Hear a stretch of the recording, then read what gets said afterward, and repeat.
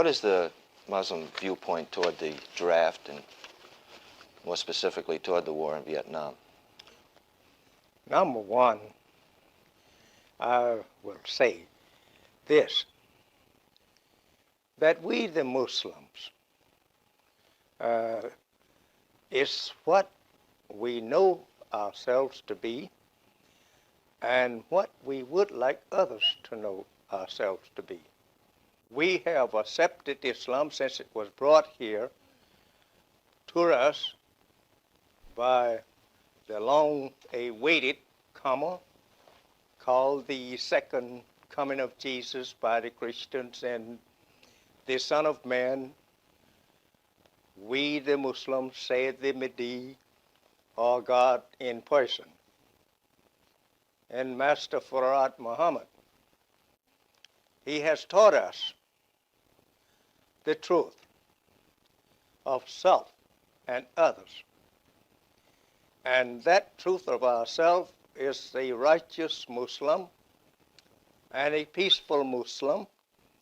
We do not start any aggressive acts against anyone. And we don't have to take part in an aggressive act against other people if we are Muslims and want to maintain peace and righteousness among ourselves and among the world of mankind. But haven't into anything that is against his own religious belief and rules and laws of that religion. He should not be forced. But I cannot say that this boxing in Muslim faith. Boxing is a kind of thing that is taken up by people in a sport way. And it's Islam. And just for him to walk out just so sense that the Christian people would like that he not carry the name as champion of the world because he's Muslim. If he was a Christian, it's all right. Christian, box, fight, go to war against each other for as that concerned. But Muhammad Ali was in the ring already there. And for him to just to give up the gloves and walk off the platform just because he was a Muslim, that would not get him any credit for even being a fighter before or after in the ring. This going on. wait, hold it a minute. Said and continue to preach. That is freedom, justice, and equality for the Muslims to remain as they are Muslims. They are righteous people, and their view is towards war or making aggressive attacks upon people as out of their sphere of righteousness. And therefore, since they don't make any aggressive act against people, they don't want to and cannot uphold their religious belief by taking part in such act with people who want to do such things as make wars. Because his rather championship would be given away and not taken away as he had taken it away from the other champion that held such title. He's only there so long as he can be whipped out of it. He's not wanting to be in this thing, but since he received so much mockery in trying to remain, and after he has accepted Islam, he absolutely has been made a target of mockery. And even to today, it's all a mockery of his accepting Islam. And therefore, he wants to remain in this profession until someone knocks him out as he knocked the other fellow out. In other words, he's proving something by staying in as champion. Well, he is trying to defend that which is intelligently belong to himself. I would like to say one thing here that I read in the Times paper here this morning concerning Muhammad Ali going into the draft, or being drafted, if you will allow me. Here, this statement goes like this: the potentially explosive nature of the case was under referring to Muhammad Ali and the draft, was underscored by Fred Drogoulou. Is that a trial attorney from the Department of Justice in Washington, who said later, if he wins, all the Muslims will refuse to take the oath. And where will we get soldiers? That's a question. Yeah. What is your answer to that? I would like to ask this particular attorney, where did he get soldiers to come and here in the Western Hemisphere and become the conqueror of the Aboriginal people that he found here? The Muslims served in the armed forces? we have nothing to do.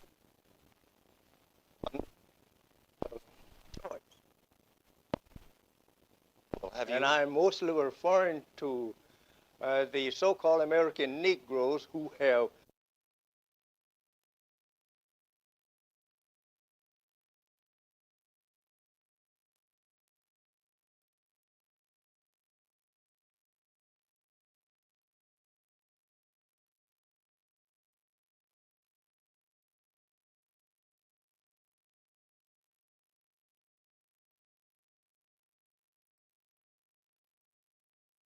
We are now inside Mr. Muhammad's home. We want to thank him for being so gracious in extending this opportunity for us to explore with him the full meaning of the black Muslims. He has written a book called The Message to the Black Man in America, which will soon be published. And we have used this book to base a number of our questions to Mr. Muhammad. Mr. Muhammad, in this book you make a number of stipulations of which we would like to press you on in the course of this session today. One, you call for the separation of the Negro into a separate state, either in the United States or made possible by the United States. Two, you say that war between the whites and the blacks is inevitable. Yes. I'm very glad to answer these questions, Mr. Cup, to you and to the world. They are most essential that we should give the world the answer to such questions. I have been preaching and teaching the answers to these questions for many years. I give thanks first, Mr. Cup, to God, who came in the person of Master Farad Muhammad around 34 years ago now to me. And all that I have and been teaching, it is from him. And it is very easy for us to recognize the visit of this mighty one according to the time. If we have the knowledge of the time that we are living in, we can accept and respect this mighty visitor in this part of the world to fulfill that which was written of him, that he will come. And now he has come, and he has given out his purpose and his aims. as it also is written in the Bible in Juan. And therefore, I have nothing of myself in this answer. It is all from Him. From him, you mean the messenger of Allah? No, not the messenger of Allah. I am the messenger of Allah. I mean from Allah Himself, who came in the person of Master Farad Muhammad. Who preceded you as the head of the Muslims? Well, he was actually the beginner. Yes, sir. And I'm taught by him. This separation we begin with, it is absolutely necessary. We have lived here in America for the last 400 years and have served our slave masters well before these past 100 years. And now the time has arrived that we want something for ourselves. The natural spirit of God is moving in us and making us to think in such terms towards self. And the doing for self is now getting into the very life of the black man in America. We want to go for self. We want to be ourselves. This is aroused in us by God Himself. And to oppose it means nothing but death to either side. If we oppose it, it's death for us. If others oppose it, it's death to them. But even your own people oppose it, Mr. Muhammad, if I may interject a thought here. Most of the civil rights leaders with whom I know you disagree, Dr. Martin Luther King, and Whitney Young, and Roy Wilkins, and James Foreman, and James Farmer, and any number of others, all believe in integration, getting along with the whites and moving into the same society.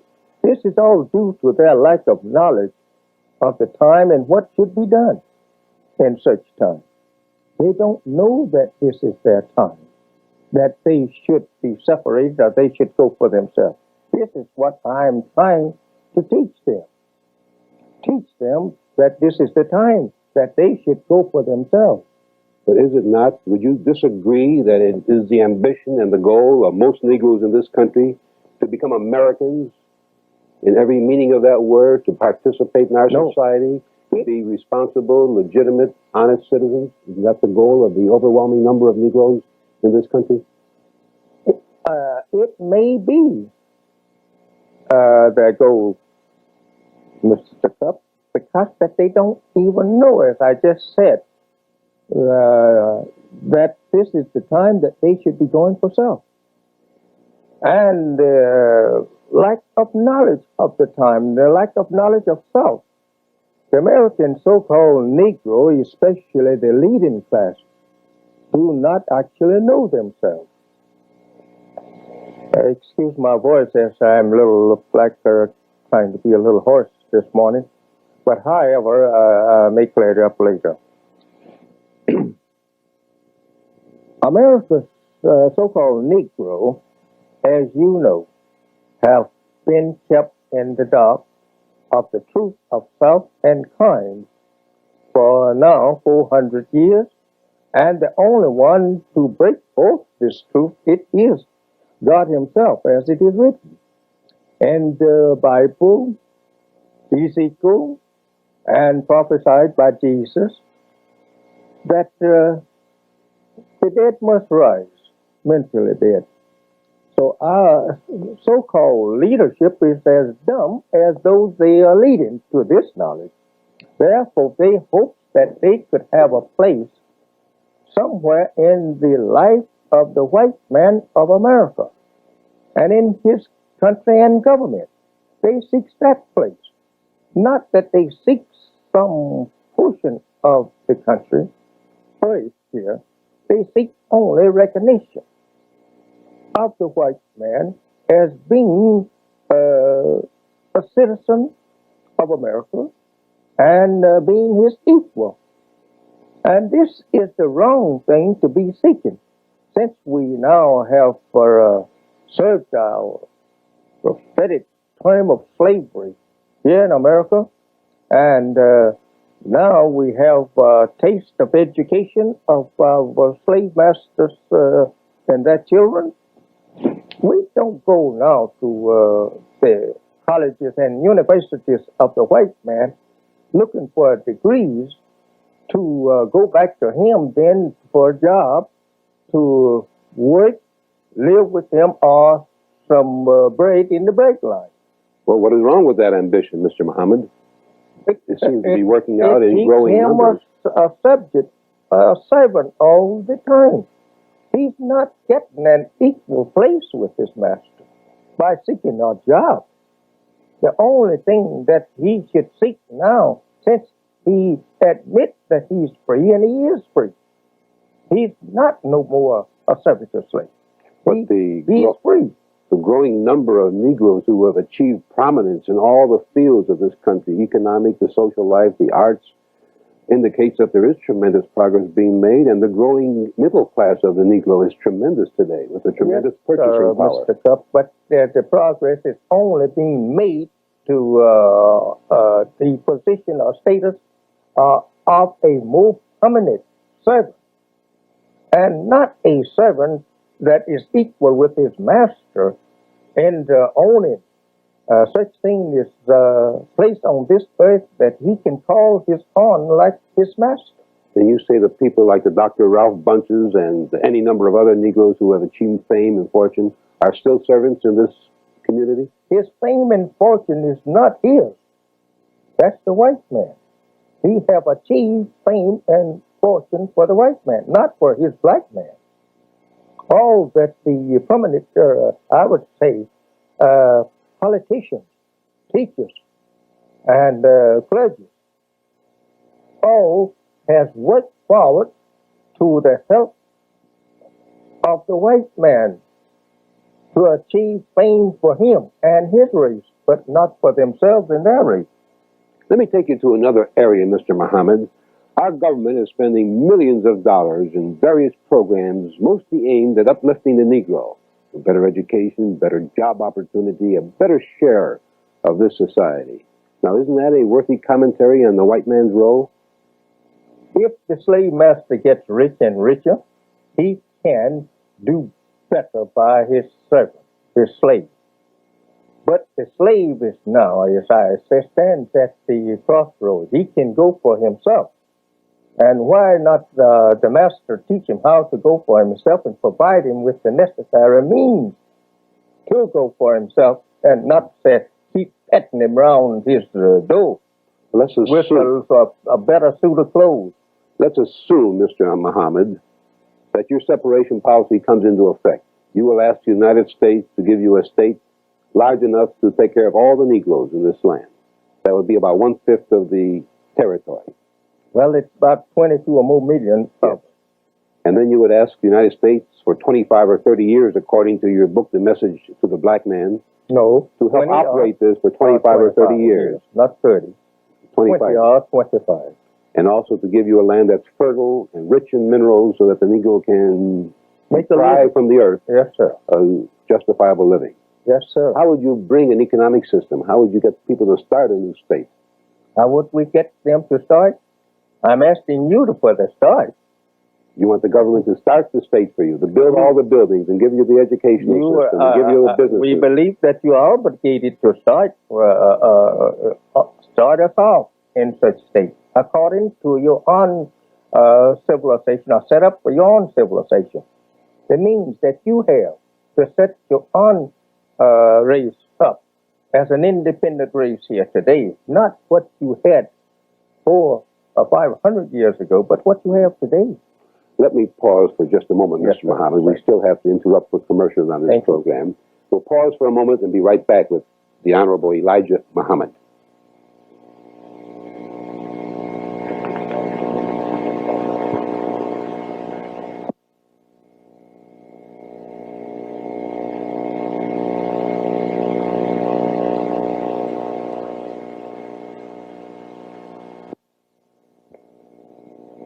Mr. Muhammad, while we're talking about this very unique proposition of yours as expressed in the Message to the Black Man and, of course, in all your philosophy, it's interesting to note that Abraham Lincoln once proposed or thought that all Negroes, perhaps for their own best interest, should be moved to a separate state. And Garvey, a great leader of the Negroes many, many years ago, proposed that the Negroes have their own state. He was never too successful. And if I remember correctly, the communists in the early 30s, at the height of the Depression, urged that the Negroes be given their own state in an effort to capitalize on their following, I presume. None of these ever came to fruition or were ever successful or ever interested too many Negroes. How do you figure that you today can get Negroes to leave this country of theirs and go elsewhere? Well, I will not have any power to do, don't have any power to do any more than those teachers that preceded me on the same subject. I myself don't have any power of myself to bring about such change. But God is with me to bring it about. And the time is with me. How has your God, Allah, manifested himself in this presentation? He have manifested himself in the person of a man, and with the knowledge of the end of the history that we have been in service to white people, and the time that we should be separated from them. This knowledge was given by him. And he is the one that is backing it up. It is not me. I don't want you to look at me as nothing but a messenger. That's all I am, just a messenger to tell you what someone said to me. This now that I have said to you concerning the separation, it is not say contrary to prophecy, the sayings of the prophet concerning a separation of the slave and his master. It is not contrary. But where I comes in at there of asking you if you would like to do something for yourself and admitting this justice from yourself, as this is nothing but justice, to give the slave something to go with if you have freedom. That America has never done for us. Our parents was never given anything to prove for self. Now, the time have come that God himself will intervene to separate the so-called Negro or the lost members of their people, the black nation of the earth, from their once slave masters. This is the time, according to the prophetic sayings and writings of prophets, that we must be separated. I just want to ask you one question along the separation theory before we move on. There are approximately 22 million Negroes in the United States. There's an estimated 100,000 members of these who belong to your sect. Now, how can you expect 100,000 to dominate 22 million who don't feel the same way that you do? Oh, Mr. Cups, the number doesn't mean anything. We have history dating back that just less people than that. Even the people that dominated in the world today, your own race, they was not started with even 100,000. Only 59,000 was used to make your own world. It don't make any difference about the number. It's only the one that believing in, honest about accomplishing the aim and the purpose. If you had your choice of territory in this country, where would you select? Well, I'm not saying, as I have said time and again, I will not say where I would like to have a room in your house, before ever you are willing to give me a room there. Mr. Muhammad, in your book, you also say that war between the non-whites and the whites is inevitable. If you will permit me, Mr. Cup, I would like to go back here to this separation again. All right. We often has been misunderstood on this. We know that the prophesied says that we should be returned or will be returned to our own. But I have said here in this book And almost weekly, I'm saying something about it. That if America wants to ease their troubles, as this is the trouble that she is confronted with, it is her slave.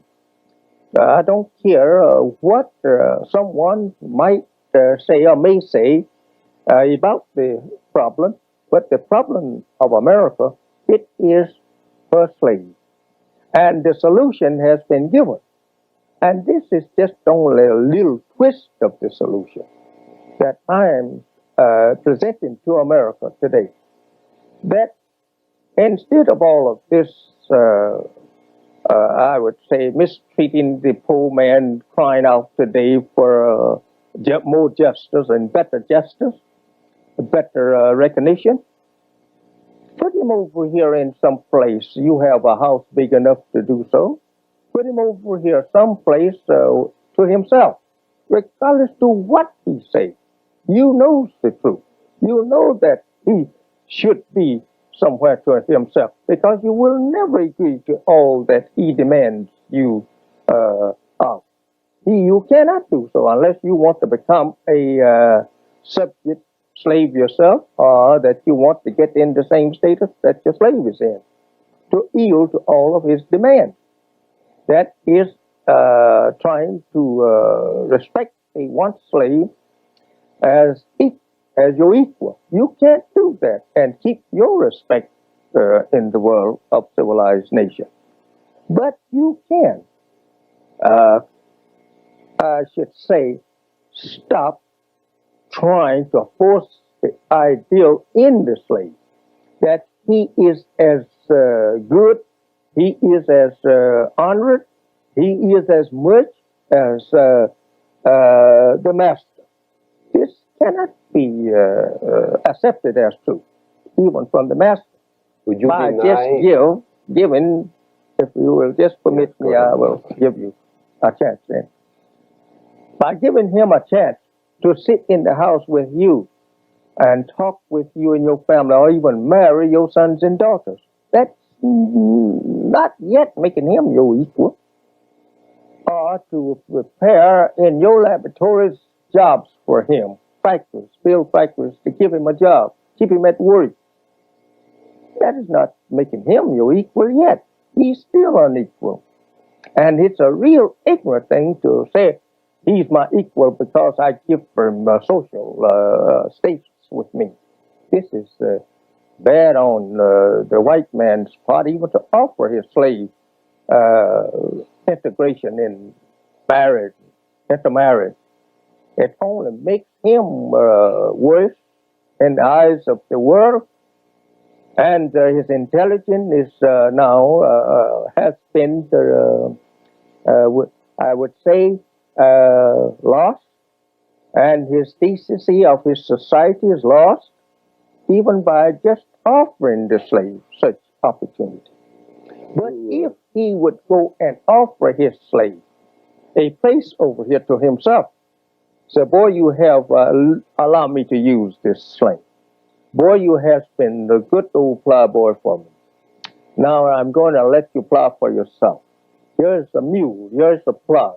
I will furnish you plow tools until that you are able to pay for them or make them yourself. You don't think that the white man really thinks of the Negro as boy anymore? That I this said era that has allow passed me so to many use years the word, ago? but he still calls them boys in many parts of the country. You still refuse to acknowledge, though, that the tremendous progress of any number of Negroes in all the arts, in all the political world, in all the sports world, in the entertainment world, in education, these people are not the equal of the whites with their tremendous success? Well, if he has made progress in the way of civilization for the white man, or in the civilization of the white man, well, why object then to him going doing this for himself? Let him make a way now for himself. But don't you feel, Mr. Muhammad, that this success is generated among the Negro youth who look up to these people as idols, and they themselves take their place in the society as successful people, inspired by their own people who have made successes? Until he learned the truth. When he learned the truth of himself and of those who that he is worshiping, then he will go for himself. as I have the spirit to go for myself. I don't want to be a slave for you. I don't want you to use me as a servant. I want to be my independent self. I want some of this earth for my people like you. You came here and taken it by the knowledge and power of your own fathers from the Indian, and you made a great country out of it. Then you goes back to my country and brings us here to serve you as slave, free labor. For 300 years we have did that for you, willingly or unwillingly. We did so, and our fathers. Now for 100 years, you say we are free, and 100 years we are not free. We are so blind, deaf, and dumb. We still look forward to you to make our clothes for us, get the cotton and the wool, go and put it through the mill and make cloth out of it for us, and we still sitting looking at you do all of this for us.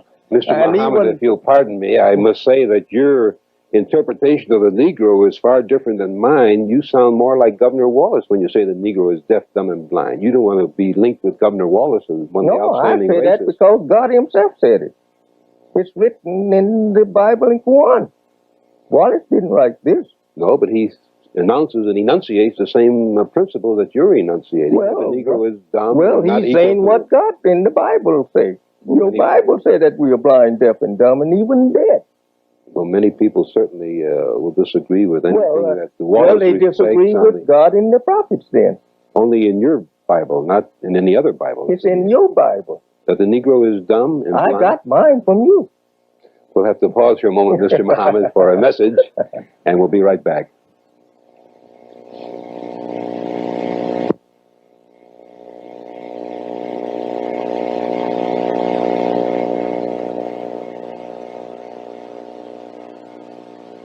Mr. Muhammad, I know you want to say a few more words before on separation before we go into Yes, sir, another Mr. subject. Cups. I'm very anxious to finish what we started with on the separation.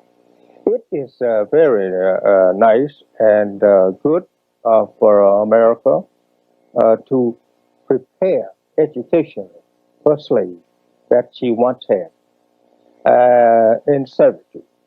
The education that we have acquired from white America, it will help us to begin for self anywhere on this earth that we may prefer to go or stay.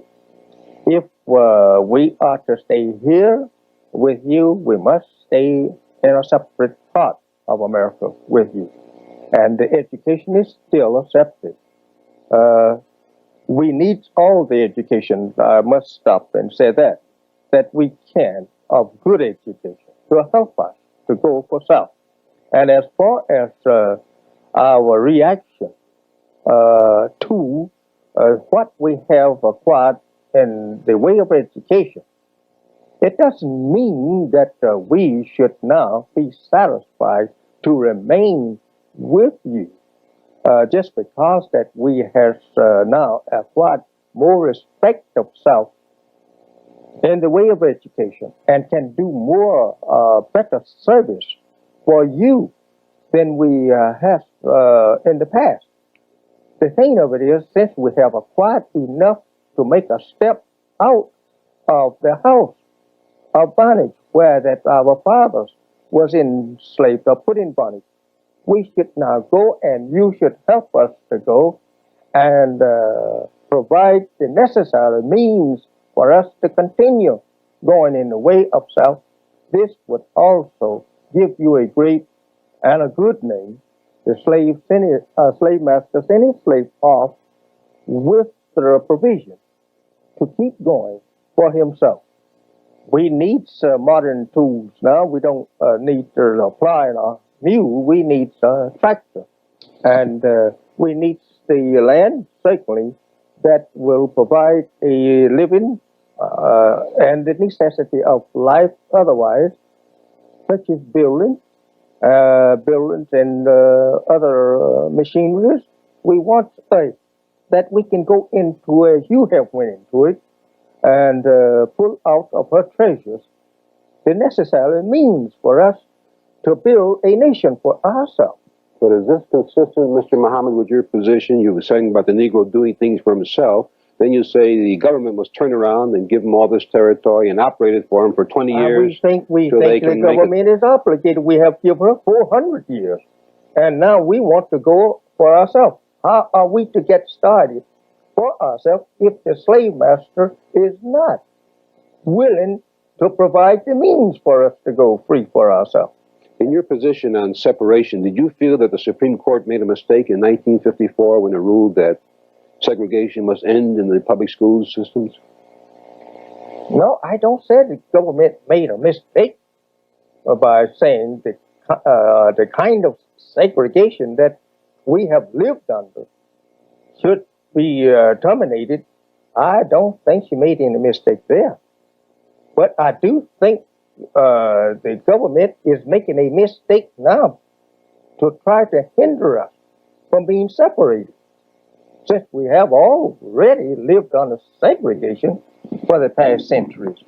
Now we would like to be separated and live over here to ourselves, since we cannot get along with you in peace. Let me take you into another area that we discussed at the opening of the show, Mr. Muhammad. That is your prediction in the book, The Message to the Black Man, that the whites and the non-whites inevitably must come to a war. You really feel that there must be a war between the races?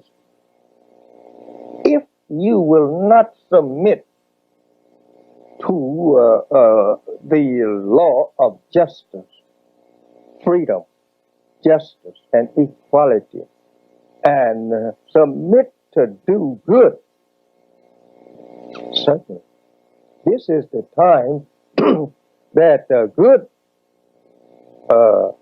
confronts us to rule the people, and not evil. Your history teaches us that you have always warred. In Europe, there was once a 100-year war, 30-year war, and there have continued a war history of your race ever since you had civilization. But it isn't only the white man, Mr. Muhammad. Every man, white, red, yellow, has always engaged in war just as much as the white man. History never gave us any knowledge of a war between the brown, yellow, black races before you. Well, the Chinese and the Japanese warred for many, many centuries, and certainly the blacks in Africa had their tribal wars, and the Muslims and Christianity had their religious wars. But I mean, war has been a part of man ever since. And in your sphere of ruling the people since 6,000 years, you will mention what happens in the period of 6,000 years. Well, you are the boss there. You started there. You maintain that the white man, according to this book, has been on this earth only 6,000 years. Only 6,000. And that the black man was here many, many years, centuries before. We don't have no birthright.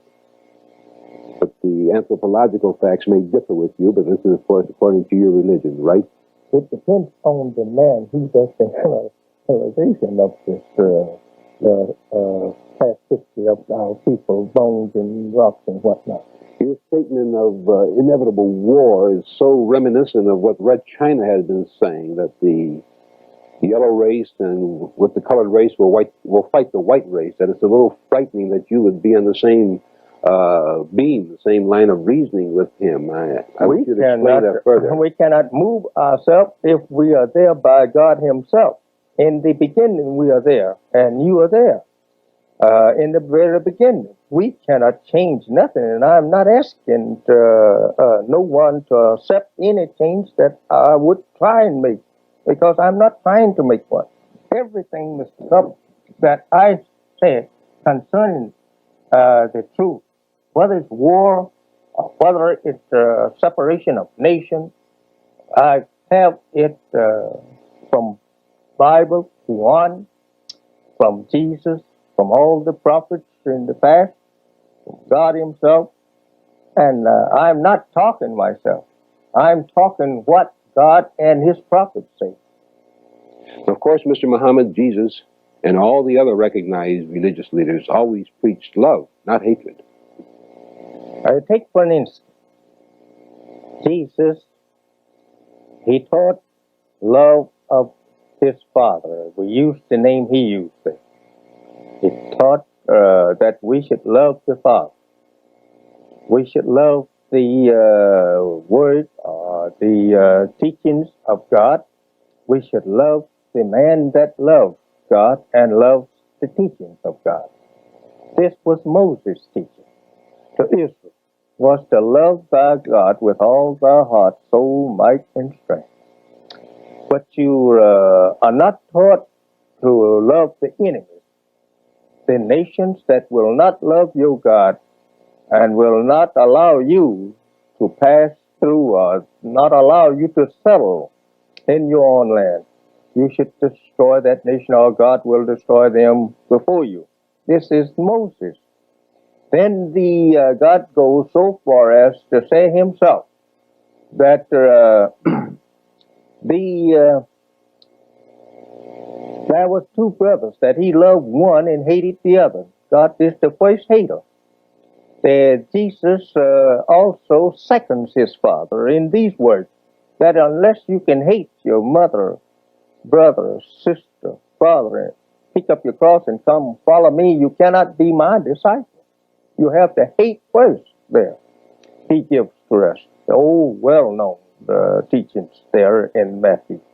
I think it's around Matthew or in John 1. Anyway, it's there in his teaching. Here comes again some more of Jesus' teaching. He mentions this saying of the two brothers. One hated, another loved, to verify his own hatred of the evil people. He did not declare himself as being a lover of all men. He could not be the representative of God if he loved all people, because some people are evil. And a time of judging and letting out sentences to the evil and the contrary people of God is also on the page of history that these prophets put there for us to read and study.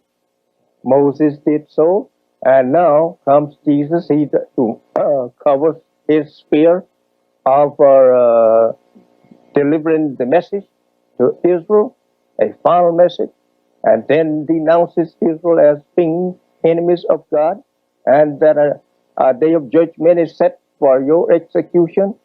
All of this is given right there out of the Bible that is put in the words of Jesus.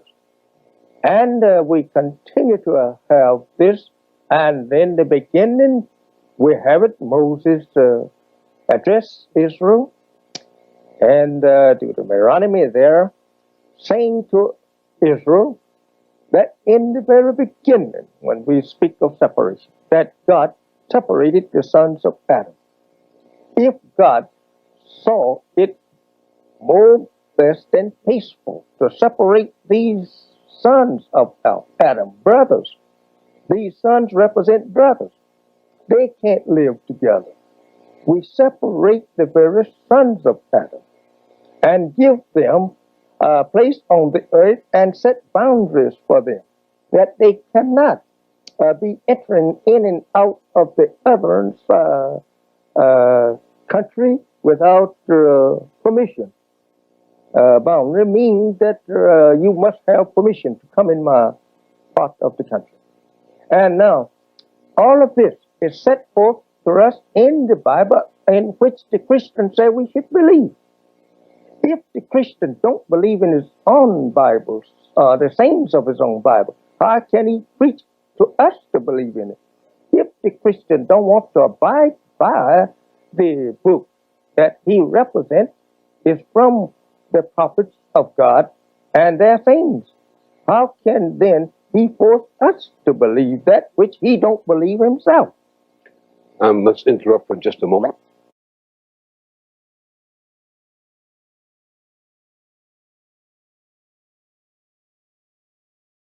Very lavish and splendid home of the Honorable Elijah Muhammad, the leader of the Nation of Islam, better known to most people as the Black Muslims.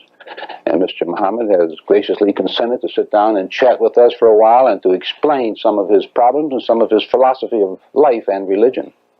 Briefly, Mr. Muhammad, what is the purpose and the goal of the Nation of Islam, which you had, better known as the Black Muslims? It's to reform our people in America and put them to themselves in some place where that they can go for themselves, do for themselves. Well, I don't say the word that I should say.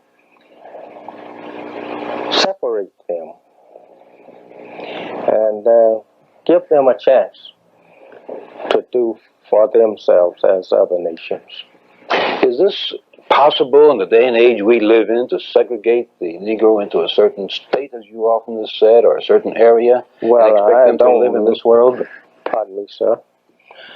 I don't believe in segregation, but separation. I don't say that we're trying to force that. This is just on the alternative that I have referred to a separate territory to separate us from the white people whom that we can't get along with in peace here.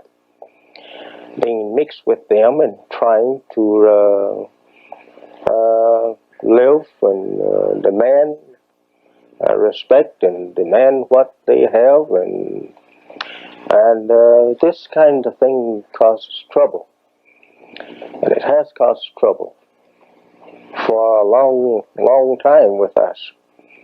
We are not your equal, and we demand an equality with you, and yet we have not made ourselves equal to demand equality with you. You're the honor, and you are the builders of your educational system. You are the makers of your law of the land. You are the complete boss. And a slave just cannot get up and say to his master that he's equal with his master until he has made himself equal.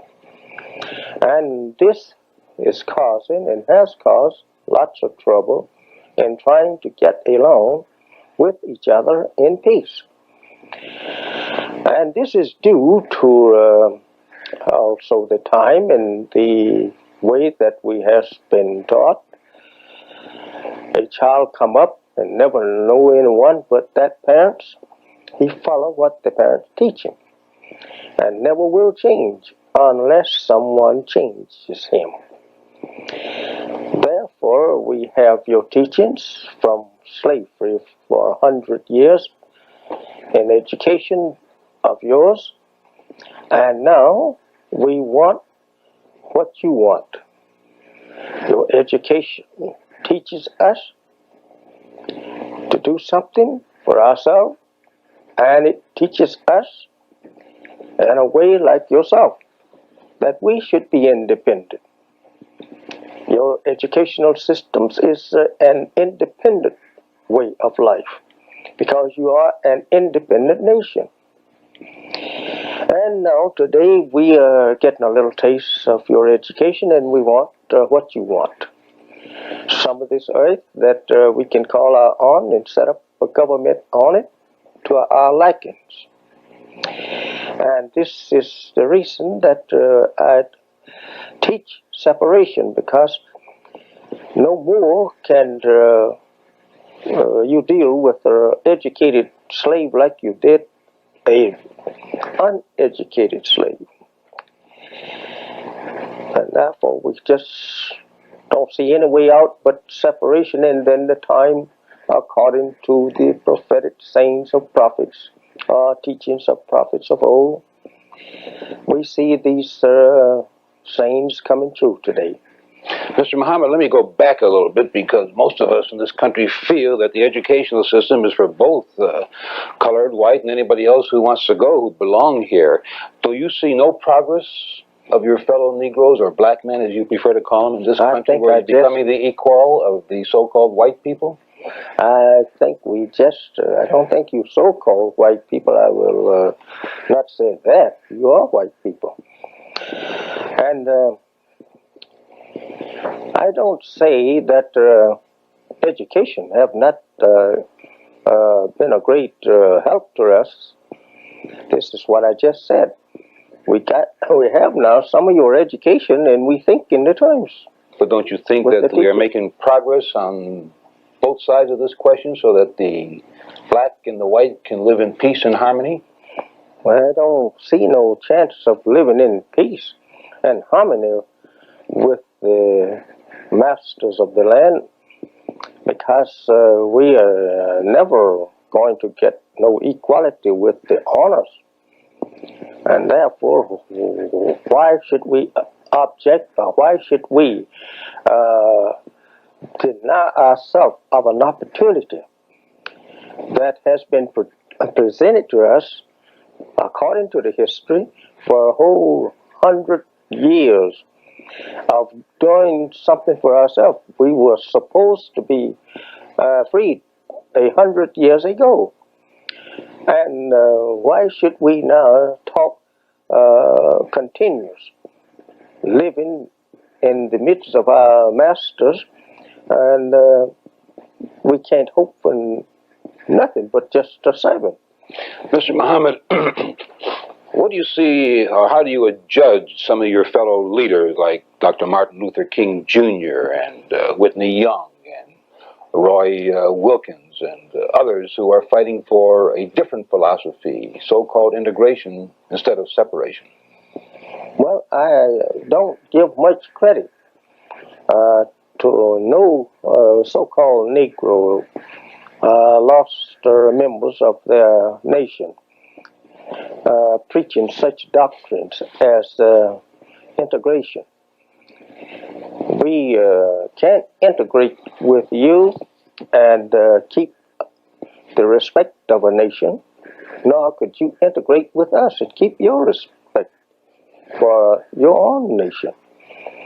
That's very, well, I should say, it is very plain that my people is not even educated and is qualified, has not been self-respecting for a long time. You're not going to take them in your society like they are. They have to be first trained and taught the manners and the general society's rules and everything for you to accept them just so, and might not be able to get along even at that, because we are just different people. Very nature is different. Well, now the anthropologists and the scientists will all disagree. They said there is no difference. There are no differences between the races. That given equal opportunity, the black man can do as well as the white man, and vice versa. They don't believe in any superiority of either race, black or white. I didn't mention the word superiority, but Mr. Cup, I must say this, that we are different. And regardless to what the scientists are writing up on this story today, we are different people. And take for instance, your history dates back about 6,000 years ago, right? And I'm sure that the world knows that your history dates 6,000 years ago. But according to our history, we was here a long time before 6,000 years ago. And that we didn't come exactly alike. Well, I would say not exactly, but even that we just didn't come here alike. And therefore, the nature of us is different. And to force ourselves on each other, it always will cause dissatisfaction. I don't believe with the leaders of the civil rights movement trying to force themselves on the white man of Americas, when he is showing in every way, declares 5 fingers on the hand that he don't want them. Of course, a lot of people will differ with you on that. I think you know that, Mr. Muhammad, that the white man is trying to make an effort to give equality and help the Negro reach an equality. Huh? Let me interrupt here for just a moment for a message.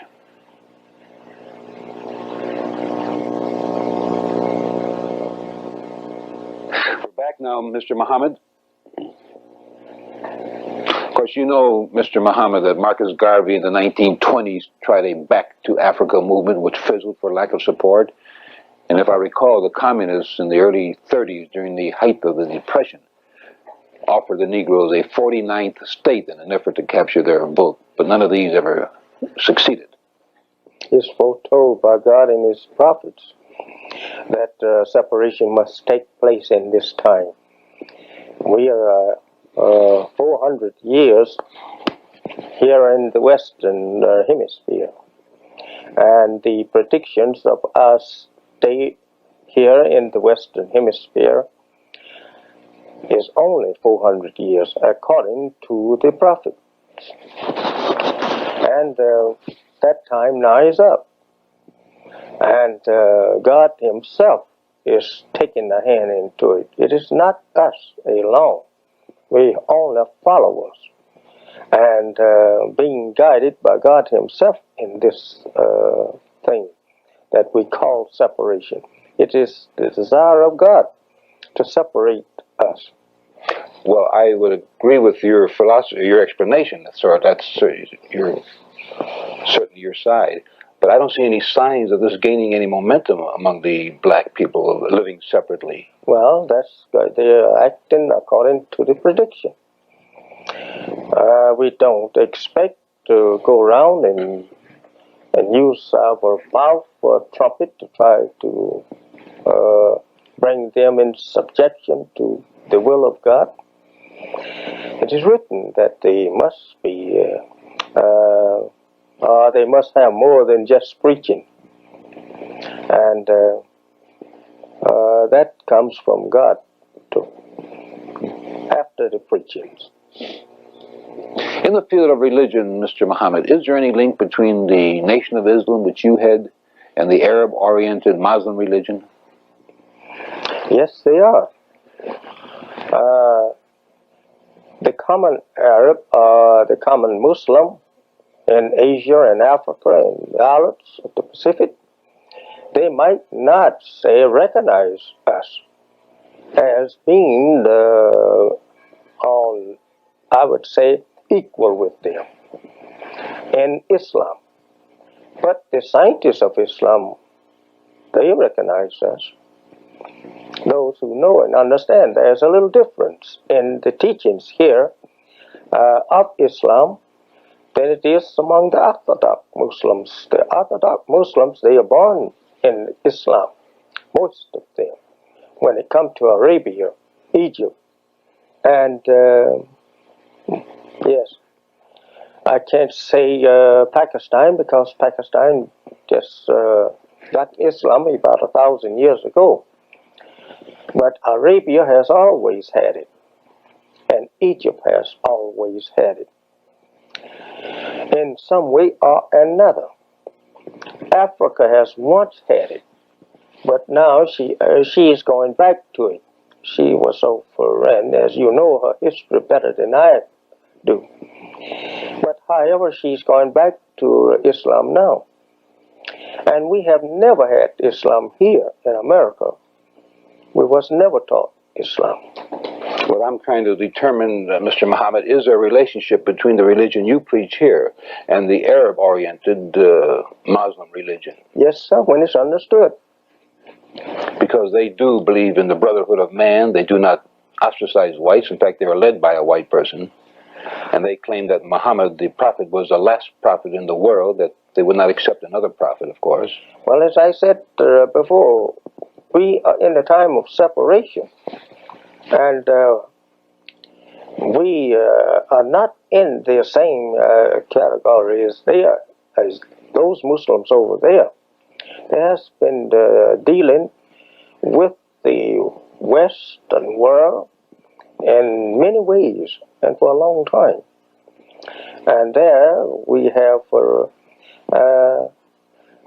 great, I should say, a little nation of Muslims in Turkey who was converted about 1,000 years ago to Islam, as you know. And we don't condemn them in their belief. They believe, we accept them as their belief. I stopped in Turkey on my way to the Middle and Far East in 1959, and I talked with them, lived there for a while in a hotel, just to observe them. And they believe, Allah accepts their belief.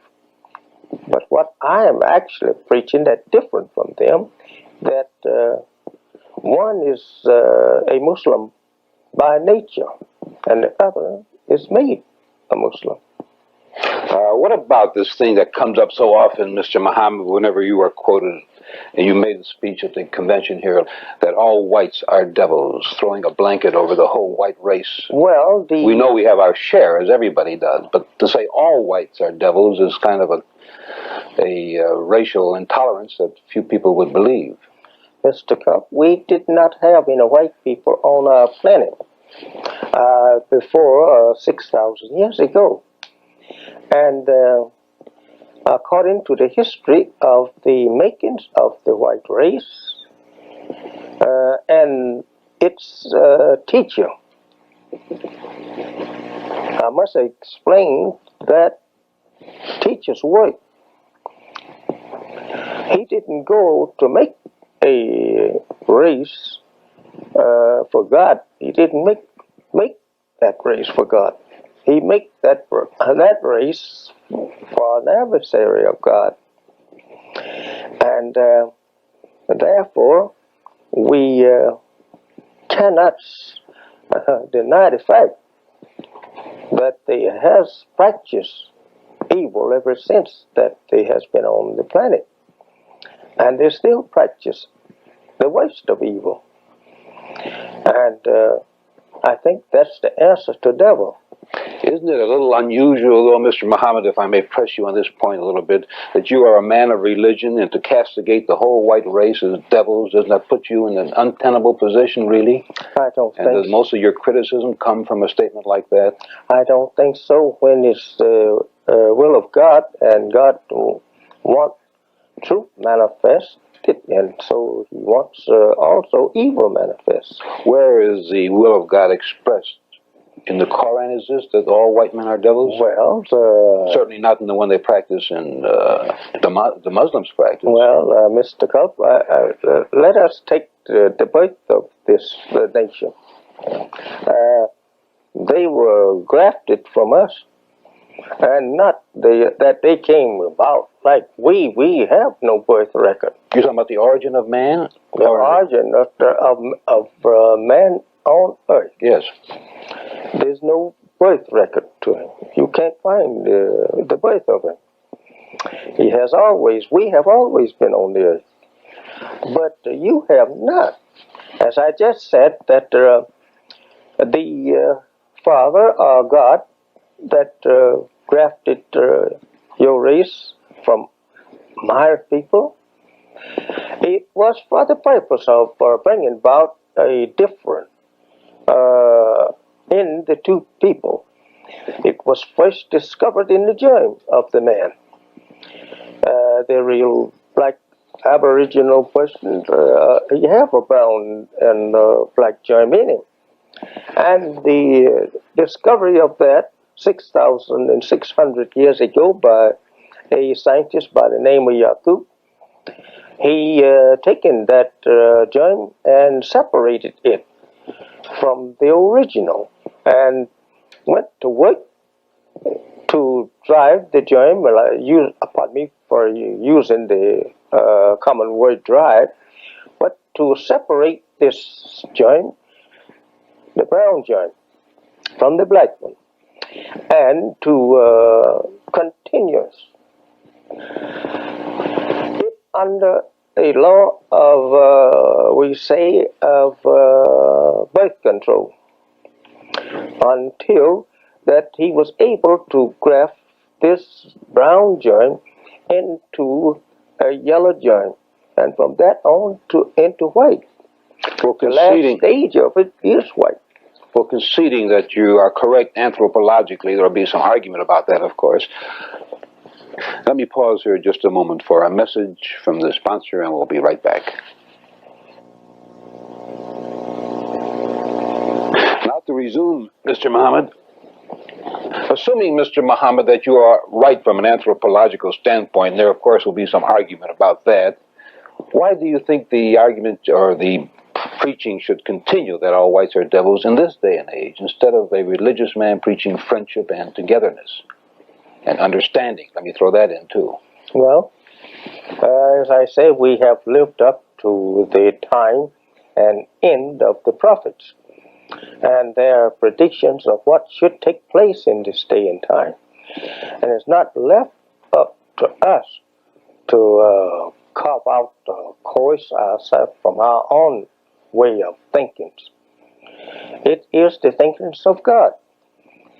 He wants to change the whole entire world, and therefore, if a man wants to change the occupants of this house to rent it to another, he wants to know how the house look inside, and he gives it an inspection.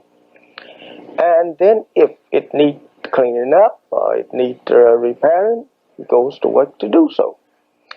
So the world that we has known, it needs either some repair or probably discontinue.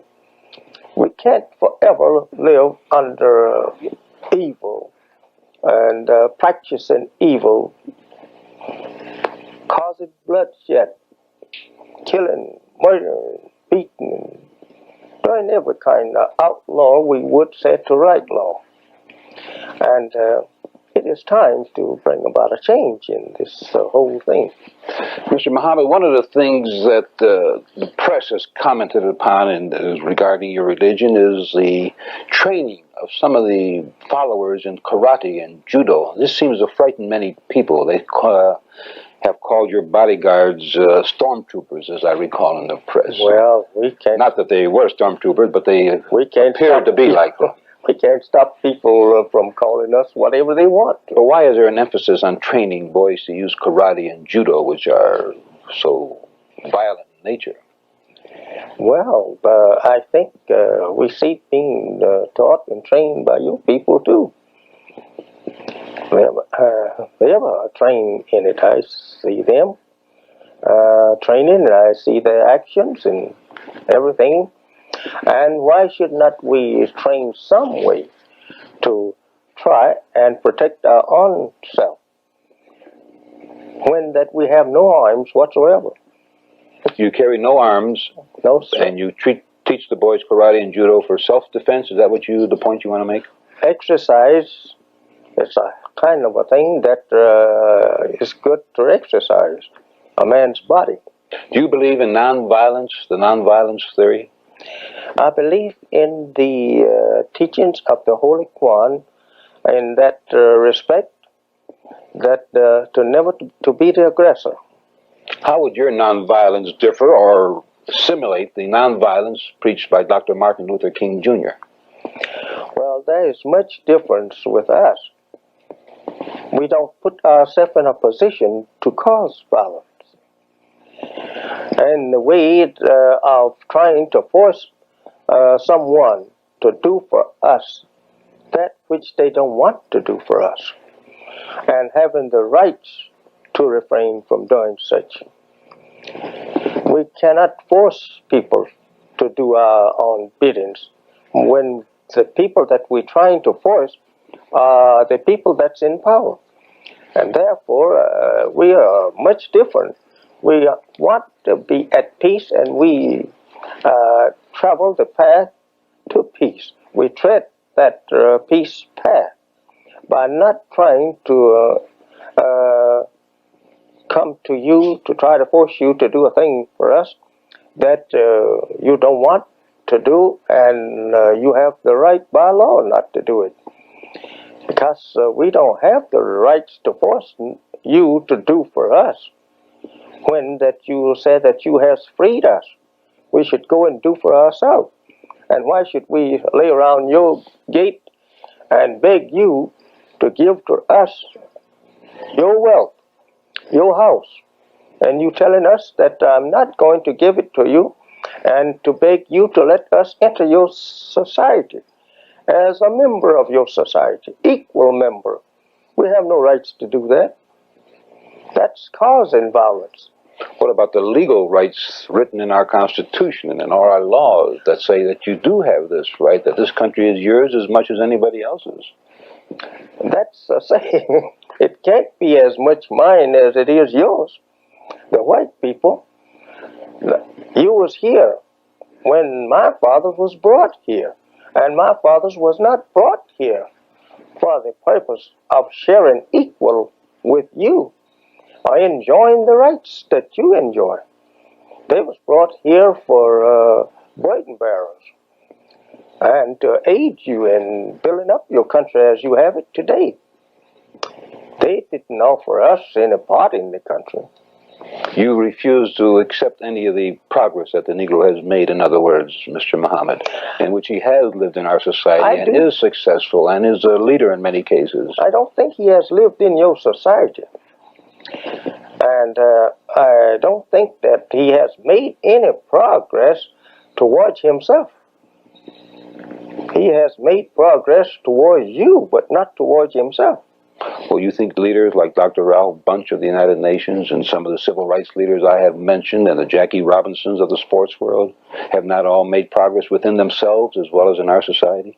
But all was for you. He have made no progress for themselves. They has been trying to help you to progress, but not themselves and their people. Well, these have all been great leaders, I would say, of the black race. For who? There was not great leaders for us. Because they differ with you on separation, is that what you mean? They don't have to differ with me on separation, but their work is that they are doing and has been doing is not to try and lift up their own downtrodden people. It is to help you that already is up and exalted to keep your place in the world as an independent people. That's all the work that they has done is for you, not for themselves and their kind. Well, let me take you to the sports field because it's so sharp and clear. It's not the most important field. But if Jackie Robinson not had broken the color barrier, hundreds of Negro boys who today make a very wealthy, very handsome income playing baseball would not have been able to improve themselves this way if not for the Jack Johnsons of an early era and Joe Louis, your own member, Cassius Clay, who prefers to be called Muhammad Ali, perhaps would not be the heavyweight champion of the world today. So there has been tremendous progress by these boys in this one area, which is sports. There are many other areas, but this is so sharp and refined, I thought I would point this up. The sport world, we don't even have time for sport as far as that concerned, but just as an example, I was yes, just using it. They has been permitted into your sport world, but actually that is not say really getting us any place still. If they go into your sport world, they going to lift you up. Their great feat and I would say accomplishing certain things in sport, you get the credit for it. They're not doing anything yet for themselves. You mean all the money that Muhammad Ali, Cassius Clay, has made has not benefited him or his religion? Of course, the little money that he has made, that I say, is still something to be reckoned with. He's not spending it in the way of yet himself and his kind. It's still coming back to you. Do you believe, Mr. Muhammad, that Christianity is a means of enslaving the non-white people? Some Muslims have Well, been according quoted as saying, to the history, it stands true that if you had not approached a people that by nature is inclined to good religion, you could not make much headway in getting acquainted with them or getting among them. So by nature, the black man is just inclined to that. And so the best way to get acquainted with him is to bring to him something in religion. Approach him as a good and a righteous person, teacher of that. And the man that is actually by nature that he will give ear. But the missionary that approached our people was not approaching them to make them good people. It was to get among them and take advantage of our people. So history shows. in other words, you believe Christianity does help enslave the Negro, It is. which is a charge made by some of the keeps them Muslims. enslaved, and it was more powerful than than physical slavery. You know, Mr. Muhammad, every once in a while we have to pause in our conversation to bring a message from the sponsor. Let's do that right now, and we'll be right back.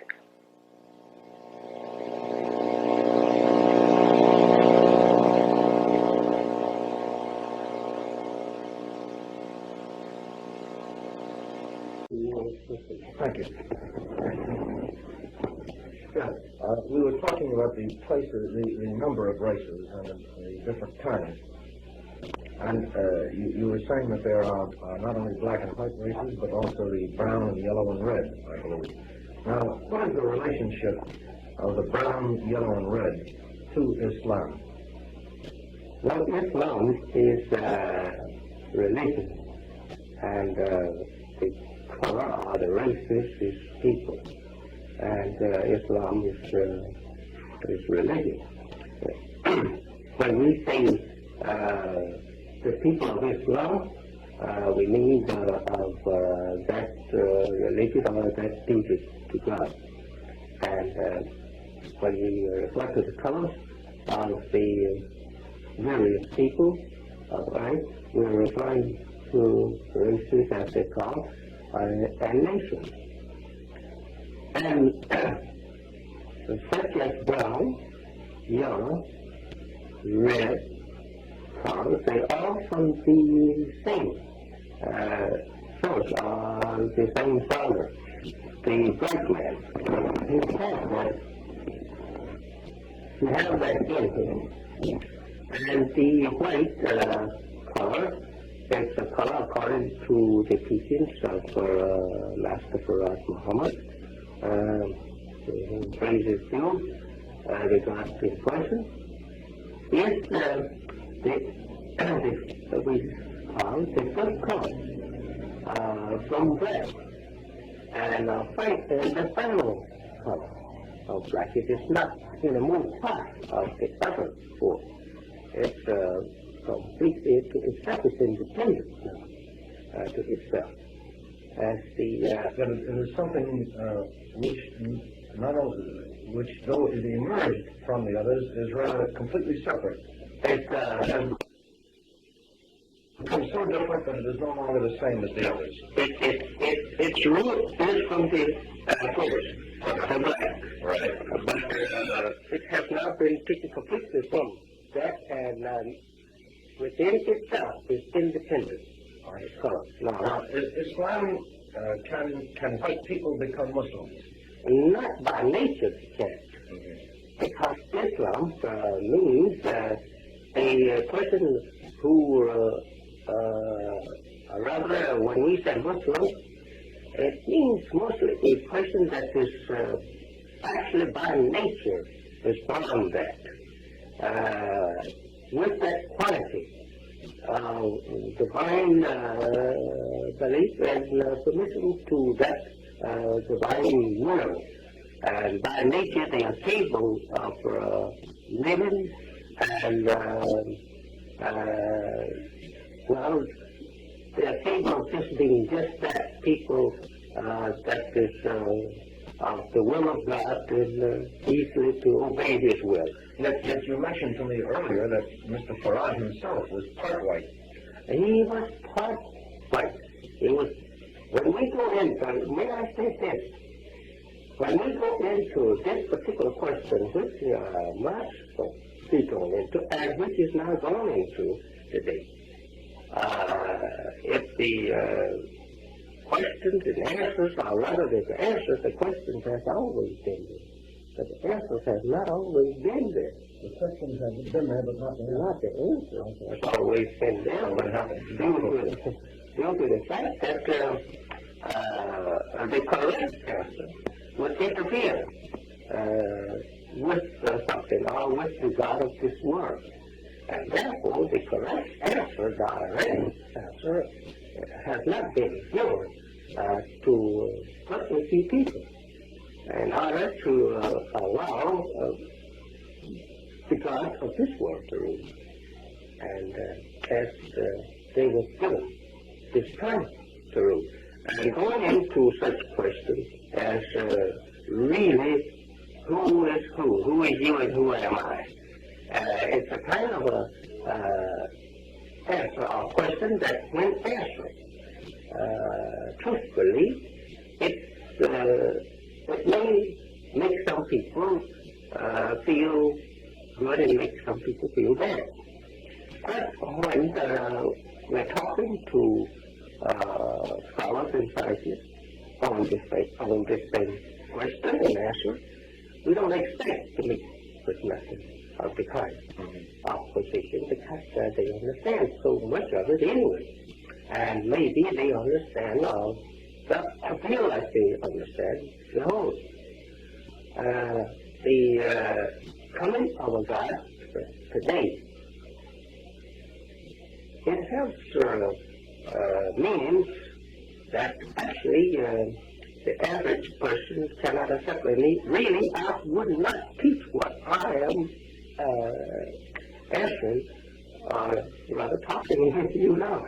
I wouldn't answer the question in the public. You wouldn't give this answer that you're giving me now in the public, even to the members of the nation of Islam. Not unless I thought that understand right, or those present that would be expecting such that have, we say, moved up to such answer. And maybe I could give them a they are qualified to receive such answer. They're able to take it.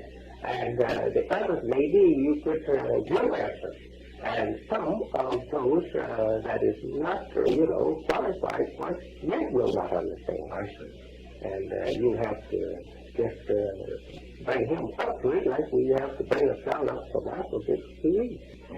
And so this is the particular thing that I'm saying to you in words that we are into this kind of field, according to the knowledge that I have received and given from Allah. It is not something that we could play with or something that we actually want to play with. Because when we look at the depth of the question, it shouldn't be played with. The answer to the question. It is talking into the circle of God and how the things come about and how and why we are calling such and such person of God and such and such act of God. We are getting at the root of it. And it's been such secret for so long that some people are rather happy to receive the answer to it. Some people is yet confused and do not understand. And therefore it should not be said, just simply only to people that you going to school into, and or to people who already have knowledge of it. Well, let me say, I appreciate your confidence in me to answer this question in view of this. I thank you, and thank that you are a member of this room, as I say, yes, sir. And your people being also, people that are religious people that has received this kind of teaching indirectly anyway.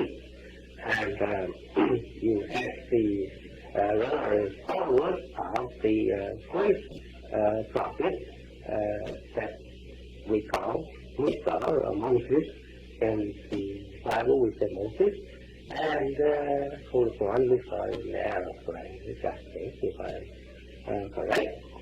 And the Muslim, the Moses, not the first religious, scripture to the people of this particular age. Not the first of the world, but the first of this age, which is a part of the history of us, of the people of the earth, that they live this earth, and they're under this, and they receive this, and they receive that. Now,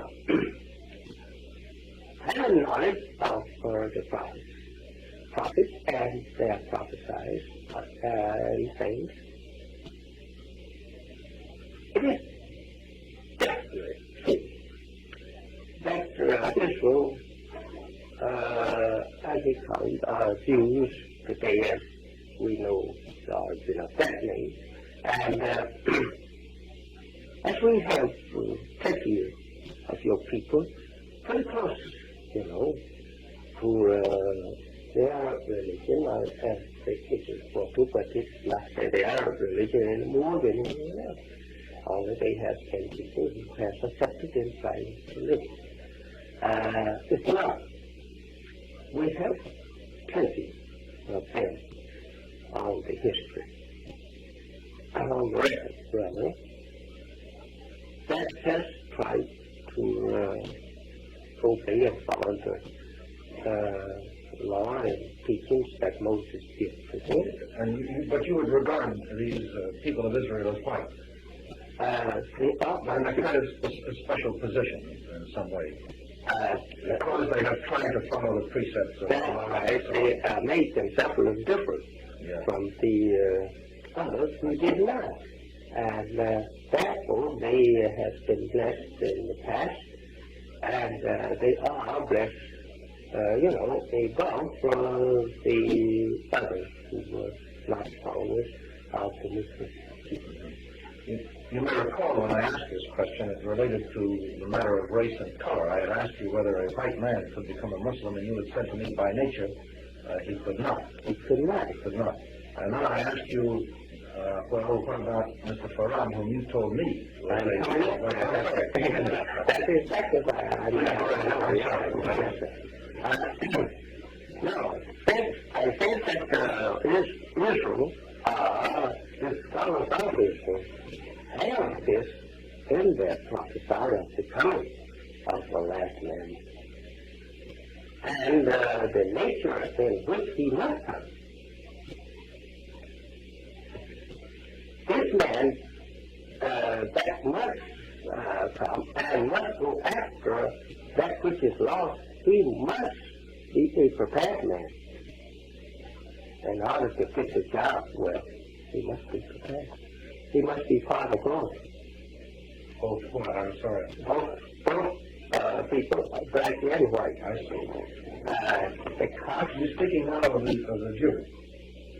Well, no, I'm sorry. I'm speaking of white jungle and black jungle. Right. And he has to be part. That's if we make a study, or if we have to study of the necessity of the man and his work that he's to do. He must have both, because here he judges one, and he takes another one, he judges both, and he must get among both. And his first work, getting among the one that he comes to judge, he must get this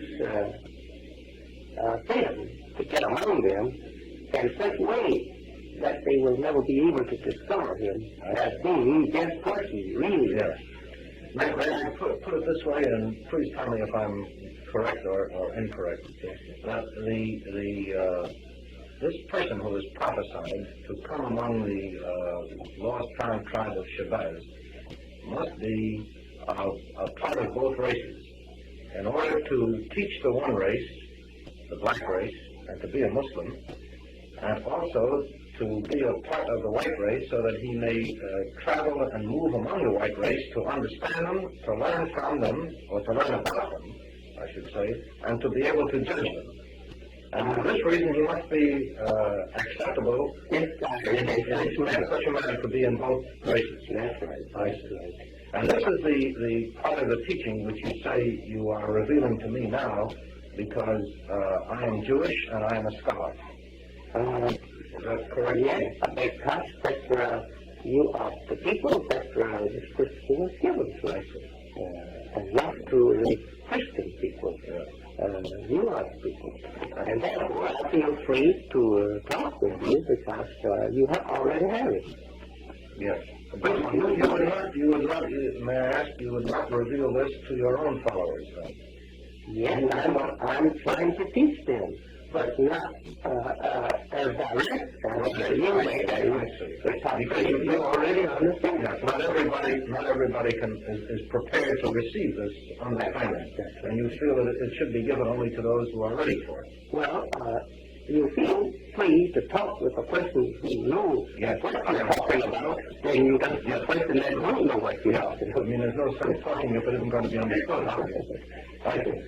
Well, again, on the question of color, let me ask you about the people called the Turks.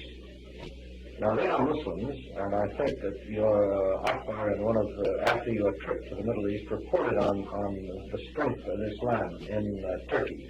Now, would you regard them as white people, they are white they are white, and yet they are Muslims?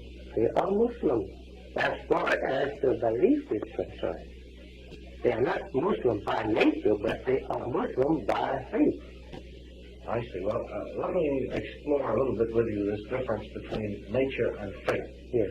Do you mean by this that a man can adopt a religion of Islam? That is, he can do the things that are required externally or superficially on the outside to be a Muslim, but that there is something yet in him which makes it impossible for him to be a Muslim if he is white. If he is of Israel, I will give it the top thing. If he is of Israel, or the people of Yaqub, he could not say truthfully that he is by nature this. But the people other than Yaqub people is Muslim by nature. I see. Because they are of the people of that particular originator of the heavenly. Yes, sir. And therefore they direct. But this is an outbreak, and it's not the direct. I see. Now, let me see if I express it correctly now. Before the time of Yaqub, there were black people, red people, yellow people, and brown people. No, don't say all of these stuff. Well, there were some. There were black people were the original. Yes. Then came the others. Yes, sir. The whites came last. That's right. Now, all of these, the original people, the black people, and all the other colored people were, by nature, could be Muslim. Yes. If they wanted to. Yes, up to the white man. Up to not including the white man. Not including the white man. Now, then came Yaqub, and he created something different. Although it came originally from the white man. You get confused there. Confuse me. I don't want you to confuse me in your question. I don't want to confuse you in answering something that you are not actually asking. Here is the thing over here, that Yaqub did not make or have these colors, brown, yellow, and red, figurated off on the planet Earth as they are today before you. But these are colors produced in getting to the last color. They have not always been. That we have not always had independent brown, yellow, and red race. I see. These were stages on the way to the white race. That's right. And Yakut came and made the final stage. Yeah, he produced the final one. His to produce his man produced these too. At that same time, they come this way. I see. They have not. We don't have reading a lot of history. He didn't teach me that these colors took place and was living independently as nations before Yakut worked on producing a new man. I see. Now let me understand it then. At the time Yakut came, the black man only existed. Then he produced in the process of producing the white man, the white race, he produced the other colors. That's right. But when he reached the white color, he had something that was rather different from all the others. He had a complete different man. Different thing. That's right. And these others were all by nature Muslim. Or probably by nature, until he got to the white man who was no longer by nature Muslim. So the white man could then adopt the faith or the religion of Islam without being by nature a Muslim. Right. This is, as I understand it. Yes. Right. When we say that the white man can't be a Muslim, it don't mean that he can't believe it. Yes. It means that by nature he cannot. Yes. Because he came later from He is a complete different a man. different being. Yes, sir, altogether. He's not the same being. I see. I see. We take, I would like to say this, according to his teaching, the first 200 years of his grafting, he produced the brown race. I see. This is why you say the white race was 600 years in birth. That's right. I see. Right. In the first 200 years, he produced a brown white race. He produced a complete brown race. He had no more black. I see. And the second 200 years, His process of grafting had erased the black. Within 200 years, he had erased the black and had a brown race. And his process of keeping apart the black from the browner, yellow, whiter, until he gets to the last stage, was in effect so strong that there was no more black after 200 years. But even after 400 years, there was no more brown. The brown had also been erased in his process of grafting. His grafting was reaching for white. He was going to take this germ into its last stage. I see. The black germ into the last stage would be white. In other words, then, he arrived on Earth when there was only the black race. Only the black. He created the brown out of the black, and the black was erased. That's right. Then he had only the brown. That took 200 years. Then, in the next 200 years, he created the red, and then the brown and the black were no longer The yellow, yes. And then Then he created the yellow in the last 200 years. And then there were no longer red, brown, or black. remember, some of these are not saying that they did not exist, but he did not have them. We did not have to them. create. No, He didn't sir. have these materials to work with. No, work with, no. They lived. I mean, black people continue to exist. We have them today. Yeah. And they came from that work. But they did not exist in his work. I mean, they was not his people yet. He was reaching for his people. Yes, his people are the white people. The white And there was no, when he reached the brown, there was no black. When he reached the red, there was no brown. When he reached the yellow, there was no red. And when he reached the white, there was no yellow. And so there was nothing of the original in the white. This represents and this took like a 600 years process. And that is what was his, and that was his complete, aim and purpose. Right. I understand.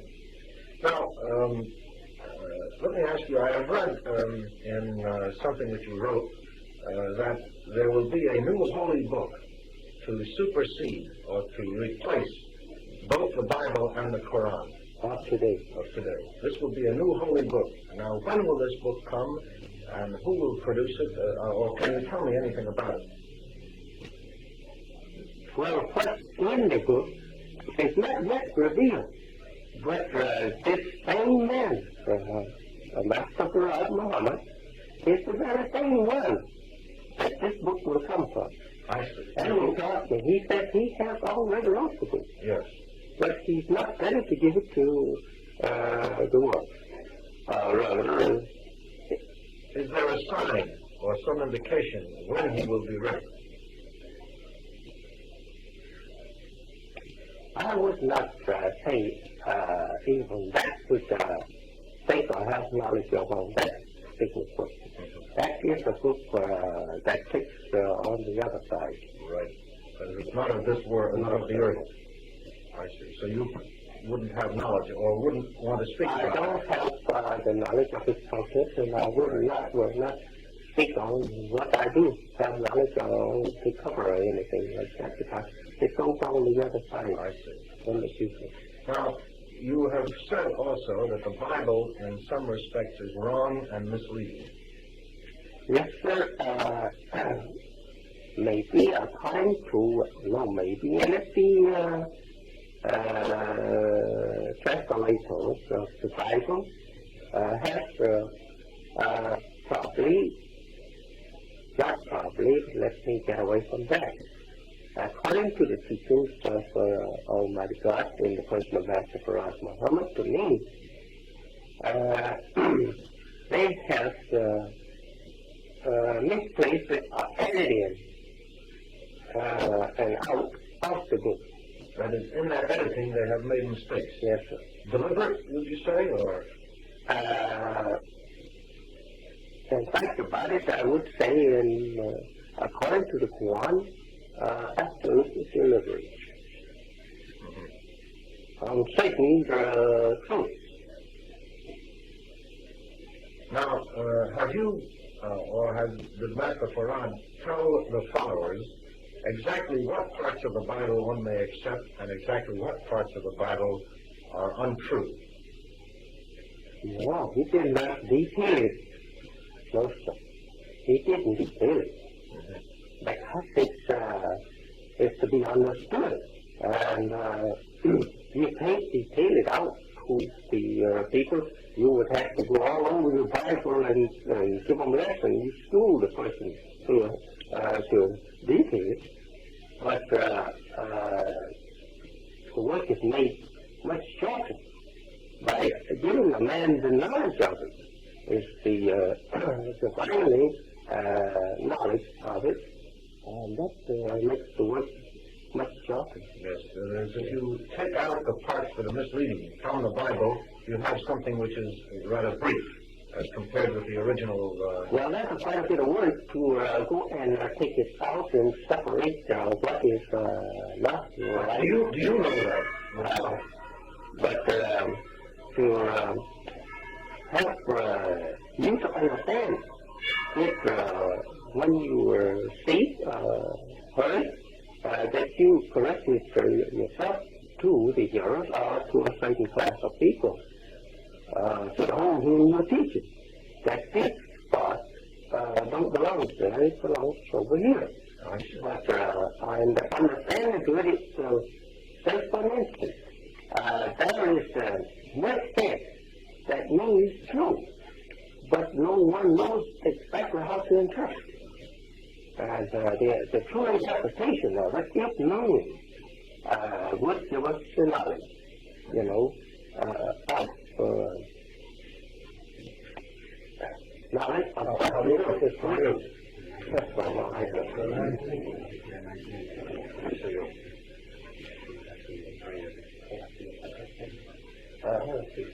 I I actually don't have too many more questions I want to ask you. I don't think it will take too long if you will just permit me to. Go right ahead. I know that I've taken more time than you had planned. I'm very grateful to you for giving it to me. Well, your question is so sensible, and what should be said. And since you are a great and wise scholar, I do think that these answers should be given to you. Thank you very much. That we are meeting on the horizon, that we must even keep going around, but we must, divide our travel.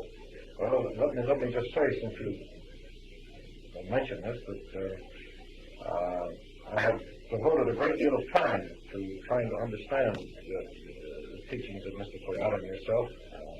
I think that you must be interested.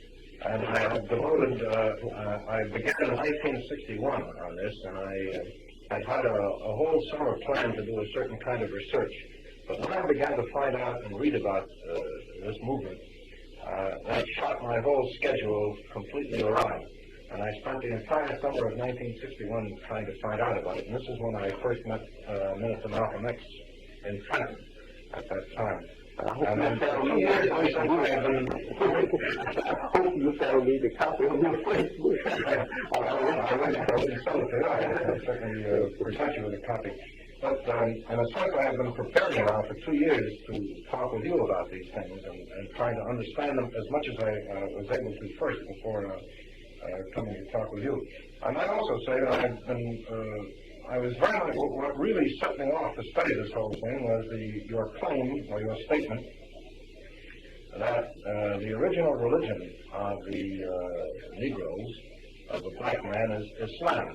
And that posed the question in my mind as to what was the religion of the black slaves brought to this country. And I began to investigate the records and study this question. And this is what set me off and ruined my schedule for the summer. Well, anyway, that's just a bit of personal history. Let me ask you two questions about words and pronunciations. I asked you about the origin of the word Shabazz, and you answered that question in the way that you wanted to. Let me ask you, you pronounced the word Quran. Is that correct? For the holy book of the Muslims. Well, we just use this Q and the average, English uses P instead. Yes. And so you use the Q, and the ordinary way is with a Q. it is more scholarly to say Quran than to say Quran. Than say Quran. But I'm speaking rather of the W when you say Quran. Is this the common way that it is pronounced among your followers, or is this a... Quran is the common way. Yes, Would you regard that as the correct way? According to the sound and the translation of the Arab, they use this mostly, as probably you know, Yes. the Q for spelling. Instead of K.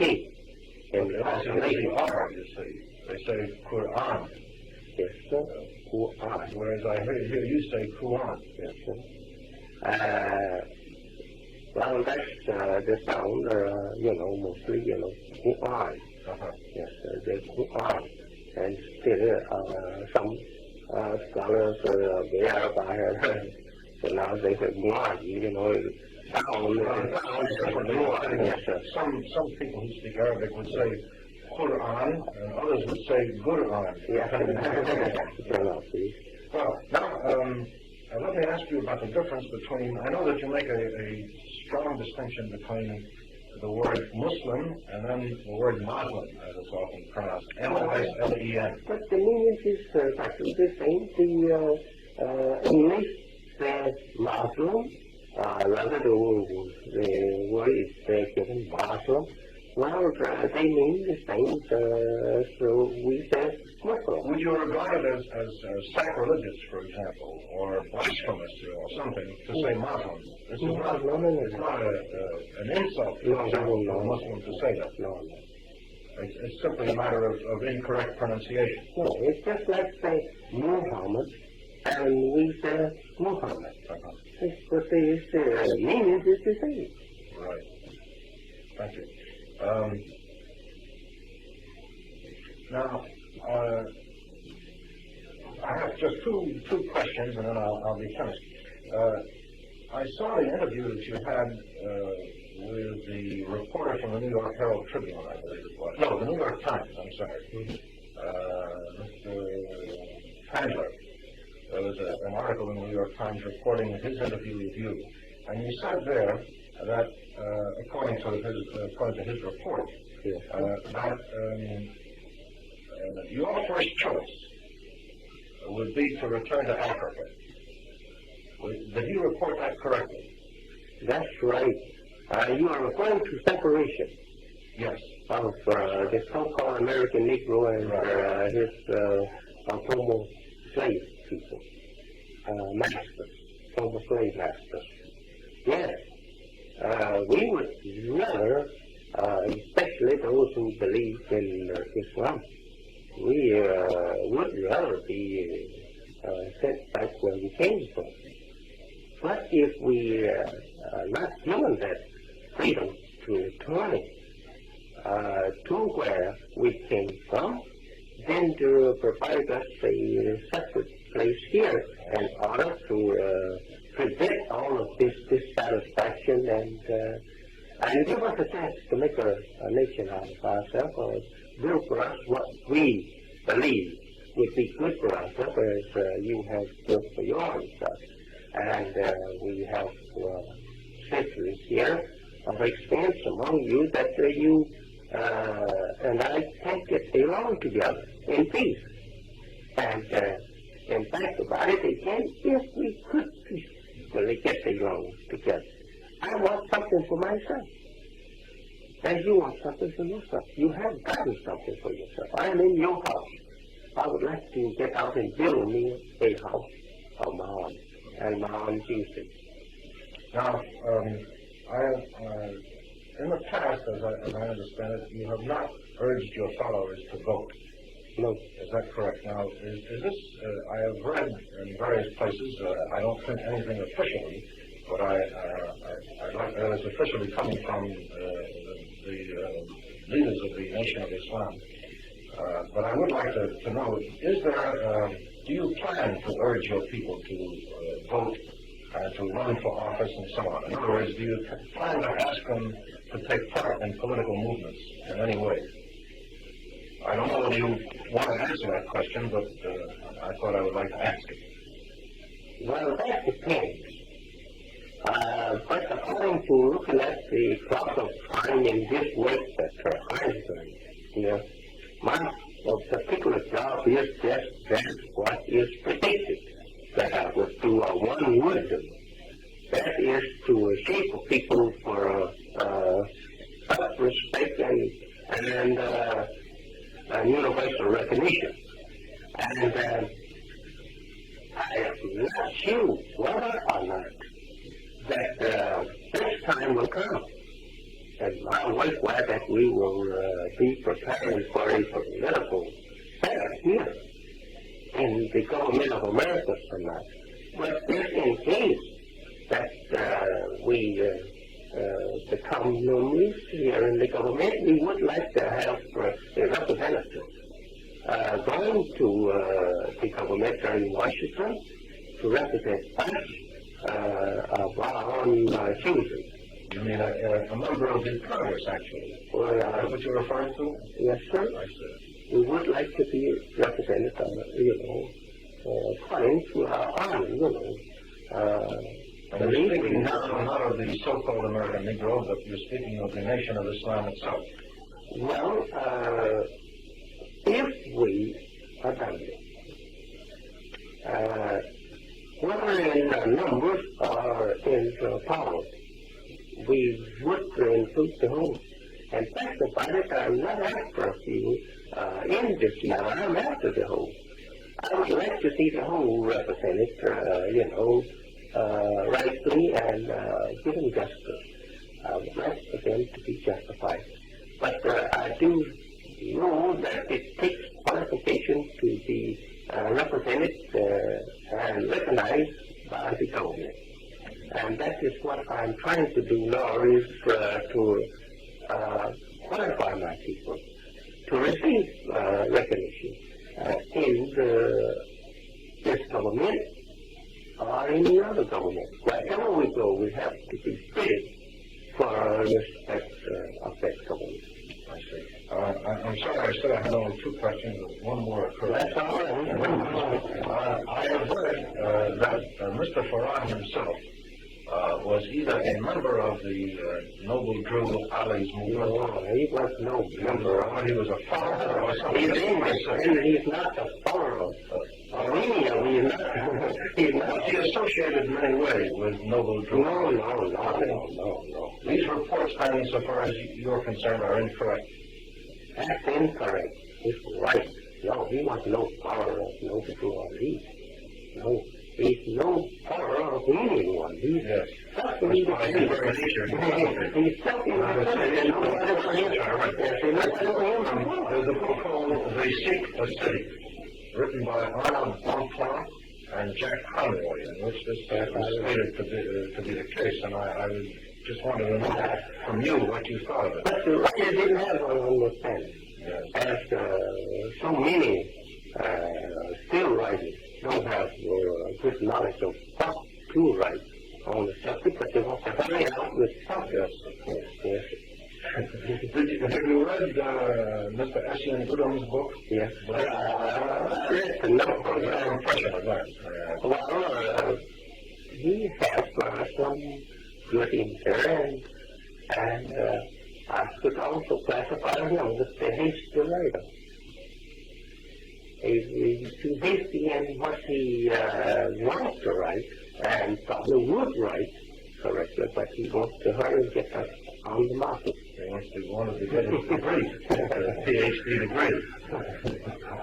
Finish that up. Yes. Well, is there anything written by anybody but a member of the Nation of Islam which you would regard as a good report, as a fair and a correct, reasonably correct report? Well, Reasonably correct. you just mentioned, and yes, sir, and also this other writer, Janet Latham. Oh, Eric Lincoln. Yes, sir. They both have very good things in it, and they have things in it in that writing that shows that undeveloped knowledge of just what. But I don't detest, nor I just classify just people who want to write. Well, I think we... I would like to ask you. I should, in all politeness, That's all right. but I know that you have other things to do, and I didn't want to take up more of your time. Please go ahead. Yes. In your research and gathering of knowledge of this particular movement, especially the work and teaching that I'm doing here, since that you is of Israel, is this for the paper of giving a true sight of what is going on here in America among the top people? Is it for criticism? Is it for, or you would think, well, you for the foolish, you should have asked me that in the beginning. No. But the answer can be yes or no with me, but here is what I'm asking. Has the writings of these people have been classified by us as being partly correct and partly incorrect? They tell me that we would learn that you are used to it, we will be together. But I really tested these things myself. That according to the time and the ever-changing and, I could say, the needs of the time for us, for men.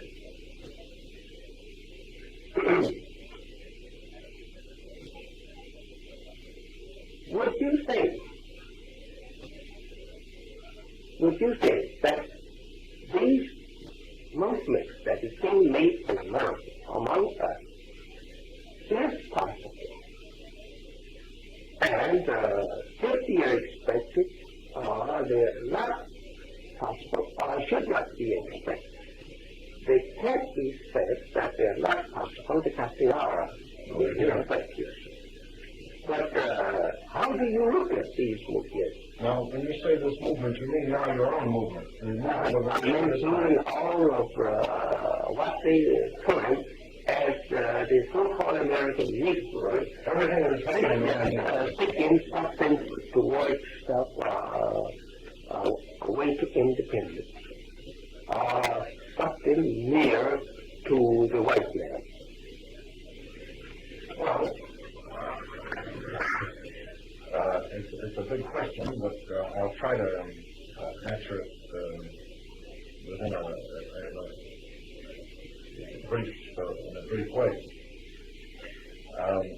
First, as to what I believe, and how I feel about these things, I think this is what you, as part of your question. That's right. Well, I feel sympathetic, I think, to what the Negro wants to do in this country. That is, to establish himself, to achieve something, to overcome the legacy of slavery and of discrimination and of exploitation, because I think there is no question that he has been exploited and discriminated against, and I would like to see these things corrected. But I think it is not only the Negro's job to do this, I think it is also the white man's job to do this. I would like that term. So I sympathize very much with the Negroes who are trying to achieve this, to work among themselves as well as to convince the white man what needs to be done and to draw to his attention the evils that have been created here.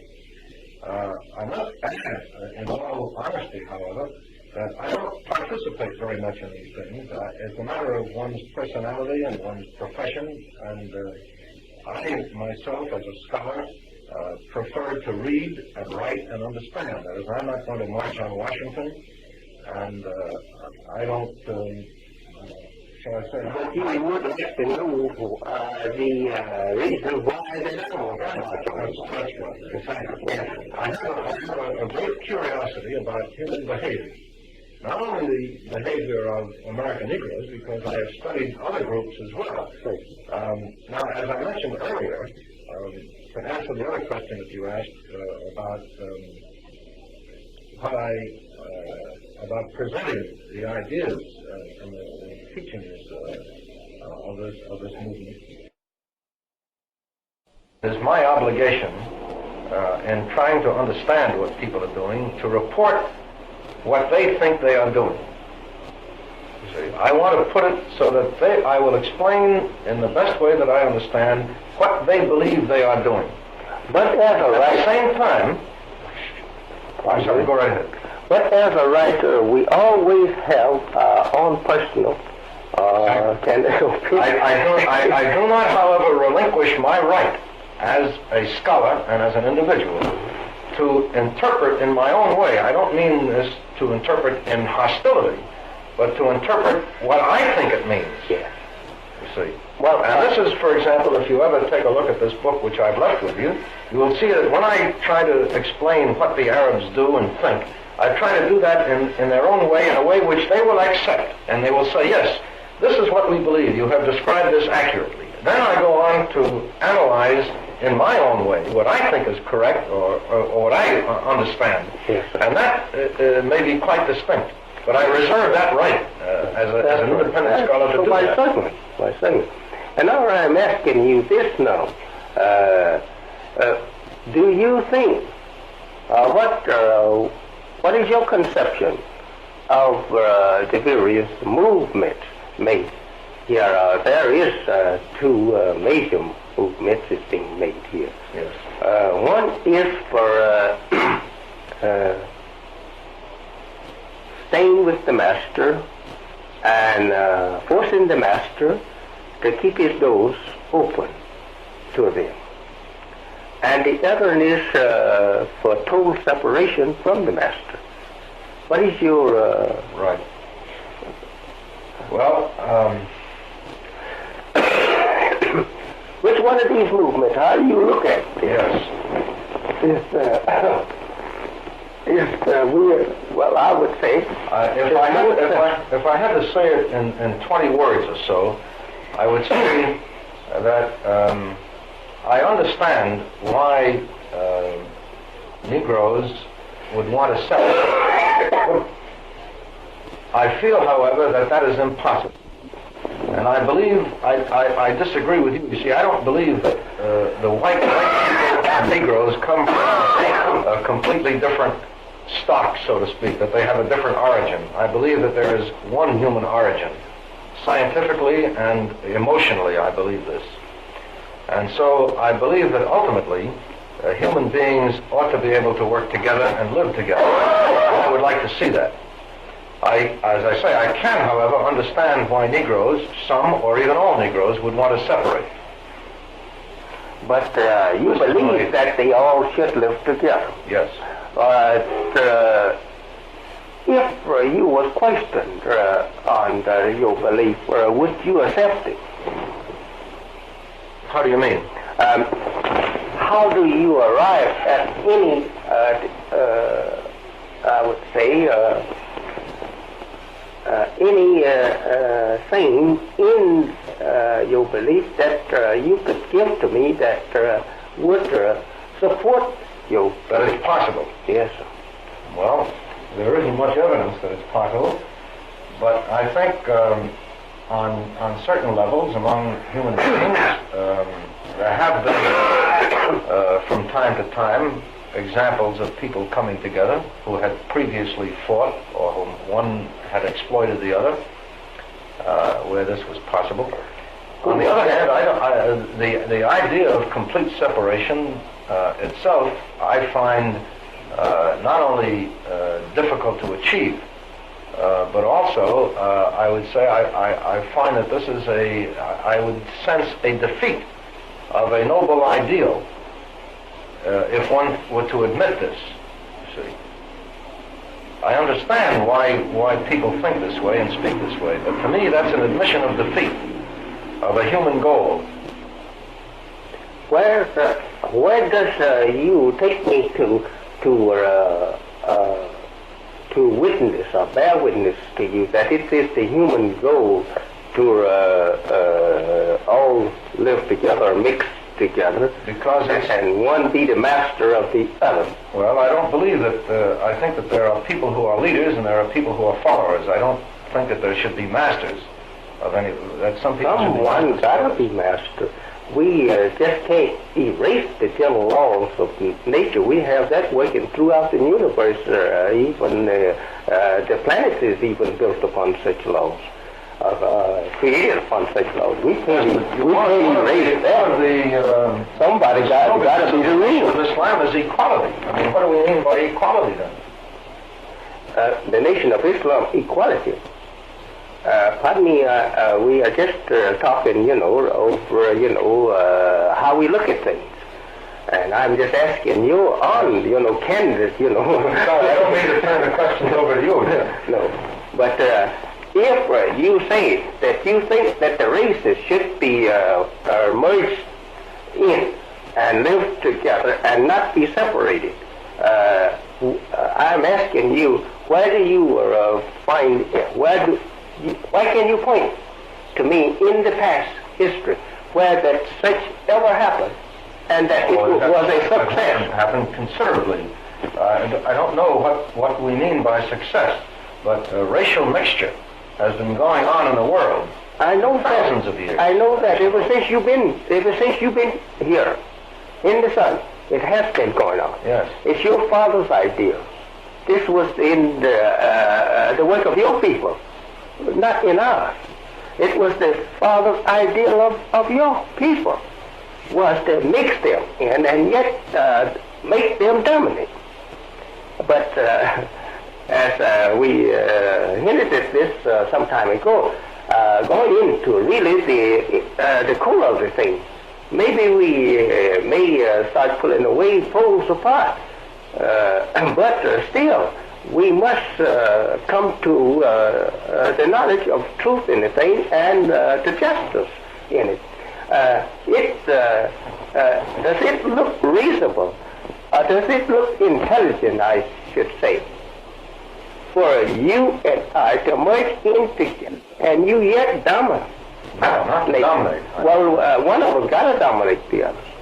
We can't live. Why must it be that all the people who are dominant will be of one color and all the people who are not dominant will be of the other color? Why won't there be people of each color? Oh, why? Among the dominant. We have it like that.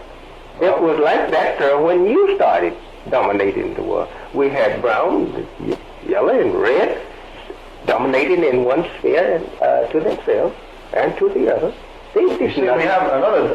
There's one difficulty in our trying to explore one another's opinions on these things, and that is that while I respect religions, all people's religions, this is not based upon. The question here is not based upon a religion. It's based upon people. And just forget about religion. Well.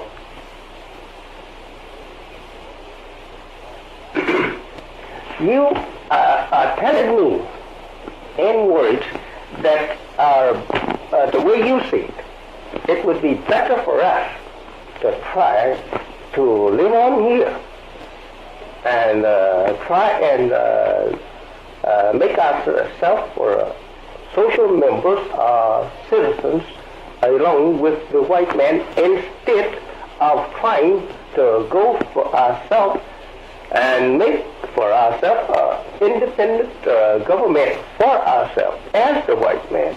But your picture is that your best bet is to try and make friendship with these people and let them teach and train you how they will respect you as a member among themselves, but they still will arm the country. They still will be the dominant rulers and not us. They can't say that they will strike a dividing line. If you had said in the beginning that it would be nice that you both live together and become neighbors and act like neighbors or friends instead of separated. But one should have a room here and the other should have a room over there. This is what I am asking. If I can't go to my own home, will you give me a room in your home that I can call my own room and not just a room in your house? That you can evict me anytime you desire. It depends on my act. But if I'm given a room, then I own that room and I will be the landlord of my own room. And if you are to help me to get the room started in building the room, creating the room, supporting the room for a length of time, I have to show to you that I'm worthy of it, or the conditions between you and I. I understand what you're saying, but my attitude would be this. I would say that it is not I would not favor giving to a whole group this idea of a room. I would say that every individual, no matter what race or color he may be, has the right to have this room of his own, to have a right to do what he is capable of as an individual. I think you're misunderstanding me. I don't mean just the Muslims.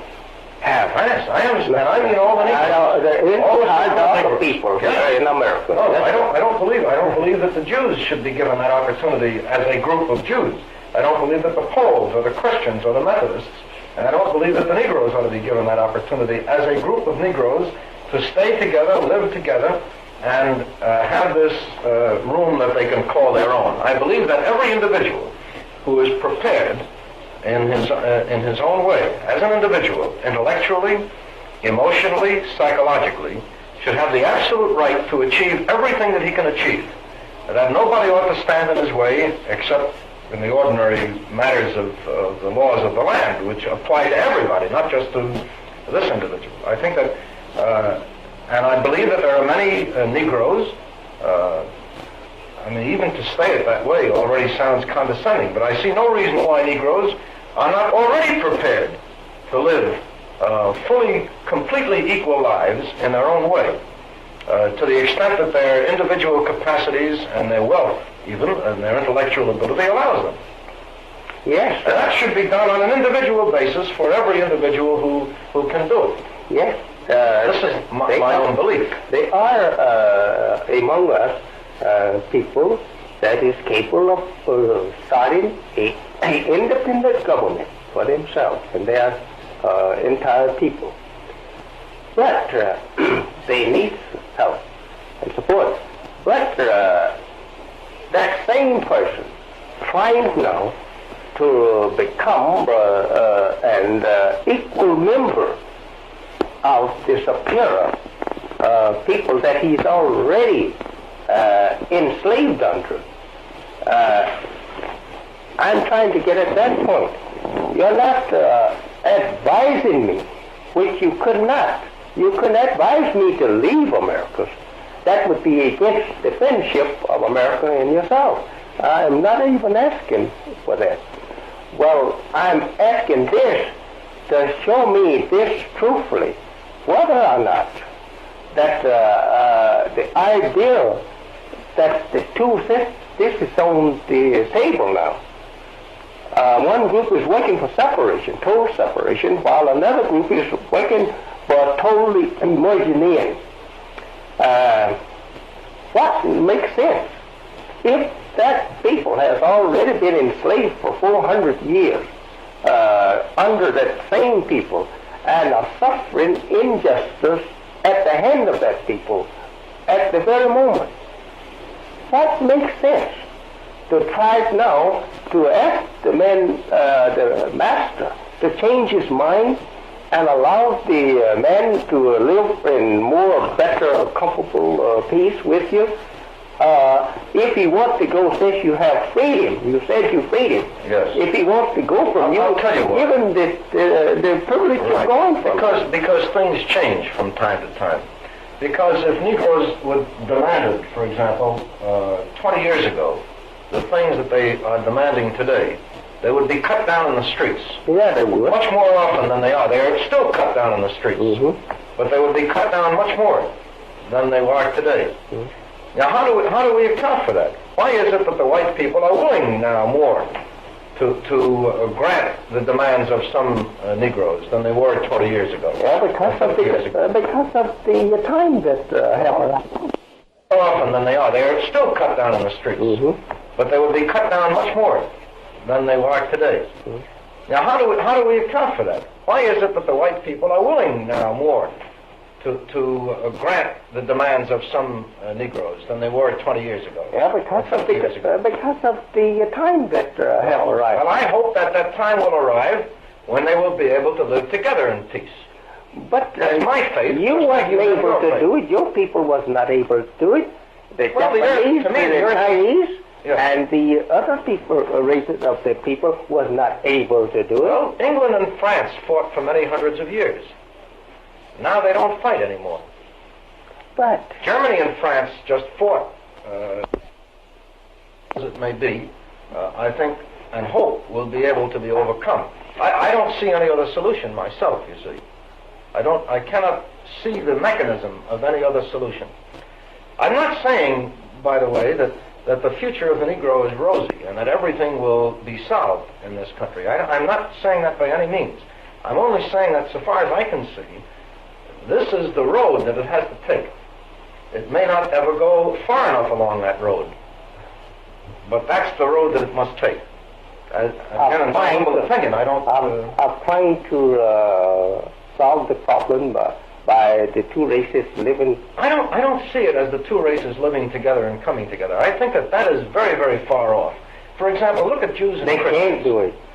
Well, they have been doing it. I mean, certainly all of the light-colored people in this country, that is the mixed dark and light people, are the consequence of people cohabiting. I mean, that's quite clear. That has happened. Well, that's what we are getting after now. You have had the freedom to discolor my people, but we haven't had that kind of freedom to discolor your people. You're too intelligent for that. But we have been too dumb and too weak to oppose you. And now, since we are not strong enough yet to oppose you, we want to go from you to stop you from destroying us. I think that, yes, I understand that, and let me put it this way. I think that even the road that I regard as the proper one for the relationship between Negroes and whites in this country, I think even that road will produce separation. Because I believe that as the Negro develops his own demands and his own ideas and wants to be his own master, even though he preaches, or even though for example, Martin Luther King and others may preach integration, they are really separating. Whether they talk integration or they don't talk integration, they are really separating to a certain extent. To a certain extent, they are really separating no matter what they say they're doing. They are. And I think that this kind of separation is is essential to the ultimate coming together of the two groups on a basis of equality. But to hold out the ideal of separation forever and for eternity, I mean, this is something that I can't accept. Now, it may only be emotionally that I can't accept it, or I don't know whatever it may be, but that's the way I feel. I think that, for example, I think that all of these terms that we use, we draw these distinctions too sharply.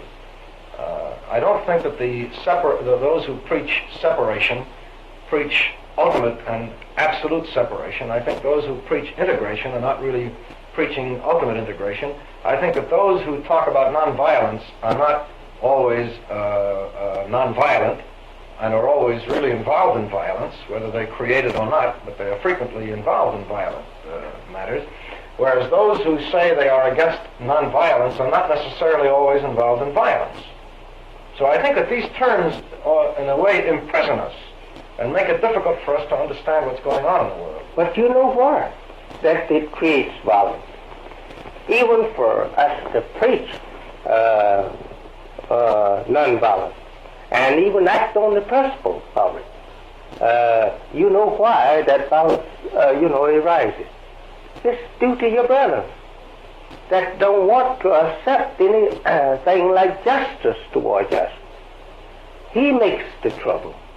As he has always made it. Agree, absolutely. Yes, because he has a free horse here that he has harnessed for a long time, and the horse now may rise his feet and kick up. He don't want to be harnessed by the same rider, and he wants to go without the rider's saddle.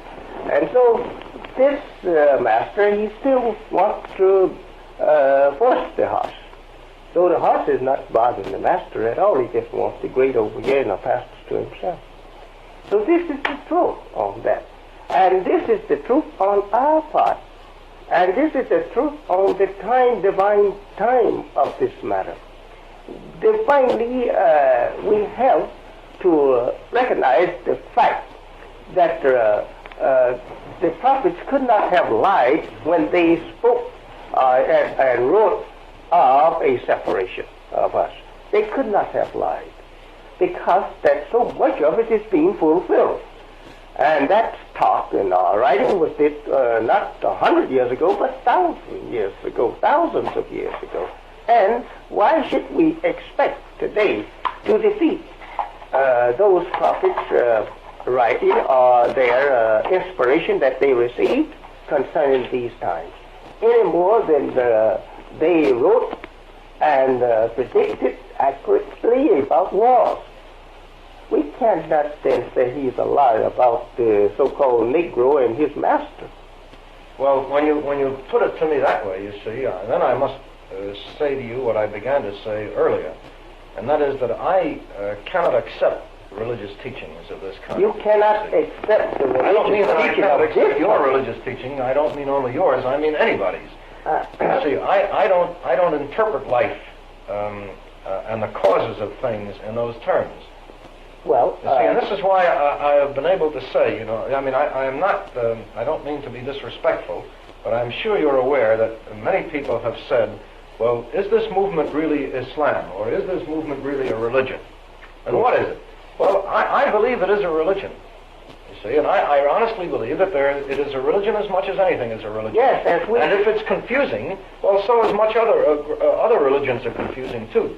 And I don't think that you can read the Quran, or you can read the Old Testament or the New Testament in the way that you can read any straightforward account of what is happening. There are many confusing things in there. And I have written in something which is, I hope will be published, but it is not yet published, that I believe that if the best minds of a society were to spend 2,000 years on the teachings of Mr. Farad and of your teachings, they would make the same kind of, build up the same sort of literature that 2 or 3 or 5,000 years has built up on the basis of the Old or the New Testament. But having said all this, I must add that I am not committed to that as an individual, you see, because I cannot accept what somebody prophesied 5,000 years ago. Even though it has come to pass. Well, I believe that prophecies are of the nature that you can always find evidence for what they have come to pass. No. You see, all you have to do, Let's get back at you see, the human nature, human life is such, if you'll excuse me, just to Yes, sir. finish this thought, human life is such that if you predict evil and shame and despair and terrible things, sooner or later you'll be right, because human beings are always producing these things. You are telling me that you are an infidel and that atheist, Yes, I am. and that you don't put any credit to what is formerly said or predicted. I put credit on those things if I can see the evidence and the reasoning behind them, not if somebody tells me that this comes from God. No, because anybody can have visions. Anybody can say he has visions, I should say. Well, you see, here is the thing. Because you look up, I don't look up for God. I look here for God. I don't look up for God because there's nothing up for me to look for God. God is here. We are gods. And we don't look up for the God. Yes, well, I would agree. I would agree up to that extent. Certainly I would. But if a wiser character among us proves that he's wiser and more, well, wisdom is power, then we just have to respect him as being such, right? I agree, yes. Yes, sir. Well, then, when we don't respect him as being such, we are called infidel or atheists for not doing so. We've That's got true. to... But that doesn't bother me. I'm not concerned. I'm not worried about that. But you do say to me in words that you don't believe what one have said yesterday concerning God, if it was referring to God. And God only means, we could consider it in English as a word meaning power and force. that which is superior to inferior on the thing. If that's all you mean by it, then I would agree. Yes, and I believe in the superior over the inferior. I believe in the wise over the foolish. Absolutely. I believe it. All right. Well, that's all it means. Well, and we stand agreed on that. You will say maybe that you wouldn't believe that Yaqub exists 6,000 years ago. Maybe you could tell me that. But I have proof that he did exist because of his work. And you could say maybe this don't mean anything at all yet. We should do these things, but you didn't find them merged together and function as you are given a picture of what you think today. If it had been so, maybe the same general laws would work successfully for us today. Look at the question of take Jews alone. I have met Jews in various parts of the world who are dark, who are as dark as Negroes, as dark as dark Negroes, who have features which are considerably different from my own. May I say, pardon me for cutting in, but may I say to you, do you consider the word even Jew as a race or nation? I don't know what it's very difficult to say. Oh, no, sir. A scholar like you cannot evade that. It's all kinds of things. I'm not going to evade it. I'm not saying that you can't call it a race. You can't call it a nation. You can't call it only a religion. You've got to call it, it's many things. And it's different things to different people. Now, to the Jews in Israel, it means one thing. Now, to Jews outside, it may mean another. And among the Jews outside of Israel, it may mean different things. Just the other day, you may have read in the newspaper that a man who is a Christian priest became a citizen of Israel and calls himself a Jew of the Christian faith. Because he says, in Israel, to be a Jew is to be a member of a nation, not a member of a religion. And he is a member of the Jewish nation, living in Israel, and a citizen of that country, but he is also a member of the Christian faith.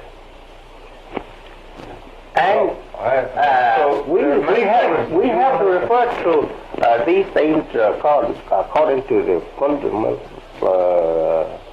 truth of them and the principles in which they have been functioned upon. Israel, we know, is the whole of the white race. When we say Israel, it's the whole of the white race. And we do know, according to the study and the nature of the people today, they are a grafted people. We know that. And your scientists admit the same. Well, now, then we cannot say that any more than the symbolic lesson given to in the Bible, the grafted olive and the original olive branch. We cannot say that we can overlook the fact that we can take the graft and the original and produce, rather keep them together and leave one as a slave to the other after knowledge. You just can't do that. That's against the very law of nature's process. And if we are asked freedom to move here, we're doing nothing more than what you have once did, and according to the history of your race. And it is nothing more than right that we try. Wait a minute, this is the nature of people. If I can't get along with you, I'll leave you. That's the nature of people. To force me to get along with you against my will will not produce any peace among you and I. No, because deep within I am still probably poles apart from your way, we say, ideology of thinking or doing. Well, I would agree with that to this extent. I don't think that people ought to be forced to do things that are against their nature or against their will. That is, I don't believe, for example, that if a Negro wants to live among other Negroes, that he should be forced to go to live in a white neighborhood. I mean, I regard that as a silly kind of a product of this whole civil rights movement with a certain amount of confusion attached to it. I don't believe that if a Negro prefers to marry another Negro, that he should be called, that there's something wrong with him for not wanting to marry a white person. I don't believe that. I believe that if Negroes want to live among themselves, they should be free to do so. And if he wants to live among white people or become part of them, he should have the freedom to do so. Not exactly. I don't. No, not exactly, not but a exactly, little. because I don't know what that. I'm not sure that I know what that means. I believe that a Negro should have the right in this country to go anywhere that his intelligence, his capacity, and his wealth will take him. In the same way that a white man has the right to go. But you don't believe that he should have some part of the country wherein that he can be dependent, independent. I believe that he should have whatever he can get, legitimately in the same way that the white man can get it. Yeah. But at the present time, you think that it's all nice for him to just take and make himself a floating people. He has to go any place he wants to, but not on anything other than the privilege to I think that he go around freely in the other man's have the house. right to own land, but to own land, to own factories. There are Negroes who own factories. There are Negroes who aren't very many. But How he's going to own land and factories when he's not even given the right to even be a citizen of the country, or rather only in words. How can he build factories and dispose or seek a market for his product to be put on equally with you when you are the absolutely one that is keeping him in the place of status as he is? You put him in there. Well, now how one of the things I always try to do is to avoid arguing with people in the Nation of Islam, because so much of what they say is very powerfully put, and you would have put me in the position of arguing about these things. No, I'm just I don't mean that asking you're question. doing it. As you have asked me a question, I just wanted to ask you a few on the basis of how the thing looked to you. Well, Since that your question is for some solution of the present condition of the Negro in America. I began, I think, by saying that the solution is a very difficult thing, and solutions are not my specialty.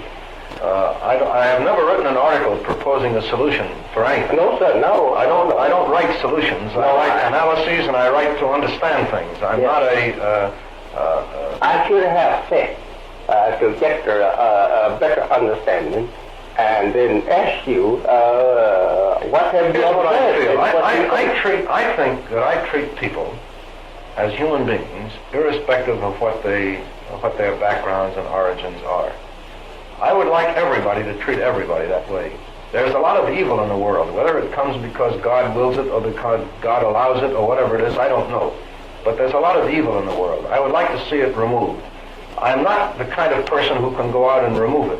I try to remove it from around me as much as possible, and I try to teach the people for whom I am personally responsible to do likewise. I act as a human being towards other human beings. And as I say, I have confidence that to a certain extent this idea has been developing and spreading to a greater degree than used to be the case. I would like to see us move in that direction. This is the way I look at this. This may be naive, it may be optimistic, I may even be religious, I don't know. May I say this, that since you say that you know that there is a lot of evil in the world, and you would like to see it removed, how are you going to remove evil if you're going to try and associate evil with good? You can't remove evil I disagree with you. I believe that good and evil must be associated. That's the way you remove Well, then evil. you don't want it For removed. example, no. Suppose you take a man who commits a crime. I think the best way to avoid, to help a man who has committed a crime is not to put him with other criminals, but to put him among good people. Why do we put him among criminals? Because it's cheaper to do it that way. It's like building a factory. So you take all the sick people and you put them in a hospital, and you take all... We know very well that if a man is sick, it's better for him not to be among sick people, but to be among healthy people and in his own family. But we put him together in with all sick people because they have x-ray machines and they have big equipment and so on. It's a matter not of knowing that this is the best way, but this is the cheapest way. And the cheapest way is not always the best way. So I believe that the way to eliminate evil, when a child does something wrong, and he does an evil thing, I don't mean that he is evil, but he does a thing which is evil, you don't immediately relegate him to all evil. You keep him among good people to show him the proper way. And I believe that this is, to the extent that this is possible, we ought to do it. So I believe in bringing the example of good to those who are evil. If you have a sick patient, as you spoke upon, that which is a very good answer here to what we are talking of good and evil. If you want to cure a person, if you are the physician, if you want to cure that person of a disease, could you cure that person of the disease without going at the root cause of his disease? Well, let me say yes. How could you cure him? No, you could not. You would have to get at the cause of his disease. You have to get the cause. Right. All right. Then the only way you can cure evil, you have to get after the cause. Right. Yes, sir. Well, this movie... I don't mean that. I don't believe that from that it follows that you must separate evil from good. Because there is no such thing as pure evil and pure good anyway, in my belief. I think we all have, the best of us, as the old phrase goes, have some evil in us, and the most evil of us have some good in them. We don't say that there... I'm not saying that this is your view. I'm saying that this is my own. I'm speaking mine and you speaking yours. Right. All right. Let us take a look at this thing. We certainly know that there is some good in everything. We certainly know that. And there is nothing that we have come across that is perfect in good. We have found some defect in good. Yeah. And we have found so much good until that which we have discovered, probably, that we could consider a little defect. It is not enough to affect the predominant percentage of good. So it is just the opposite in evil. There is something that's so filled with evil that the little good in it is not enough to affect its dominant. Those are the easy cases, Mr. Muhammad. Those are the very easy cases, where it's 99% good and 1% evil, or 99% evil and 1% good. But human life, unfortunately, at least the way I see it, is made up of the difficult cases, mostly, where it's hard to know what the balance is. You see, for example, you read what white people say about Negroes. Many white people say, well, they're all no good. Look at what they do. The other day they threw a policeman off the roof in New York, or they did this or they did that. So my answer is, well, not all Negroes do these things. I have met many Negroes who are fine people, and I would prefer to associate with them than to associate with many white people who I regard as evil. Then you say, well, all the white people are devils, and they're evil. But I look around at many white people, and I don't find them evil at all. You don't find them at all evil? No. You just a while ago said that you have not found anything good, total good. You was just now look at another thing that whoever has produced the human being the way he is has done, or what we have done, what human beings have done with what has been given to them. Yes. Yeah. I'm not speaking now of the exploitation of one group of another, but I'm referring to that's, although I agree that's quite true, but I'm looking at something else. The mixture of good and evil. Take such a thing, for example, as, if you will excuse my mentioning such matters, the physical sexual attraction between male and female. Physical and sexual attraction between male and female is centered around certain organs of the body, or the male and female body. It's nature. These organs, at the same time that they are the organs which attract the male and female to each other, are also the organs which produce the things which male and female, all human beings, detest at the same time. In other words, we have what is called a genital urinary system. The excretory and the genital system are the same organs. Now that to me is a curious thing. And here is this mixture of what we regard as evil and what we regard as attractive and good, all going together. The thing that produces the seed, which produces human beings, which we must regard as a good, is also the organ which produces waste, which we detest. Yes. Now there's a mixture, and this to me expresses human life. This is the way you look at it. Let me present my own personal observation and candid opinion about this and the root in which I get my idea or spring from. Peace anyway. Well, as I say, if you try to eliminate the cause of evil, you have to go at the root of the evil cause. And get rid of the root. You have to be able to recognize it. You have to know it and recognize it as true. And remove the cause as the man knows here set in my flesh a certain disease that he can medicate maybe for many years and never cure. But if you go after the root of that thing, he could cure it overnight. It's so it is with the people of today. All over the earth there is dissatisfaction.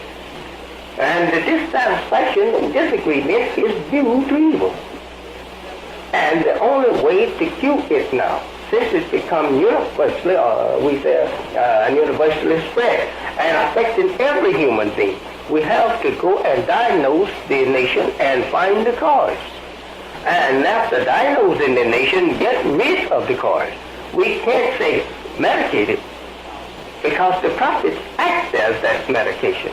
And they are turning down and what they were worth. So now go and get the root of that. Dig up the root and throw it out, and then you'll be rid of it. Well, on that level, I can certainly agree with what you Well, said. that's exactly what we're feeling today. In fact, about it, that's the word today. It is to get rid of the cause. So I have enjoyed I am certainly talking with you. And, excuse me while I get my apparatus ready here.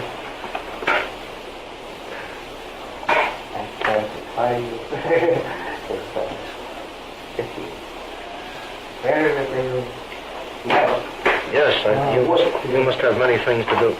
Well, I don't have to keep you while I'm getting this organized.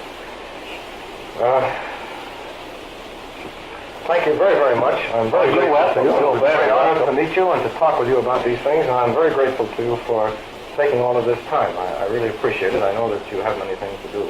And that's all right, Appreciate but it all. we have maybe lots of getting around on this earth, and that we must remember that we don't know how many days that we will be getting around this earth together. And we don't know how many days it will be before that we are separated, that we won't be getting around together. But however, we do know this, that we are two people, that some of us will be getting around together for a long time. And we have to come to some understanding. Yes, I think long before we actually separate, we'll be together for quite a while, and I hope we can be together in peace. And I feel, for one, that the Negro people, the darker peoples, have too much to contribute to the world for the white people to be able to afford this separation. In a sense, you might say that it's almost a kind of a selfish viewpoint of my own. Well, I don't mean from the sense of exploiting what the Negro people's talents are, but rather to adopt them and an interchange, and a fair interchange, and an equal interchange. And this is the kind of ideal that I would hold up.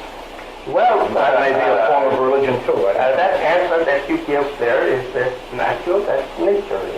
You being the member of the people who have dominated us and still want to do so, that's natural for you to speak. I'm quite aware. And that it's okay, but however, we want, like you and all the others, you want your independent place on this earth, and you're the brother to America. You don't want your America's white brother of yours dominating you. You want to be as independent as he. I wouldn't not want to go to Africa and be dominated by my black brother there. I would want a separate place here. And I rule myself as you are ruling yours. And especially here now, since that the spirit of self has become now dominant over the inferior spirit of the dependence upon others. It's so strong into us today. We just can't agree with you or no other white people on things among you and you the master and we the slave. No, we are just like you. We want something for ourselves. And if we have good ideas, and they were founded among the institution of learning that you have built or created, let us take them and go for ourselves. And we get to see our way and want to live as substitute to other people in the long run. Well, And especially when I don't think you ought to.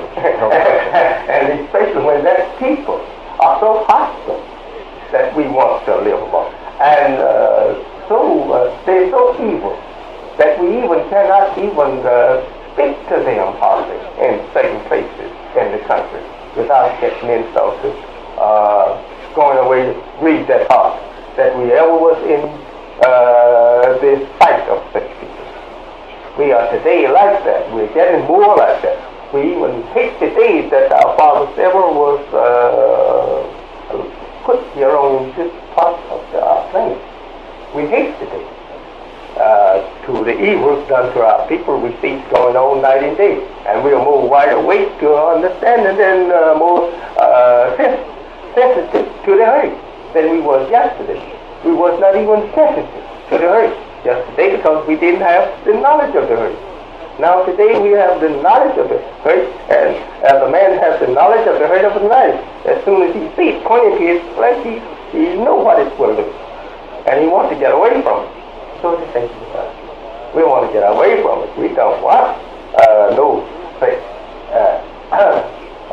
working in or finding some way to get there alone and you stay here Negro and be my servant right now. No, we don't want that. Let's start it to advance in education. Go and use it for ourselves. And you can live wherever you want. If you said this is your house, you live in the house. Let me go make a place for myself. We have a big area of this country that we can live in without living in America. Why is America so upset over us having this even this much to go for ourselves when they have produced it? They have produced it our whole life. It's produced by America.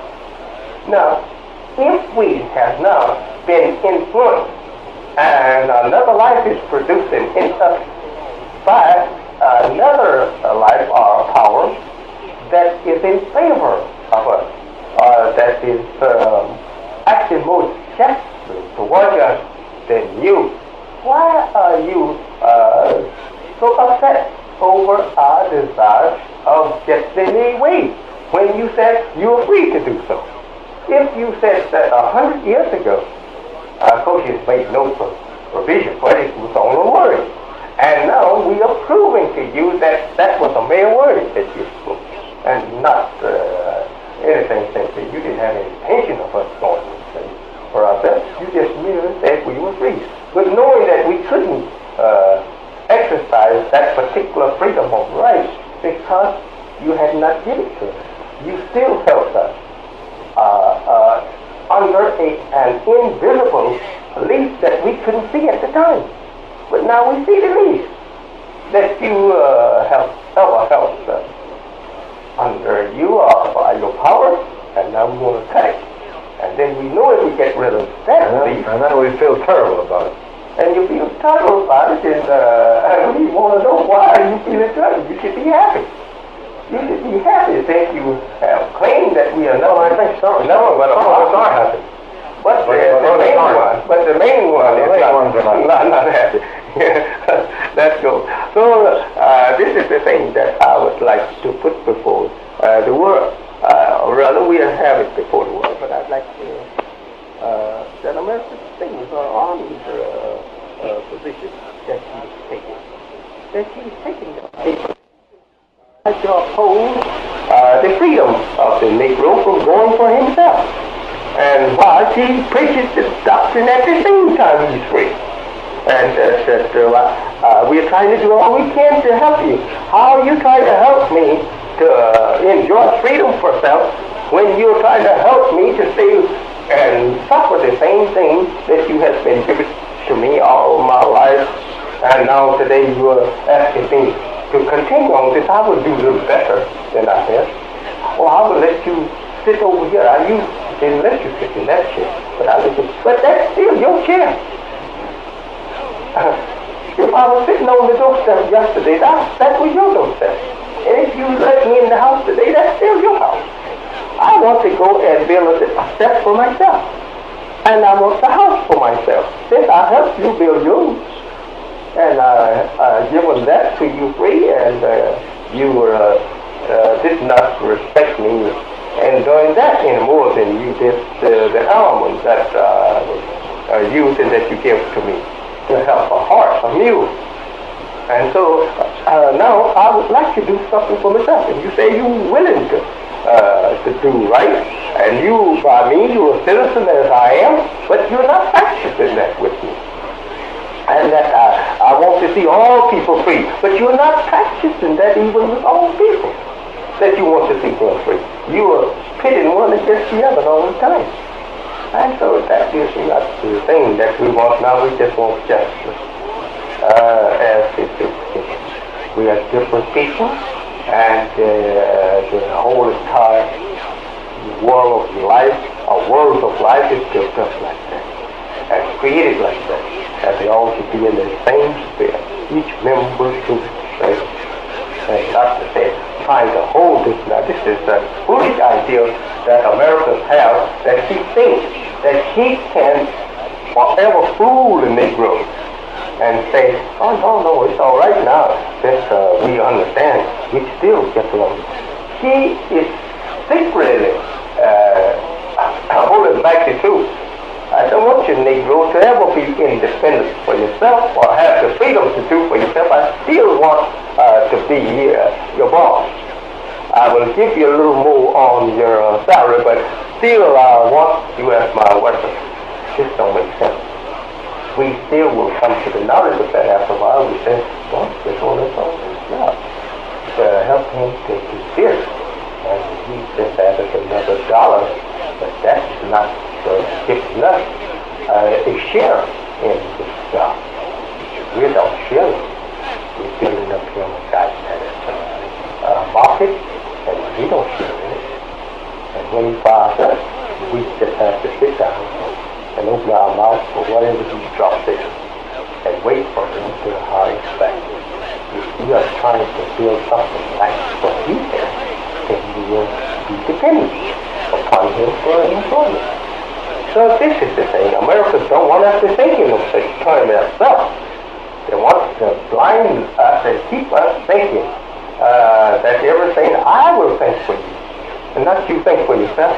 This is openly asking that kind of telling the people that there's a way of understanding of the life. Just telling the slave, I want you to continue to be my slave, and I will treat you a little bit better than I have been. But my very nature as a master, I can never make you mine, because I brought you up from the standpoint, or rather the state of a slave. I brought you in for that purpose, and I can't now make you my equal. If I make you my equal, then I don't have my house. You probably will take it over, or you probably will go 50-50 in something that I'm already the boss of now, and I know it's mine, and I can't do that. But I will, if you're inferior in thinking, then okay, I can blind you and keep you thinking everything's all right. But somebody may a little bit crazy after a while and see they son up, and you can't fool that child that you see your son. I said, no. Hey, now I'm getting out of this thing. But while when he still could slide in and sleep right on, you can cover him up. But after that is wide awake, he jumps up and gets out. And this is the thing. We want freedom for ourselves, and we want to be a free people on this earth, and this great, wide, and find a home on it for ourselves and our people, and build a future for our people, as Israel and Europe have built for their people. You're back into Palestine with the backings of your brothers to get there, and the backings of your brothers keep it. If you were removed, deprived of the backing of your brothers, you probably couldn't stay there. Why? Because the forces they get, you being there, is too great for you to remain there. So it is now getting here. Just we here in America now, we could not go other than unless we had enough power to force us and maintain us there after we get there, like you are. And we cannot live here in peace and have a future here, as you could not in Germany any longer, because of the enemy hatred, hostility against us. Yes. And we must have find some power to aid us to get out of the place, out of the area, and from among the people that is an enemy to us. And is always hostile, ready to do the work as you were in Germany. So it's nice talking to you. I hope to see and read one of your books, and I do thank you for this one. And I'm going to make a separate study of it, and after I read the book, I will learn more about the heart of Mr. Burke. I hope so. May I ask now, just on the tapes that I have of you, of this discussion, may I use these and give you some idea, if I write something before I write it, to give you some idea of what I want to say, and to ask you if this really represents your beliefs? Certainly. Fine. And if I may, as I mentioned earlier, send you these few pages which I have written to get your corrections of them if I'm wrong in interpreting your views and your teaching. You are certainly welcome, and I appreciate it, and I will be very grateful to you if you will do that. Well, it's no more than fair that one shouldn't be grateful for what is proper and fair, and this is what I want to do. I'm very grateful if I could receive. May I ask, what about what I have said on these tapes? I don't want to compare what I say in importance with what you say, but will these be revealed or published in any way? No, to tell you the real truth, I only take this as a safeguard against what I have. Right, in case I misquote or misinterpret you. That's fine. That's good enough. Well,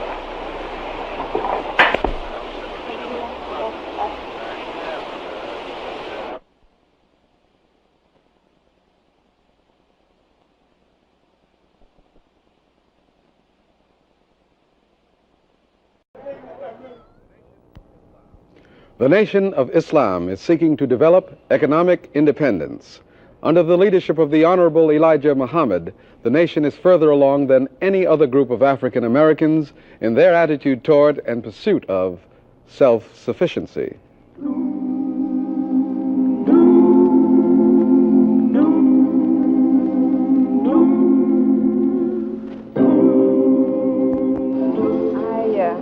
I had been looking for answers to questions in life all of my life, and I had never received any answers that I thought were valid or truthful. I could find so many discrepancies in Christianity, and my father being a minister and me being right in the seat of Christianity let me know that the way the church was, that wasn't the answer.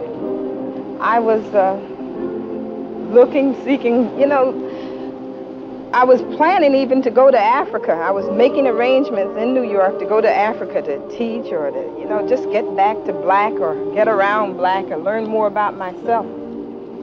And in the process met someone who had heard some teaching. And the things that he was saying were so different. I'd never heard them before. And so I, you know, almost begged, take me to hear what you heard. I want to hear from myself. So I went to Muhammad's Mosque in New York and knew immediately that this is what I had been looking for. Thank you very much. Good afternoon. Good afternoon, sir. This is Muhammad newspaper. It's the most informed newspaper ever printed, sir. Here you are, my brother. 50 pages ago. It's only 15 cents, brother. One small nickel and a dime for your own. Pardon me, brother. You have this Muhammad newspaper? Muhammad speaking. I got that one, baby. Give me a quarter or something, brother. I thank you. Assalamu alaikum. Well, ladies. Muhammad speaks newspaper, my brother. Here's the three traditions of your paper. Muhammad speaks, good brother. Here's the black paper for every black man, woman, and child. The brothers on the street selling their newspapers are the most obvious form of Muslim economic activity, but certainly not the only one. Their interests are on many levels, and in almost every black community, there is a mosque in some form of Muslim establishment.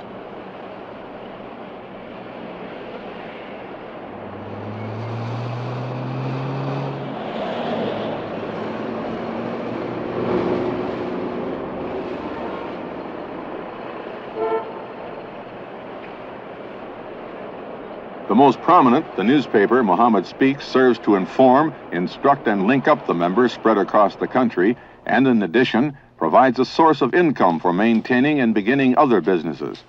At the recently acquired headquarters in Chicago, newspaper editor John Woodford describes the focus of the first weekly national black paper.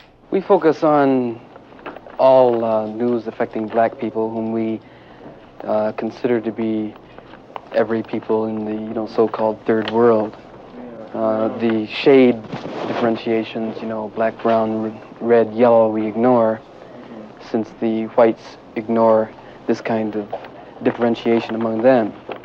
From the official Pollitt surveys, we have a circulation of about, I'd say, close to 500,000, and we figure about 6 people would read every paper, so this would get up towards 3 million, and that's considering that there are only 22, 25, or 30 million black people. This is, pretty good circulation, although we ought to be up to about 6 or 7 million pretty soon.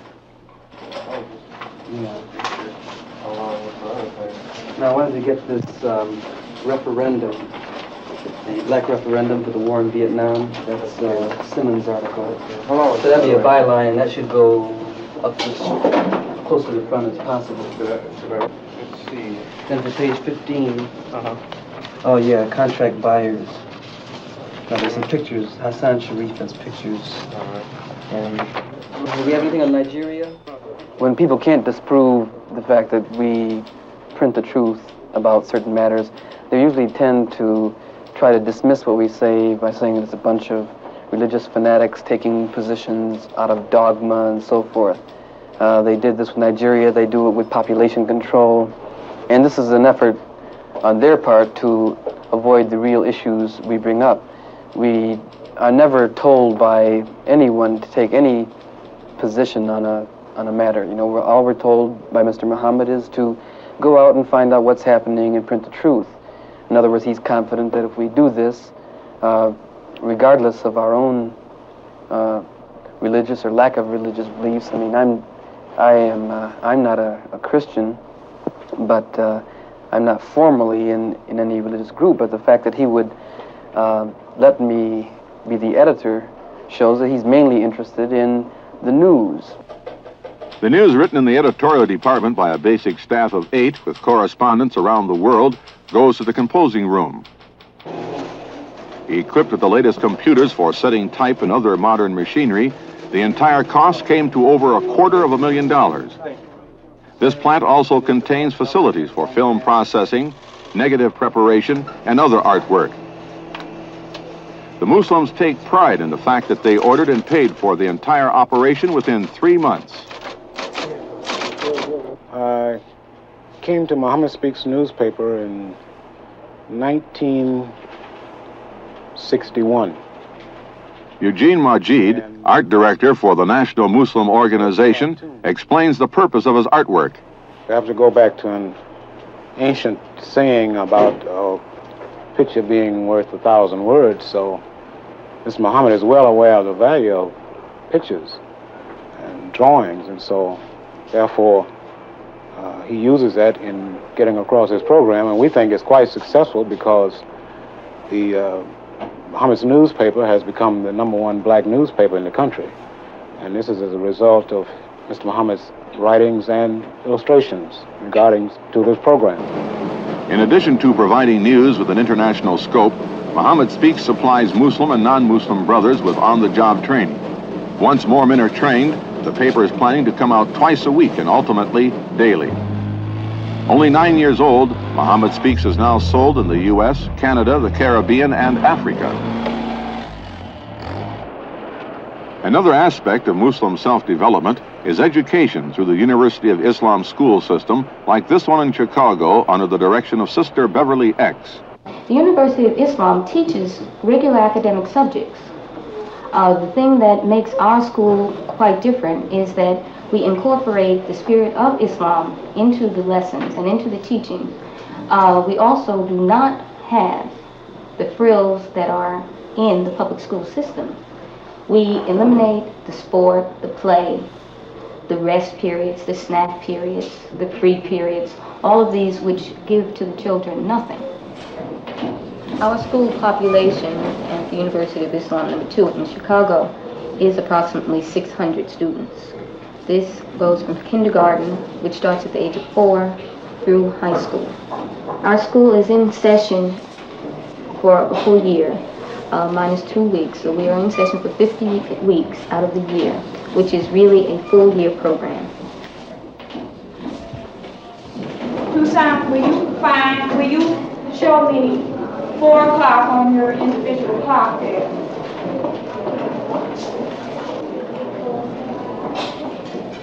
And the rest of you, show me that you can tell when it's 4 o'clock also.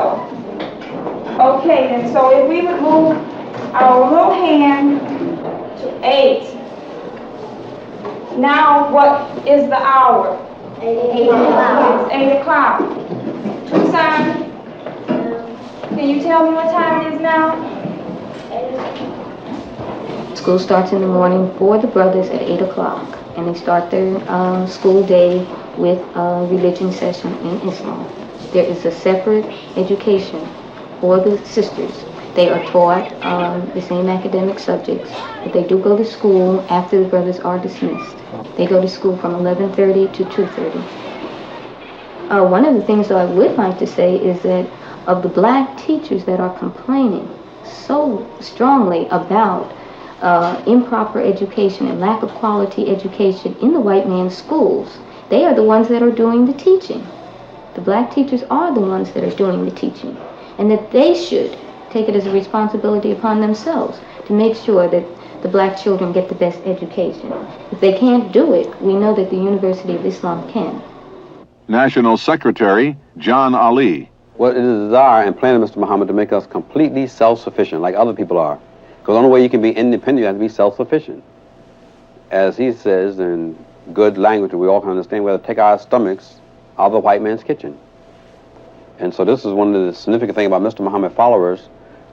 We support ourselves. I mean, in the black community, there are very few or nothing that's supported by the black community.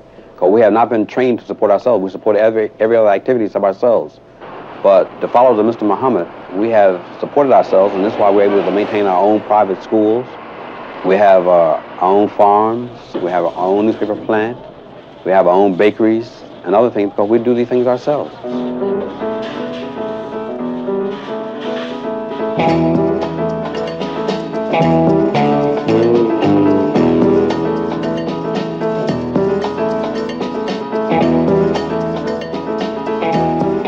In the drive to be self-sufficient, the nation attempts to provide for basic needs. Their supermarket chain encourages the black community to buy their food supply there, especially Muslim products that come from Muslim farms, like beef, bread, fruit, and vegetables.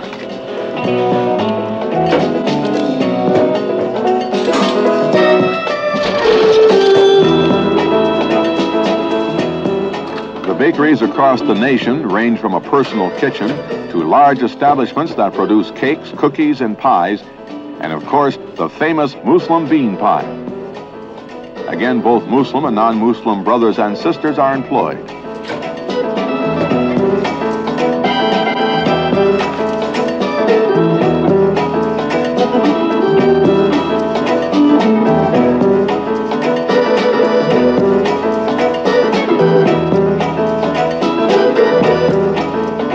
From farms in Michigan, Alabama, and Georgia, beef is transported by the Muslims' own trucking service, processed in their plant in Chicago, and delivered to be sold in their various stores.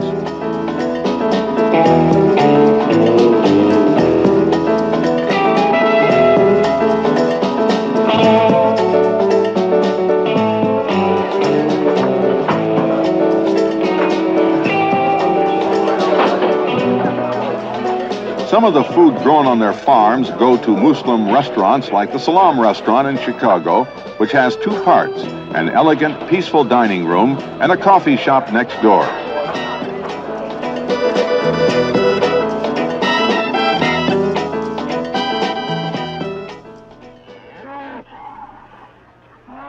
The basis of the Nation of Islam's program centers around land to supply basic needs.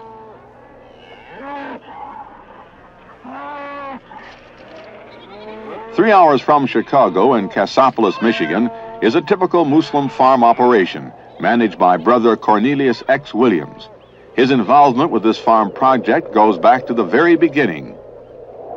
We started about 3 years ago, shortly after I'd heard teaching in South Bend, and I was interviewed by the messenger, and he was talking about he wanted to get a farm started for the Muslims. And I had several interviews with him. He explained what he wanted and how he wanted it set up, how he wanted to go about it. And then we started to purchase land in this area. The nation owns right at 1,000 acres here now. Well, it was nothing but opposition. Everybody was all shook up. Really fear, basically, just a great fear that they had for what they thought was going to take place. What did they think was going to take place? Well, there was many ideas, things that they said. The whites, they could picture a training camp for soldiers. They thought the barns and things that we were building for livestock, they thought that they were going to be used for training soldiers how to fight or something. And the Negroes, they really didn't know what was going on. They were just listening to the white people. The long, cold winter does not stop work on the farm. There are cows to be milked, lambs to be fed, and eggs to be collected daily from over 23,000 hens, and stored fruit to be shipped. An 18-hour day is not unusual. Well, right now, things are coming along real well. We have several things that we intend to do yet that will kind of cut down on this labor problem. It's always a problem with getting qualified help. Everybody wants to work, but basically people don't really know how to farm the way farming is done today. See? Sure, I've always worked hard, but it's good to know that what you're working for now is going to someday accomplish something, or has a real meaning. I mean, it's nothing that you guess about. This is something positive. See? It's just like we might leave here going to Chicago. We can all take different routes, but we all wind up in Chicago. And this is basically where the so-called Negroes are today. I mean, they have their own little things, different organizations, but they're all leading the same place. But there was one man who did go another way, and he is well known to us. Malcolm X. National Secretary John Ali gives his views. Many people now are racing Malcolm X as a revered man, but he was good when he was with the Honorable Elijah Muhammad, like all the rest of us. And then he broke away from the Honorable Elijah Muhammad because of his loss of power as being set down as a minister. And he broke off, and then he took up with the same people that he'd been talking about who'd been enslaving the black man, which was the white man. And so he was an enemy to them because Malcolm had been teaching about the white man. He didn't love them any more than he loved them before he went with them. But it was only because of his fall from power, and this has been the downfall of black people throughout history, where we become envy and jealous of one another. Mr. Muhammad was not jealous of Malcolm. Malcolm was a student of Mr. Muhammad. And because of Mr. Muhammad, Malcolm became Malcolm. And he was converted in prison. And even in his book, if you read his book, he acknowledges that everything that he learned from Mr. Muhammad, except for the last chapter that he wrote when he broke away from Mr. Muhammad, because he wrote the book while with Mr. Muhammad. My pleasure to be in the home of the Honorable Elijah Muhammad, leader of the Nation of Islam, Muslims in America. Mr. Muhammad, I have a series of questions I'd like to ask you concerning the Nation of Islam, about the Muslims in America. And I'd like to start off by asking, I think, to once again to reinforce the many things that we've heard about the Muslims, precisely when the Muslim started in America, who started the Muslim movement in America, and how long ago has it been? We started in 1931. Actually, we are not the organizers of Islam. It was God himself in the person of Master Fard Muhammad, to whom praises is due, of whom the Bible and Holy Quran predicted. Master Fard Muhammad taught me Islam, and there was not the word joining that was used. After he taught me who we were, it was not the question of joining, but accepting myself and what I had lost of myself by being kidnapped by the white people and brought to this part of the earth. What you're saying is that Islam is basically the true religion for black people. It is the very nature of them. It's not a religion. Islam, we refer to it as a religion. And that's the Holy Quran. I give to you, God says there, a religion. I have completed my favor upon you and choose for you Islam as a religion. Not that it's a religion. It's the nature of us.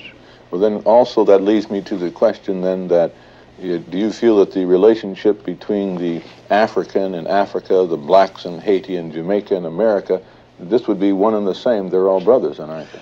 Every black man under the sun is brothers. I don't care whether he live in America or live in Asia or Africa or in the islands of the Pacific or the Gulf. Mr. Muhammad, in another area, it's been said that the Muslims in America, and I'm speaking primarily of the black, generally do not participate in politics. Now, is this something that is true, or do Muslims participate in politics as a voter, as a participant, as an elected official? Muslims have politics, as you know. In the Islamic world, they have government, and all government have politics. But the politics of the Muslims is different from the white people's politics. In a way, they base their politics on the Quran, the law. They get it from Quran to run their government. Here in America, we are not yet an independent people here on any land at all that we can call our own. This is what we are asking for. We're asking for a land of our own. Well, do you feel, excuse me, did you feel that, I was speaking primarily when you mentioned the black man in America should find some place where he could set up his own nation. I was thinking of a large area where all of us could go to be in the Nation of Islam.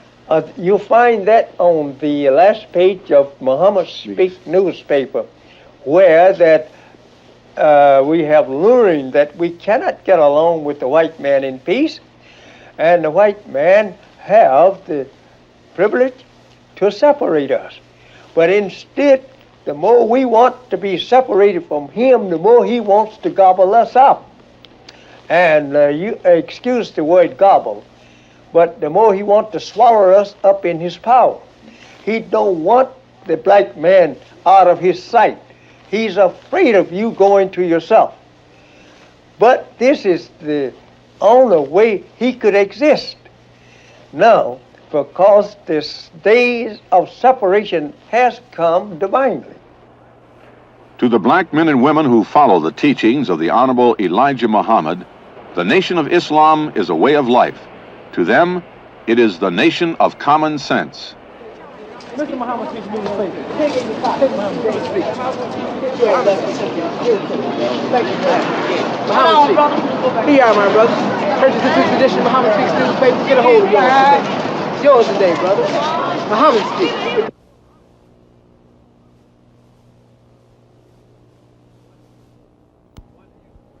One new point. The Nation of Islam has decided not to sell but to keep the Alabama farm in operation. That's fine. Next month, Black Journal goes back to Africa, home. Don't miss East Africa, Ends and Beginnings. Next month, right here on Black Journal.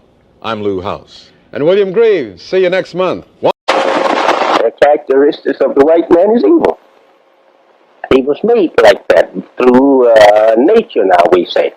Naturally, he was made like, we would say, the devil.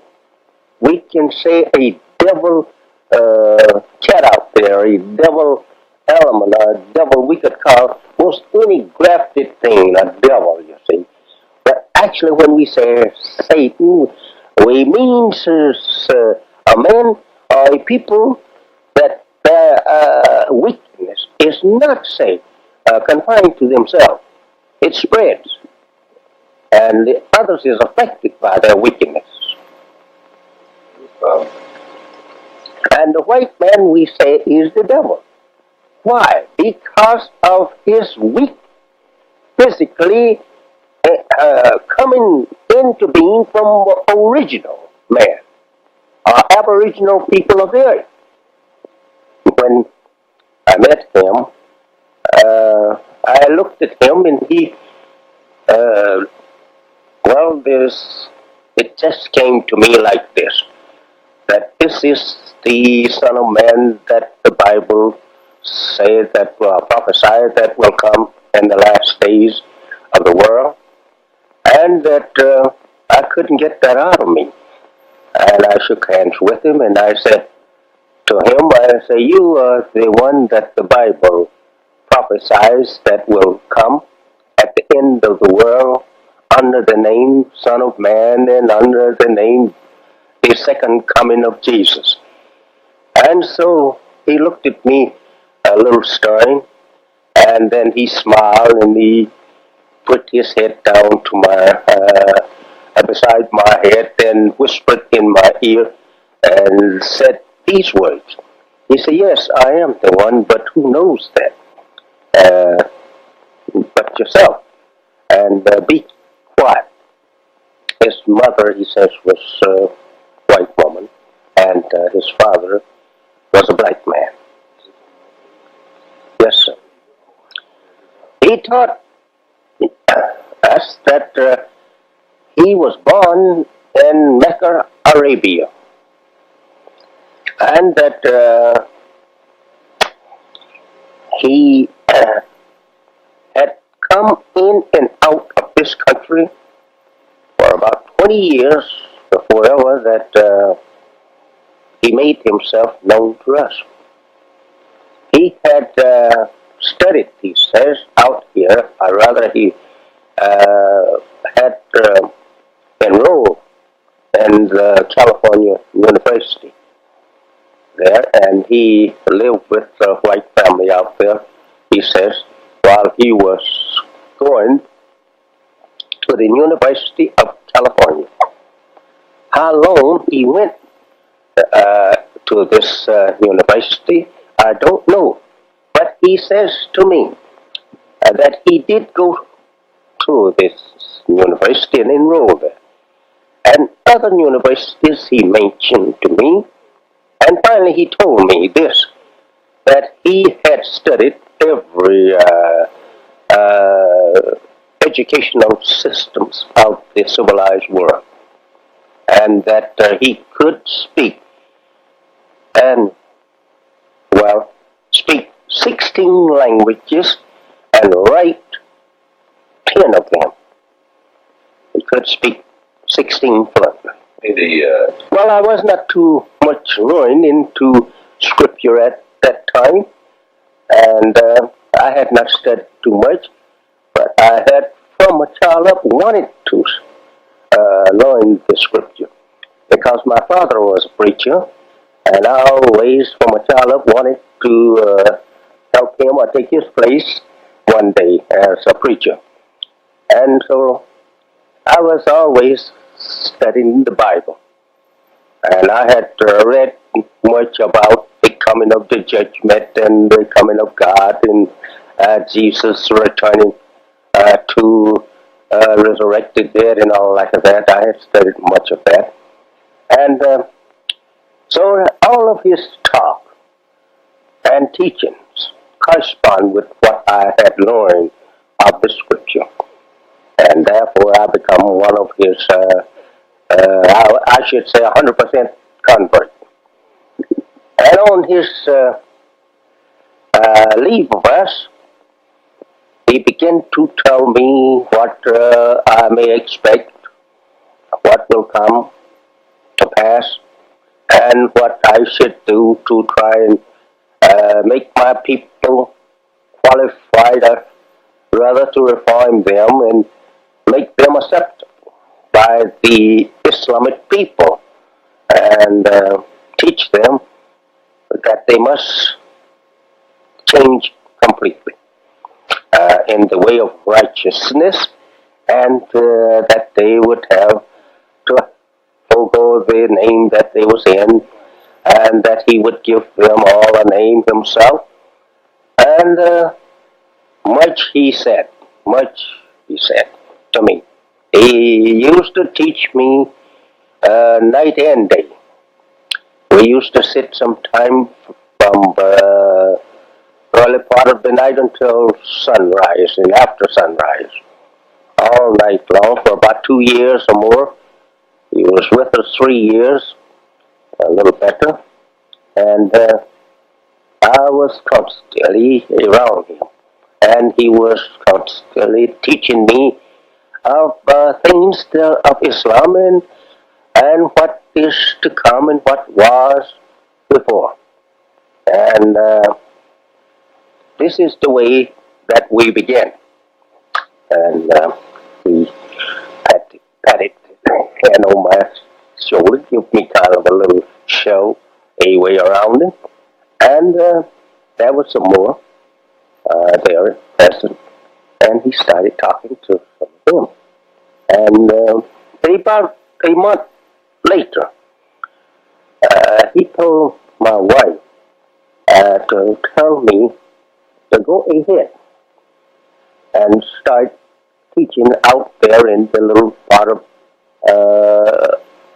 I would say, It's not a little pot now, it's a very large pot. In Hamtramck, Michigan. That's in Detroit. Hamtramck is in Detroit. And I was living in Hamtramck at that time. So he says to my wife, you tell him that he can go ahead because I had wrote him. And he received my letter. And I was telling him what I could not tell him there in the public. And then he says to me, you go ahead and start teaching and I will back you up. And I started teaching that he was the answer to the prophecy of the coming of Jesus 2,000 years after Jesus' birth, and that this is the man at that time. And so I did begin teaching that the Son of Man, the second coming of Jesus is present. This is him now, here among us. But he didn't allow me to go too far with that kind of teachings while he was present. He told me, he said, you can do that after I'm gone. He said, don't talk too much about me. He says, no, he says, give them a little milk. That's the way he talked all the time. And he never would say anything hardly just direct. He would give it to you in a way that you would have to learn just exactly what he meant by what he said. And so he says, you cannot give babies meat. And I understood what he was referring to. And so he said, give the little baby milk. He said, when I'm gone, he said, then you can say whatever you want to about me. And that was about it. And he named all of my family Muhammad. Where did Brother Muhammad come from? And he says to me that he had been studying for us what he meant to teach us and to reform us for 42 years, he says to me. And that his father, he says, I should let the world know these things, what he said to me. And as I never have went too much into his birth and into his sayings of what took place, so I am going to tell this. I intend to give a full description of it on the 26th of next month in Chicago. Give it in details.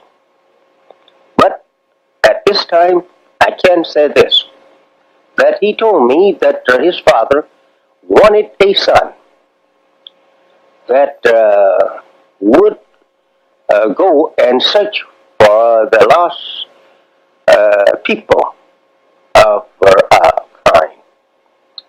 He said they had it in the Quran, they had it in the Bible, scriptures, that there would be a lost remember at the time of the resurrection, and that they had to find that one because it did not give the location. He says his father wanted to make a son that was would be able, pardon my language, to go and search all the civilizations of the earth to locate his people. And when he finds them, he would be able to teach them and make a disciple of his own of them, to teach them and try and get them together and return them again to their own people. And so he said he was that man, and his father, first child, was a girl. And so he smiled and he says, had to make another try for me. And he said that his father was darker than any of us that he was talking to at the time. So he's a real dark man. He was still alive. And he said, this is the way that this took place. He says, and now, he says, I'm here, and I want you to know, he says, I love you, and my father made me for you, and that we want you to know yourself, and put you on to your own kind. And that is what that he taught, and that of us, we bowed down for being away from our people, and that we was unqualified now to mix with them because they were Islam people and we were not, and that we didn't even know who we were. And so that was true, and that was easy to get over to us. And I taken all of this and I taught my people and been teaching them the same. But I never did go into his birth and how his father trained him and what all he said about that. Because I feared my people would not believe, since that they believe mostly spiritual. God is a spirit or something like that, and it's not flesh and blood. He's not visible. And this I'm very slow about getting over to my people, but now they will just have to take it or leave it. These are facts, and this is according to the Bible, that the Son of Man would come, and not a son of a spirit. And this I want to make clear to them and those who believe in the spirit being God and not man. Main base of it all now is to show forth who is God, and he's not what they has thought he was. That he's in man and man is God. And so that is the way that goes. And in Chicago on the 26th of next month, I will go into detail for his birth and his childhood and his manhood, and show forth scripture that is relating to this coming of God in man. And the Son there, as the scholars know, it only means the way he has given it to me, that he was born from his father, and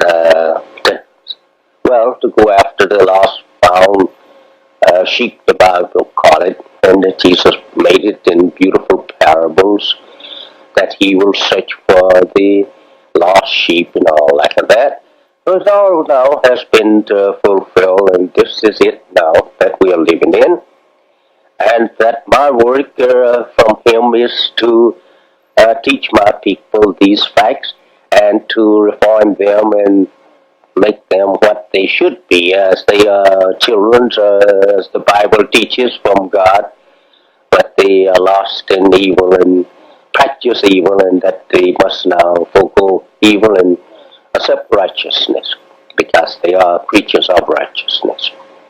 What happened to Farad Muhammad? Why did he disappear? Well, that happened like this. After he had given to me what he wanted to give to me as the teachings and the work for preparedness of our people, then it was not necessary for him to remain here among us. So he taken his leave, as it is said in Quran that the people is not worthy that God remain among them, but he makes a messenger of that people, that through that messenger he will reach the people through him. And the Bible is verify the same.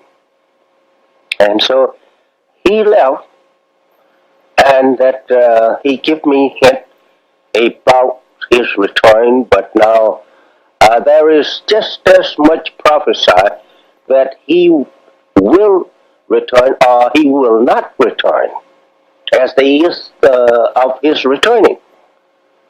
Because the Bible says he will send his angels and they will take care of the gathering of his people. I don't expect him to return in person, not like that, because there is too much for us to look forward to that he will not. It is not really necessary if he's going to send his own people, as they refer to angels, to gather the believers of my people. It's not necessary. Where did he go and where is he now? Well, that is something that we actually cannot say. If one would open up such truth as the truth of God to the people, I do think that he's within his rights to stay out of the sight of the people until he has won everything to himself, as the Bible referred for us to it like this, that he's something like a king looking for a kingdom, and that he go and he visit the people, and then he leaves the people and goes away and wait until the time when that he can secure the kingdom. Then he returns to the people that he had made himself manifest to. So I think that is a pretty good answer. Yes.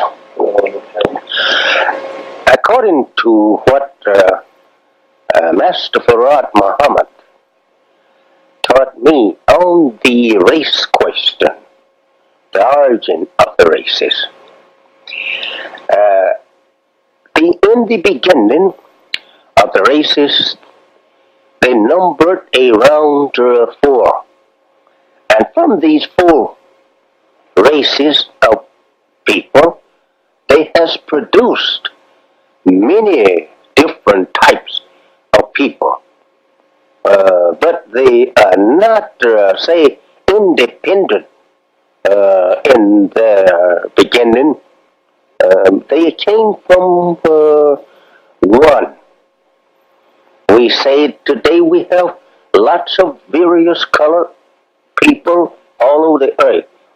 From, we say, from brown to white. We are not all the same color due to intermixing with such colors as black, brown, yellow, and red and white. This has produced many other various colors. And the origin of it, according to the teachings of Master Farad Muhammad, to me, was from a scientist, a God. We see him. We see him as a God. Back 6,000 years ago, started we say a scientific, or I should say, a master grafting work on the human being to produce a new civilization, a new race of people from the original race of people, or aboriginal people. This man, Yaqub, who discovered in the dream of the black man that he had 2 people in him, and that he had learned through study and experimenting on germs that this second germ could produce a powerful people that would be able to rule that which they came from. For a around 6,000 years until the father, the Aboriginal, produces one superior to his man. And that was this, that he taken through experimental work on the germ of man, a people of what we call today a white race. But before he produced it, that white race, he produced it a brown race. He produced it a yellow race, and so on. There is his first grafting from the black man according to the teachings of Master Farad Muhammad, to whom we see him and know him today as being God in person. That this grafting, in its first stage, he had a brown race of people from a black people. And it taken him, according to the teachings of God, 200 years to produce that brown race. And he kept up the process of killing off the browner or the darker one and marrying the lighter one onto the lighter one. For another 200 years, he had a yellow race of people. And in this length of time, these brown people were spreading over the area, I would say migrating over the earth to find them a home to themselves. And so when the yellow race was produced, he started too migrating over the earth. And from the yellow race, about 200 years, this grafting kept in process. There was on this same outlet, well, it was an outlet he was on, according to the teachings of Almighty God to me, in the person of Master Farad Muhammad, to whom praise is due forever. At that time, 200 years, keeping up birth control law. This is what he established. He established it on this island, and there was his lab that he was awakened, we call it a human lab, to produce his man. And from this yellow race, he had a white race 200 years later from them. And this was the end of his work. This was the man he was trying to get to. That was our white race. And that made it, in the total time of his grafting out of black, white, 600 years. And this figure tallies with the Bible's teaching of the man being created in 6 days. This is this days here you have means 100 years each, 600 years. And this also tallies with the creation of the universe. That's 6. The whole entire universe, according to the Quran, was also created in 6 periods of time. And so Mr. Yaqub, the mighty scientist of that time, he produced his man on 6, because it did tally with the creation of the universe, and it was to this number that he could not further his work. And they would be masters, gods, to rule the earth and the people, everything of life, for 6,000 years. And at the end of 6,000 years, the Aboriginal people will have at that time produced it another one, mightier than Yaqub in wisdom and knowledge, and he would be equal with that one that created the heavens and the earth. And he would have the power and the infinitive wisdom to make his word be as the first one. And this is the man we have before us today, to whom praise is due. Master Farad Muhammad is that man that have the wisdom or the knowledge, excuse me, of how the creation took place in the first place. That's what I mean, the creation of the universe, how it took place, and how life and everything began, down to 6,000 years of Mr. Yaqub and his world, and the knowledge of the world to come, of which he himself is the God of. He's the God of the next world. He's planting it now. And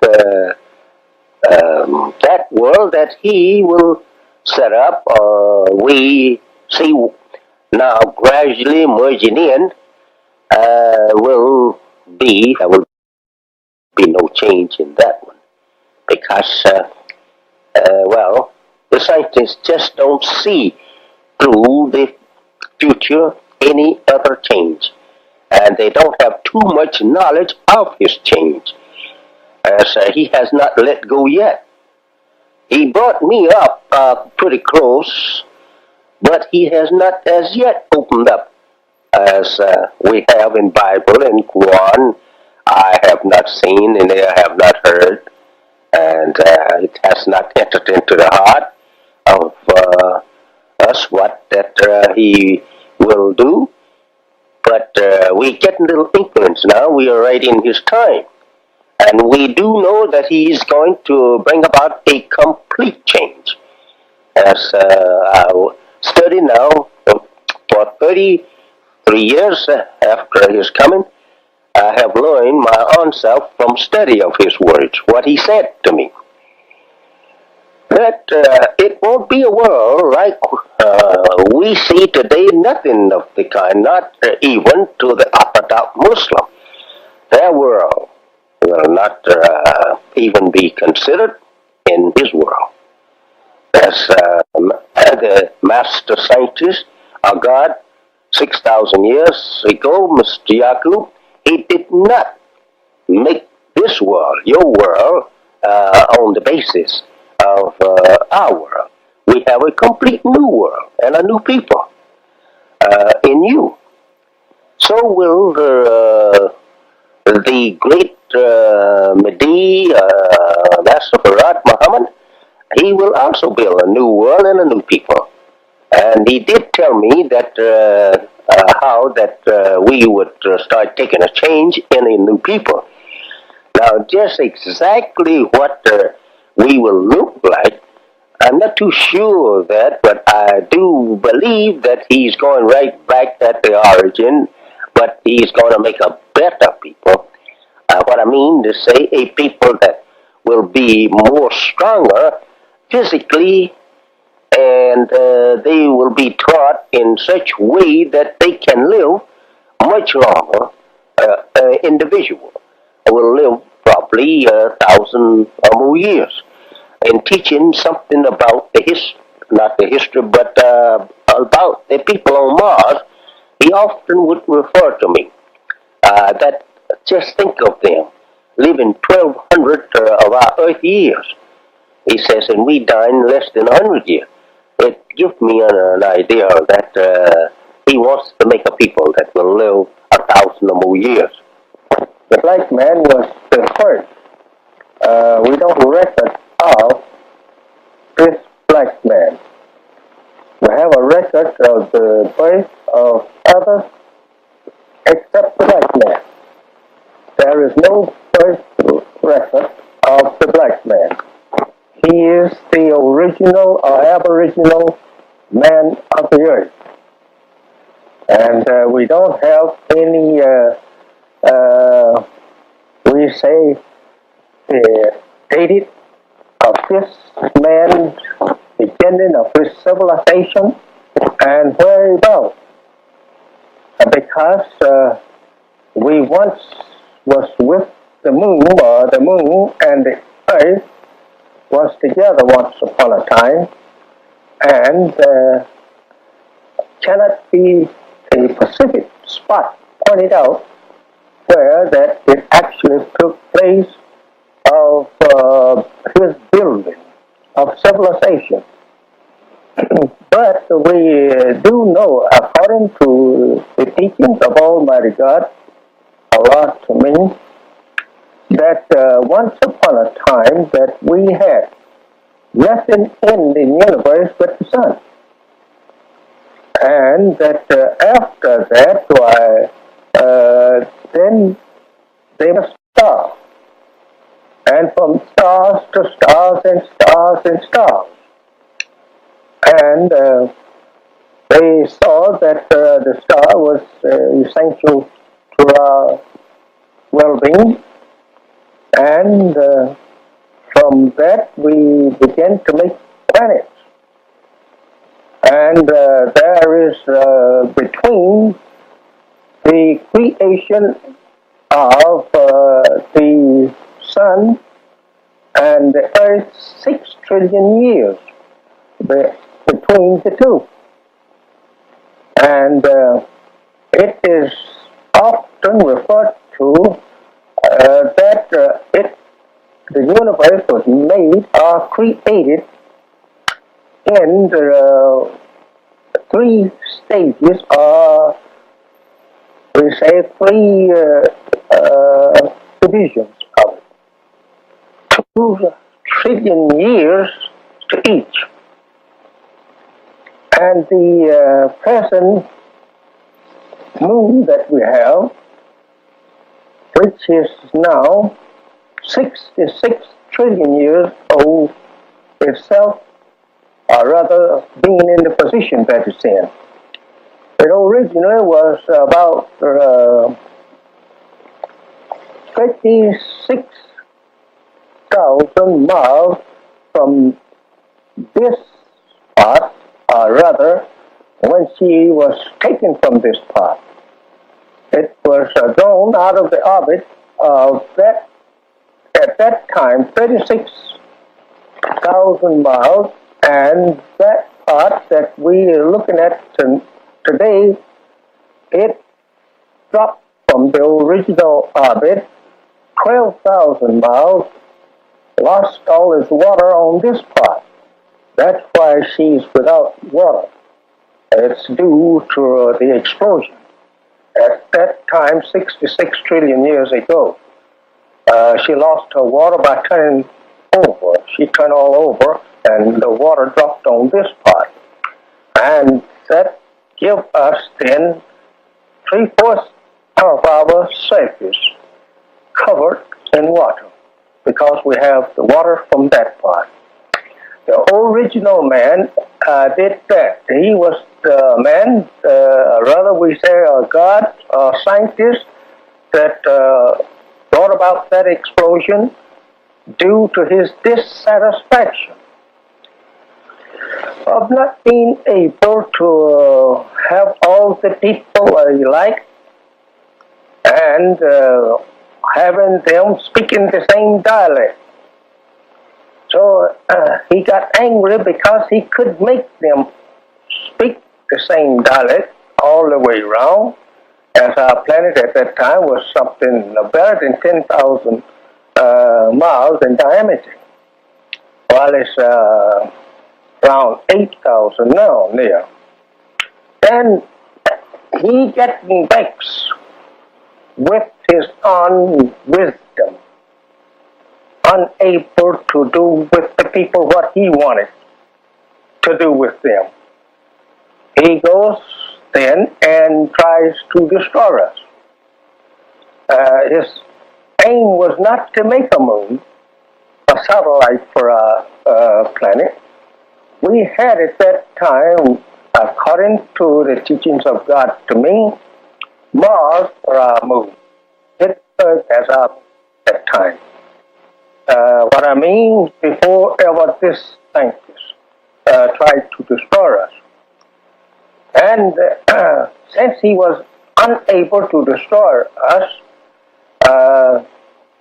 we was lucky to come with this part. The people on the other part was destroyed, but we was lucky to come with this part. And we were called at that time the Aboriginal people, and we are the Aboriginal people today. And in the 6 trillion years before that time, in the creation of light and water, it was the black man. And the black man has no beginning and no end. No beginning, no end. And you can't find no history that will give you the birth of the black man. He has always been. Well, then, since we have no beginning or no end for the black man, first, how do you explain, and what is your doctrine on the origin of the Caucasian race? Well, the Caucasian race came about as they are called white people, and they were white people. It was made that Caucasian is a name given to the quality of the Caucasian race. Well, the Caucasian race came about as they are called white people, and they were white people. It was made that Caucasian is a name given to the quality of the man, means original, weak bone and stale face. The person have a stale color, and his bones are weak, and the color Caucasian. But actually, he was made white. This was brought about, we would consider just recently. To talking into billions and trillions of years, the Caucasian race, their birth is just here of the day almost. That took place 6,000 years ago. The black man, he is the father of the Caucasian race. His name was Yakub. They call him Jacob in English, but Arabic is Yakub. He discovered in the germ of the black man that there were two people, and that instead in the germ he's going to divide the germ. And he said, if I can take the germ now, this brown one, and separate it from the dark one, I can make this brown germ here rule the black germ until the black germ produces one that is better than I. And he, being a very wise scientist, he knew what was coming in the future. So he says, my man will live for 6,000 years, and he will rule his father. And after that, he says, then his brother will come from the east, and he will eat my man up after 6,000 years. So this man discovered this, as I first said, according to the teachings of Almighty God to me, by the germ. And it still can be proven today that the black man have two people in it. How, sir? Yes, sir. You have two. How can this be proved? And by the germ. The germ you have here. Take one instance. Well, let me come to the surface first. You go to the darkest people that you can find in Africa, where that there has never been touched by Caucasian people. And you will find that one will be a little shader browner than the other. And this man set up a birth control of. To take that browner one and marry the browner one on to the browner one and kill off the black. And he kept this going for 600 years. First he had a little brown race of people after 200 years. And the next 200 years he had a little yellow race of people, or red race we say.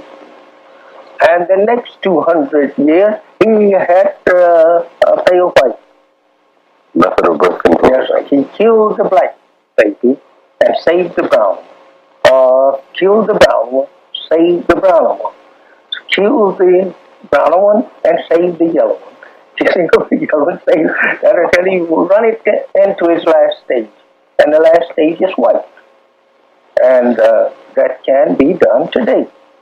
It is not nothing that is a mystery, impossible. It can be done today. But I don't think that they won't be any more threat. I think they've about got enough of that. Yes, and the black is the original. He's the father of them all. All these other races are derivatives of the black race. That's right. That's right. There was something that was mentioned in Volume 2 of the Supreme Wisdom about some of the physical attributes of the Negro, of the black man. Kinky hair, for example.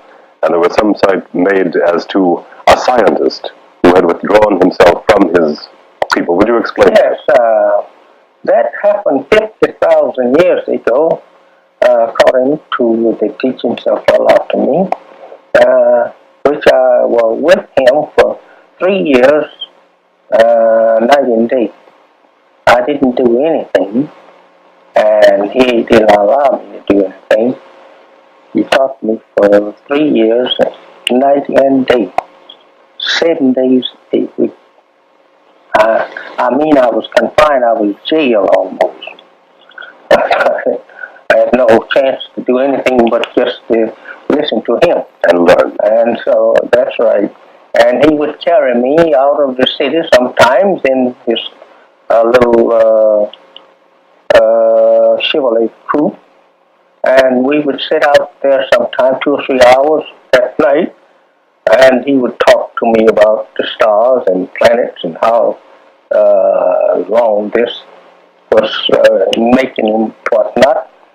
And so this scientist, 50,000 years ago, as they are today, they always meet together and discuss, major things that is going to take place. And each one, passes his own judgment of, we shall vote on whether or not it should be done. So this man, he wanted to, his name was Shabazz. He wanted to make a people different from what we had at that time, and he wanted people that could live in the jungles of East Asia and be able to withstand the hot sun and the wild beasts, anything. He wanted to make a tough man. That don't mean that we was not black now. We was black right on. But we was more delicate, and tender than the man that he produced. So he says to the 11 scientists, if you agree with me, he says, we can produce the people to conquer the jungles of East Asia, as they call it Africa today. And he said we could conquer this part of our planet with this type of people. So he gave them the description and the method how to go about it. And he went and waited on answers, and they never would agree with him. And finally, he said he will not agree with the other 11, he would take his family himself and go and live there and prove to them that he could produce a people that would conquer the jungles of East Asia. And that's where it come in. Was this the origin then of the tribe of Shabazz? Yes, sir. That's the origin of it. Something you speak very frequently of is self-knowledge. Now, what does this mean to you? Self-knowledge is what I am saying now. This is self-knowledge. We have never had the knowledge of ourselves since that we were brought here for slave purposes. We didn't know anything about ourselves. Our grandparents and parents, many of them today who have not heard the ancient history of their people, don't know who they are. And we say, we teach him the knowledge of himself, meaning that he don't know himself.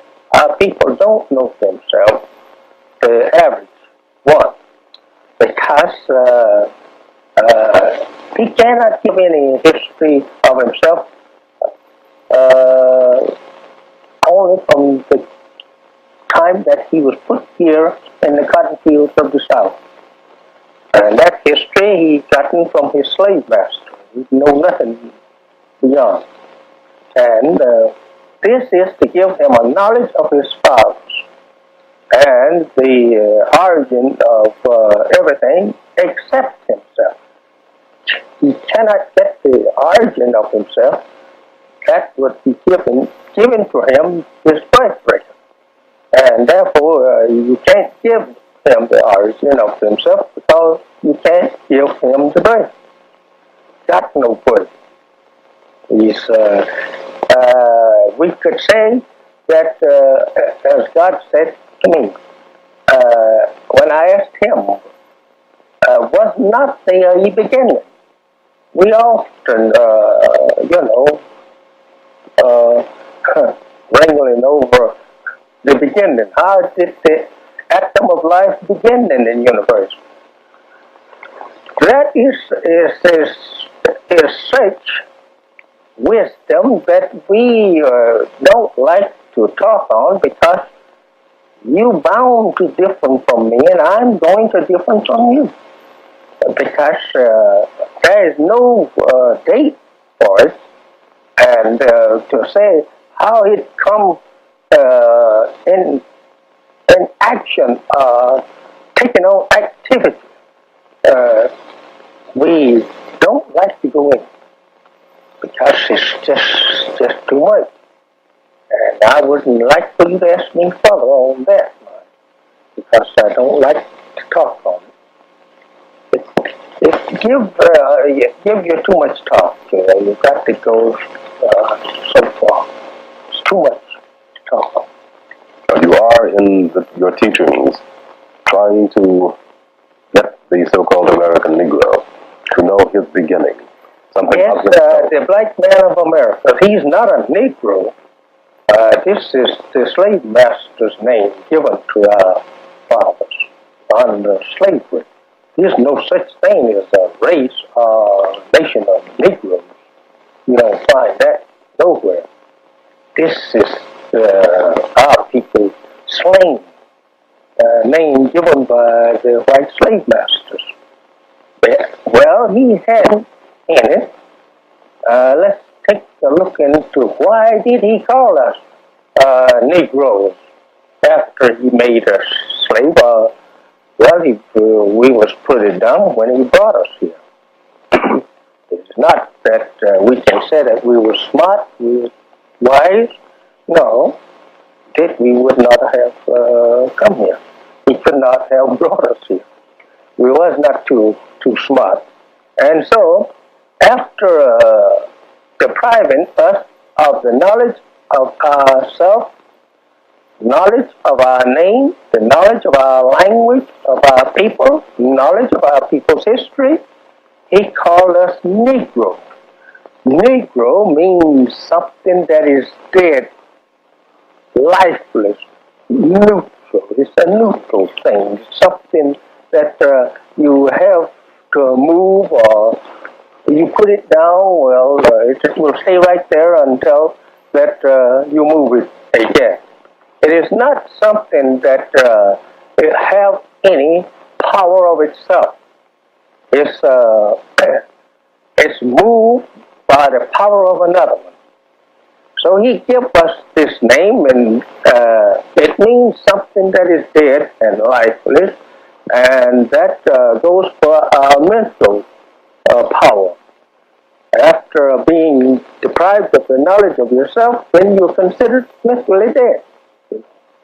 And so the book translated, the Bible translated 400 and some years ago, about 50 some years ago now, I think it is. They put in there the resurrection of the dead. When the resurrection of the dead come, that would be the judgment. The resurrection only means the mentally dead people. We are the people to be resurrected. And when the resurrection of the so-called Negro, or the black man of America, when he is resurrected into the knowledge of self, and in the knowledge of God and the devil, then that's the end of the world. And this is it now, going on. This is the end of the white man's world.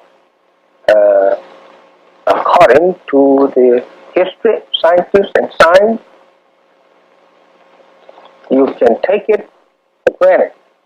It is the end, and this must be done in order to not to give injustice to a person that have no knowledge of what it is all about. So before the God can destroy the world, he must give us a knowledge of why he is destroying. And why are you killing me? He don't do things unjust. And so he always, according to the Holy Quran, he makes a people aware of why that he destroyed them or chastised them. Now you mentioned that the American Negro is being resurrected to knowledge of himself, self-knowledge. Mr. Muhammad, how did you receive this self-knowledge? I received this knowledge that I am teaching, and that I am putting my life against, that if you can prove it other than the truth, from God in the person of one Mr. Farad Muhammad. He used the name Farad Muhammad. When he first made himself known to me and others, he used just the Farad, Wallace Farad. And he had an initial in between there that I never knew what that initial stood for. And that was a W. D.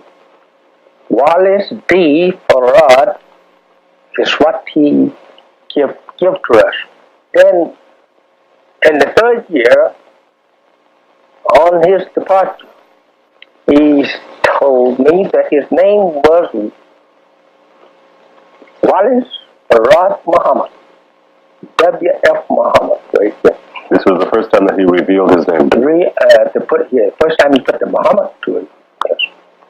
So, I studied that then. From what he gave to me to study, he gave to me a Holy Quran in Arab, and I couldn't read it.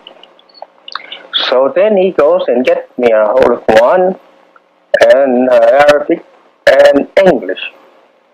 And so I taken this book and I studied it from what he lined me up with. He gave me a copy of Texas and places and other books.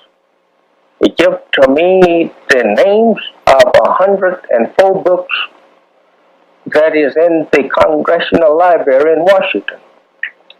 And I studied them for 7 years. They're up and down the East Coast. And I have the one that he gave to me, given about 2/3 of it to study. The other third, he said, didn't amount to anything because that would be probably in some other man's time and not our time, and we shouldn't be worried about what the other fellow have to do. Let him worry over that.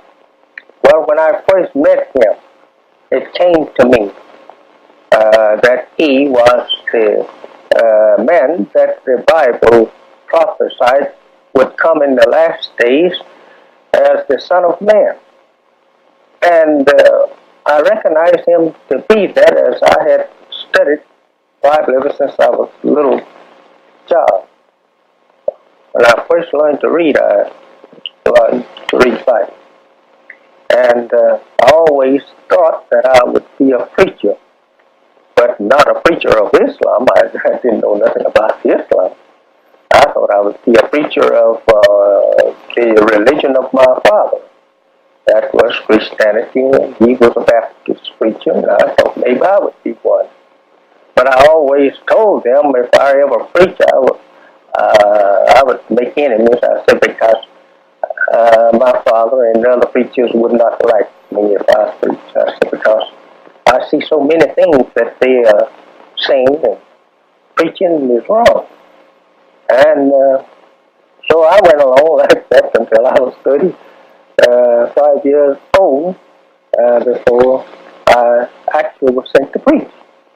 Then when I met this man, then I told him, I said, you are the one that the Bible teaches that will come, the Son of Man or the Messiah. And so he whispered in my ear, he got close to me, he looked all around, see who heard that. And he whispered in my ear and told me, he said, yes. He said, but keep quiet. He says, don't say anything to anyone about that. He said, I will let you know when to say that. To my people, it's just that. What I teach them is life to them. And what I bring them out of into this is death. My mission is the last of the scientists or the truth that is to come to the world before the world is destroyed. You will not have no other messenger. I am the last one. Behind me comes God himself. I don't say I will live so long, but after me, God will come, or if it pleases him, I may be with it. But if I am not with him, this is the last. This truth brings you into the knowledge of yourself and of God.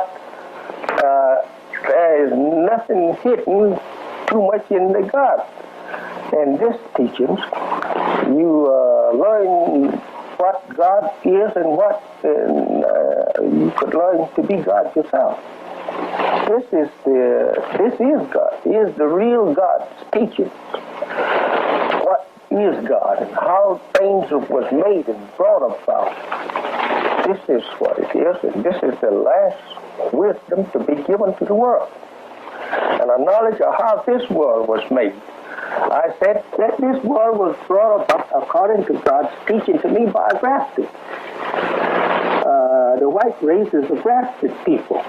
It was grafted from the original people, the dark people. And in making them, we made a brown race, yellow race, and a red race. To get to the, we said the final of the journey. At the end, can't be nothing but white.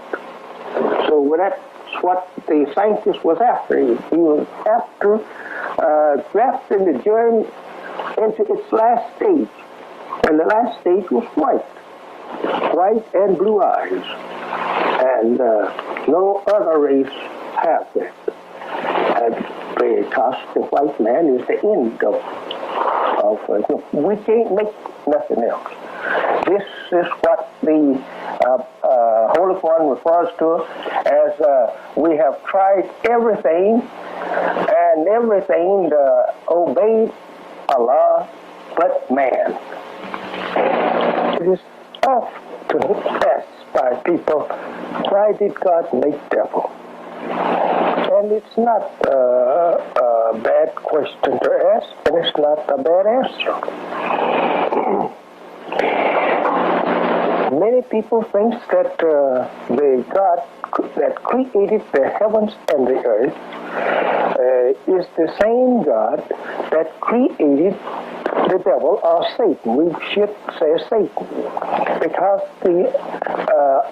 the meanings is better understood. Because Satan and Arabic language mostly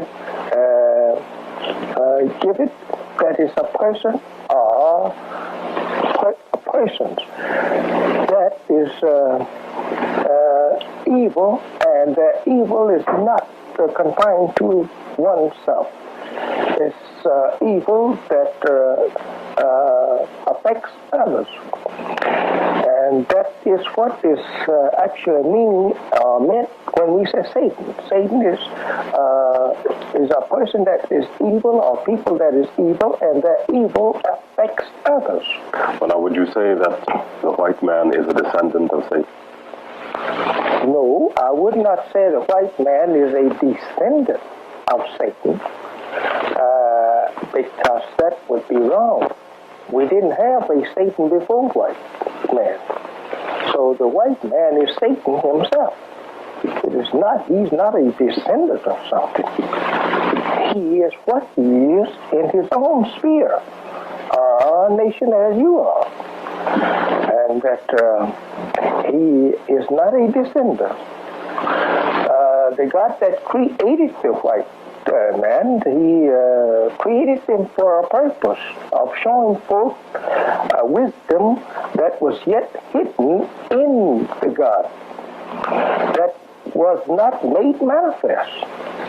This is the main purpose. It is not a useless thing that the race was created or made, and it's not the God that created the heavens and the earth in truth.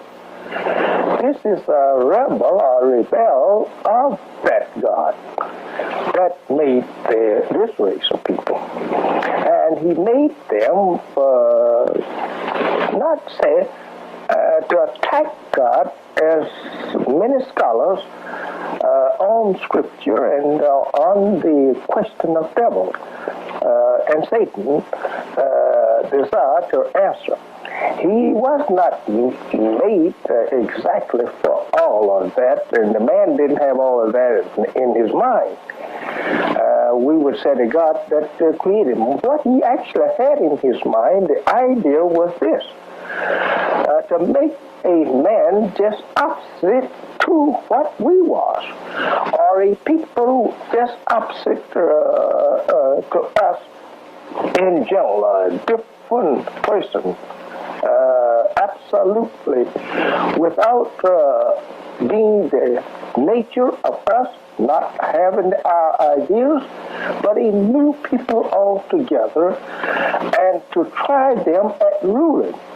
His main idea was to make a people that could rule us and not be us, and not say that he was angry with the God and wanted to attack God and didn't like God's rule. He was not that type of man. Yaqub was very wise, and he was one of the righteous, as the Bible refers to him as being one of the angels. He was. And he lost his place because of what he did. And the Bible don't give to you a clear picture of it. his fall was due to him, not say attacking God in war, as the Bible teaches, but his idea was wrong, and therefore the God would not agree that he make his man in the what we call today the Holy Land. That if he wanted to make the man, they would agree that he make him. But he must make him out of the sphere of the righteous people, since that his idea was unrighteous. They exiled him for having the idea of creating unrighteousness to rule righteousness. And he was so powerful at the time that they were actually afraid to oppose his ideas because he was too wise a man. He could have caused a lot of trouble at the time. As the time goes on, as I would like to say right here in this phase of the talk, that men's wisdom lasted or is supreme until and never one that is supreme over his wisdom or have supreme wisdom over him. This is the way the gods run. We don't have just one man's wisdom extending all the time. It's another one. A constant, ever-changing... Yes, sir. Your wisdom of making this, we say that radio over there, may last for 5 or 6 years until another man learns to make a better one. And then when he learns to make a better one, you still get the credit for being the first one to make the radio. But they have improved on it. And you come back maybe 100 years from now, you wouldn't know your machine at all. So much improvement has been had. Like the Ford, who made the Ford car, Ford motor, all right? If Ford would look at his car today, he would say he was dumb when he, started making the car, because look at the improvement on it. You see, it's not Ford have put all of this improvement to the car, but he was the founder of the car. So it is with wise men in the spiritual work and other sciences that we worship the God that has made and created. We have them coming at intervals, or when one's wisdom is exhausted, another one picks up and he improves on what you have done. Like the God that divided our planet. He was wise enough to want to have his word bond 100%, and let every man know that he was to speak the same language and do the same thing. And this was against nature. The world, the heavens and the earth was not created like that. They various. And so, therefore, this man failed, and he got angry and said, well, since they won't be like I want them to be, I will destroy myself in them too.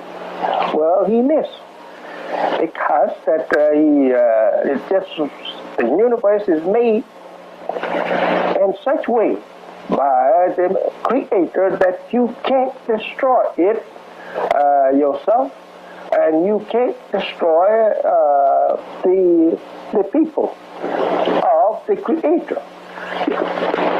They may change in time. Yeah, regardless to what you plan, as you may think today, know today that Russia and America have the most deadliest and the most destructive weapons that ever has been fashioned by any scientist of war of the past. But nevertheless, if they say that they can destroy the human being on this earth 3 times or 10 times if they wanted to, they can't do it. Regardless of what weapons you may use to destroy all life on the earth, you will fail. Because there is someone all sitting back behind the curtain that you don't know, that knows what you know. And he knows an enemy that can destroy the enemy that you have fashioned. This is the way it was in the time of this man just trying to destroy our planet. Reason I take up this talk with you, because we're in a time that the same thing is in the minds of this people. They would like to destroy the whole entire human family of the earth if they are destroyed. Each one. What I mean to say, the scientists of Russia and America, these war scientists, they are ready to destroy each other and has prepared themselves to do so. But a silent scientist know what they have prepared and know they can do so if they were given the freedom. But they will not be given the freedom to destroy all human beings. You can't do it. There always is left one from that same family at the beginning who has the key. He holds the key.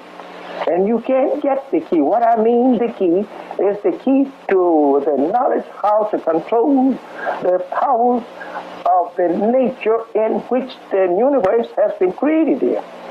When you are lucky enough to land that key to control the powers we say of nature, then you can rule anyone that will rise up as your enemy, because there is no people today that can control the power or the forces of nature, but a few.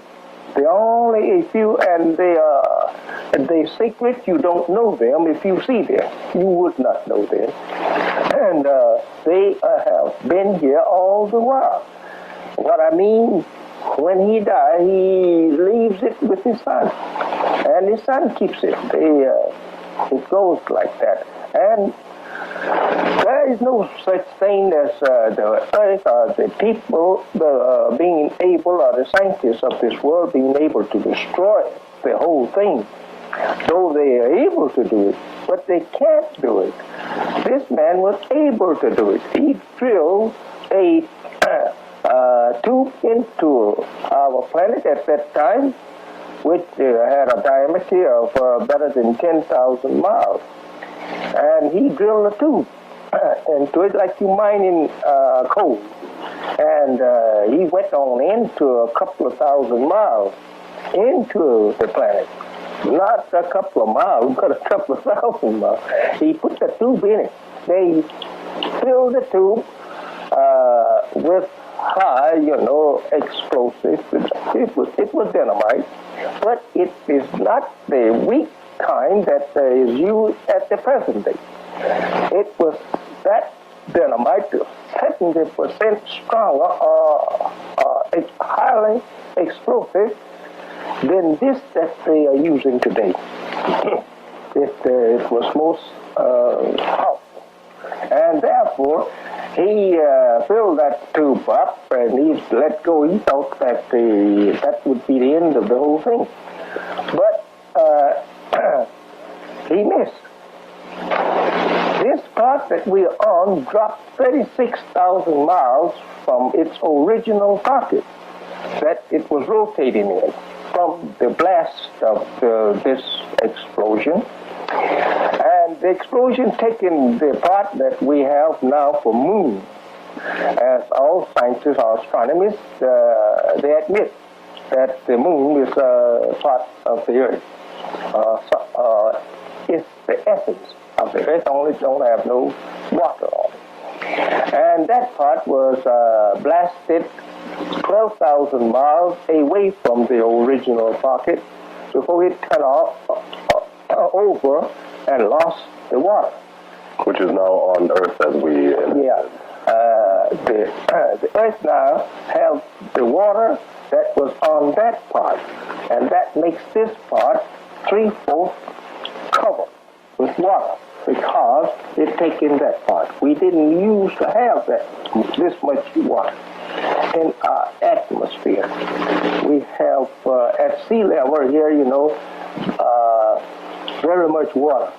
But when the moon and the Earth was together, we didn't have it. A man cannot be enslaved that have equal knowledge. It takes an inferior or a superior to enslave. And therefore, we was brought here 400 years or more ago, according to the history, and that the white man, the slave masters, deprived our fathers of the knowledge of themselves. And therefore, they have not taught them the true knowledge of themselves, nor the true history of their people, even dating back to the 11th century. They don't teach them that. When that they were, I would say, in very, very, not say like they once was before this, but in the 11th century, they had control of Africa, and they had very fine governments at that time there, and they had very smart scientists at that time, and our people don't know anything about that. That history was never given to our people. The white man don't teach you anything about yourself other than from the time he brought you here. And a little knowledge of how savage our fathers probably was in the jungle. But actually, civilization of our people is not been given to us. And this is the time that they must know themselves, because that we're at the crossroads, or we would say at the point of departure. We must depart. We must be separated now. And therefore, you cannot be separated unless you have the knowledge of yourself. You cannot go for yourself without the knowledge of yourself. And this thing is very, I would say, touchy to talk on. As I said in the beginning, truth hurts. Now, there are many of our people thinks that the white man is not so bad after all, and he's not so good after all. But we get the nature of a thing, and the nature gives us then the whole. We were brought here by the white people for slave purposes, and not for to be made citizens. We didn't acquire citizenship papers to come here. We were brought here as a piece of property. And to keep that piece of property, it is to not allow the property to know the value of the property. And what I mean by that, if you had known the history of yourself, you would not have been made a slave.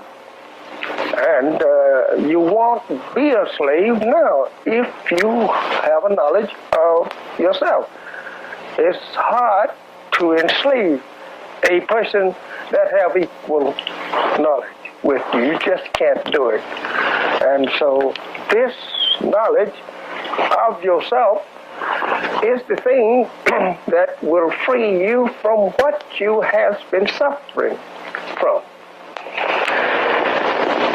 That is the enslavement or service given to the white race, and they caring for you, preparing for you, and you not preparing for yourself, nor does you study for yourself, nor your people, and you are not with yourself and people to do nothing for self and people because of the lack of knowledge.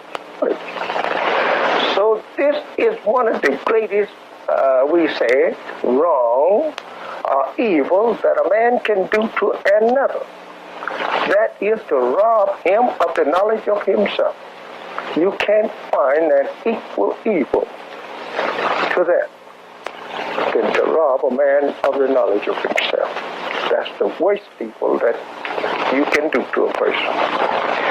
So this is the trouble with people here. They have been robbed of the knowledge of themselves, as the Bible teaches you there in Isaiah, where it teaches that this is a people that is robbed and spoiled and is in prison houses and whatnot. That is us. That is not some people in ancient time. That's us. We are the one the Bible is referring to.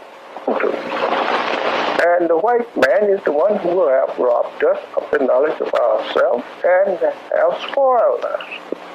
We are a people that has been robbed and spoiled. Now, to get your knowledge, just who you are, you have to have the knowledge of the slave master.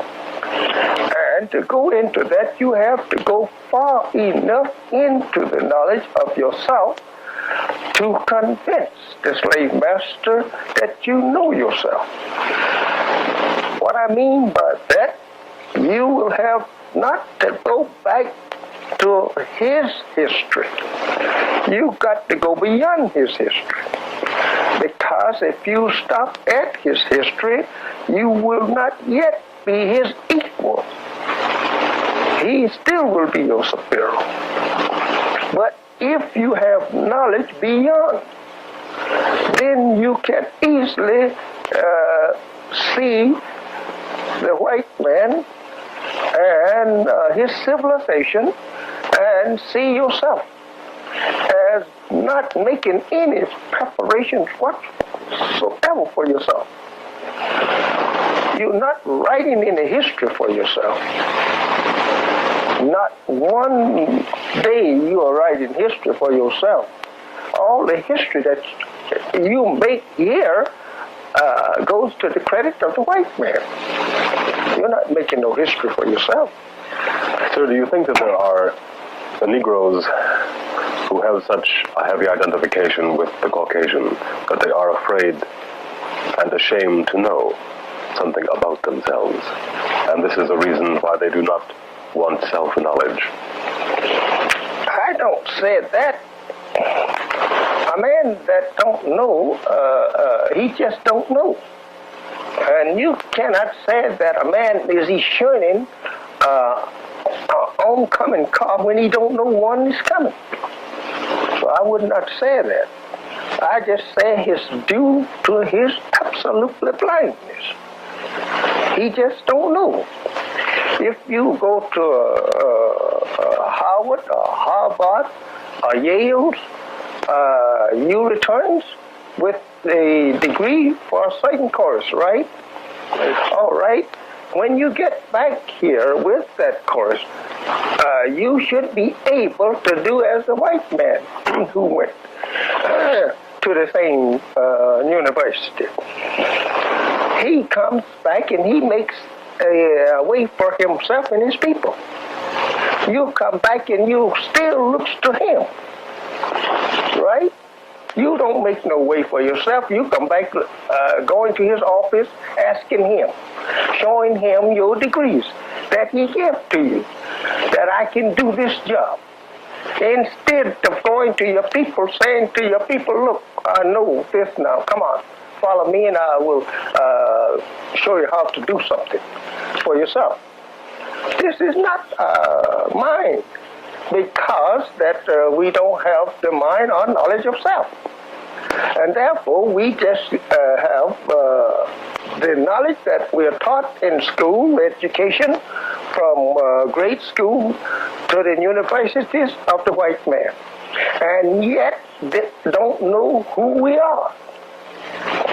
Nowhere in the courses of your studies teach you a thorough knowledge of yourself. Sir, does Christianity keep us from a knowledge of ourselves? Yes. Yes, Christianity keeps you a knowledge. Keep you from the knowledge of self. How does it? That's what it was made for. Christianity is one of the number one slavery teaching. That's the most worst slavery teaching you have, is in that religion, Christianity. If it was a piece of wet cloth, if you wring it out, every drop would write slavery. There's no such thing as a light of knowledge in Christianity for you and me. It's a fine tool for the white man. I don't blame the white man for using these things if he, make them. That's his makeup. Here, you must remember, Christianity was not organized by no prophets. No prophets of God organized that religion. No. But they uses a prophet name and a good one in order that you may accept it. But it is not from Jesus at all. Jesus knew nothing about Christianity. Who is it from? Well, it's from the slave-making people. It's from the white people. It's an organized religion. Islam is not an organized religion. Islam is the nature of God and the nature of you and I. So it is not a religion and cannot be considered a religion, because a religion is something that is organized, or something that scientists set up to use, or an object of worship, or a court of some rules that they use to rule the people with. But Islam is different. Islam is the nature of you and I. It is the nature of God. That's why it don't have any beginning, no birth record to Islam. It is that 98% of the Negroes, so-called Negroes, have not accepted Islam as being their true religion. And that 2% are with me. But others will have to be chastised into knowing and the knowledge of Allah, God of salvation. You take, for an instance, the meanings of Islam only means entire submission to the will of God. All right? 98% of our people, when they heard the name Islam, they think it's something strange. They never heard that before. They don't think it's the religion of God. It is because the Arab word Islam for submission. I submit to God, or I submit to the will of God. That's Islam. Not that it is something contrary, you know. When a man says he don't believe in Islam, that's a man that don't believe in God, you see. And a man say, I will not be a Muslim. It's a man that is telling the world, I will not submit to the will of God. But they don't know that. They don't even take time to ask you what their name means. They don't know and don't ask for the meaning. So we have here 98% of our people, they even have not even never heard of Islam. Our people was never taught Islam. The white people don't teach Islam. There is some white Muslims here in the country. I have several letters from white Muslims, but they don't teach you Islam. It's a religion that the white people don't teach the black man. They know it is a whole world. It's not an organization, it's a world. But they don't teach you, they commercialize on it. They take it and use it in higher masonry, they call it, and there they must commercialize on the religion. At certain degrees, like 32nd, 33rd, they say they are Muslims, Shriners. They make a mark of the religion, and they commercialize on it, they sell it to you. And to get that degree, it may cost you $500 or more than that. Everybody can get that degree. And the so-called black, rather Negro, the so-called Negro Americans, he's never taught degrees right. He is given 3 or 4 degrees at once, while he should not be given but 1 degree at a time. And then he would learn what he's trying to learn. But what do you mean by being chastised into the knowledge of Allah? How do you mean chastised? Well, you are not an enemy of God. You are God's people. You were made, you have no beginning. You are God's people. And that He wants you to take your place as a member of your own nation.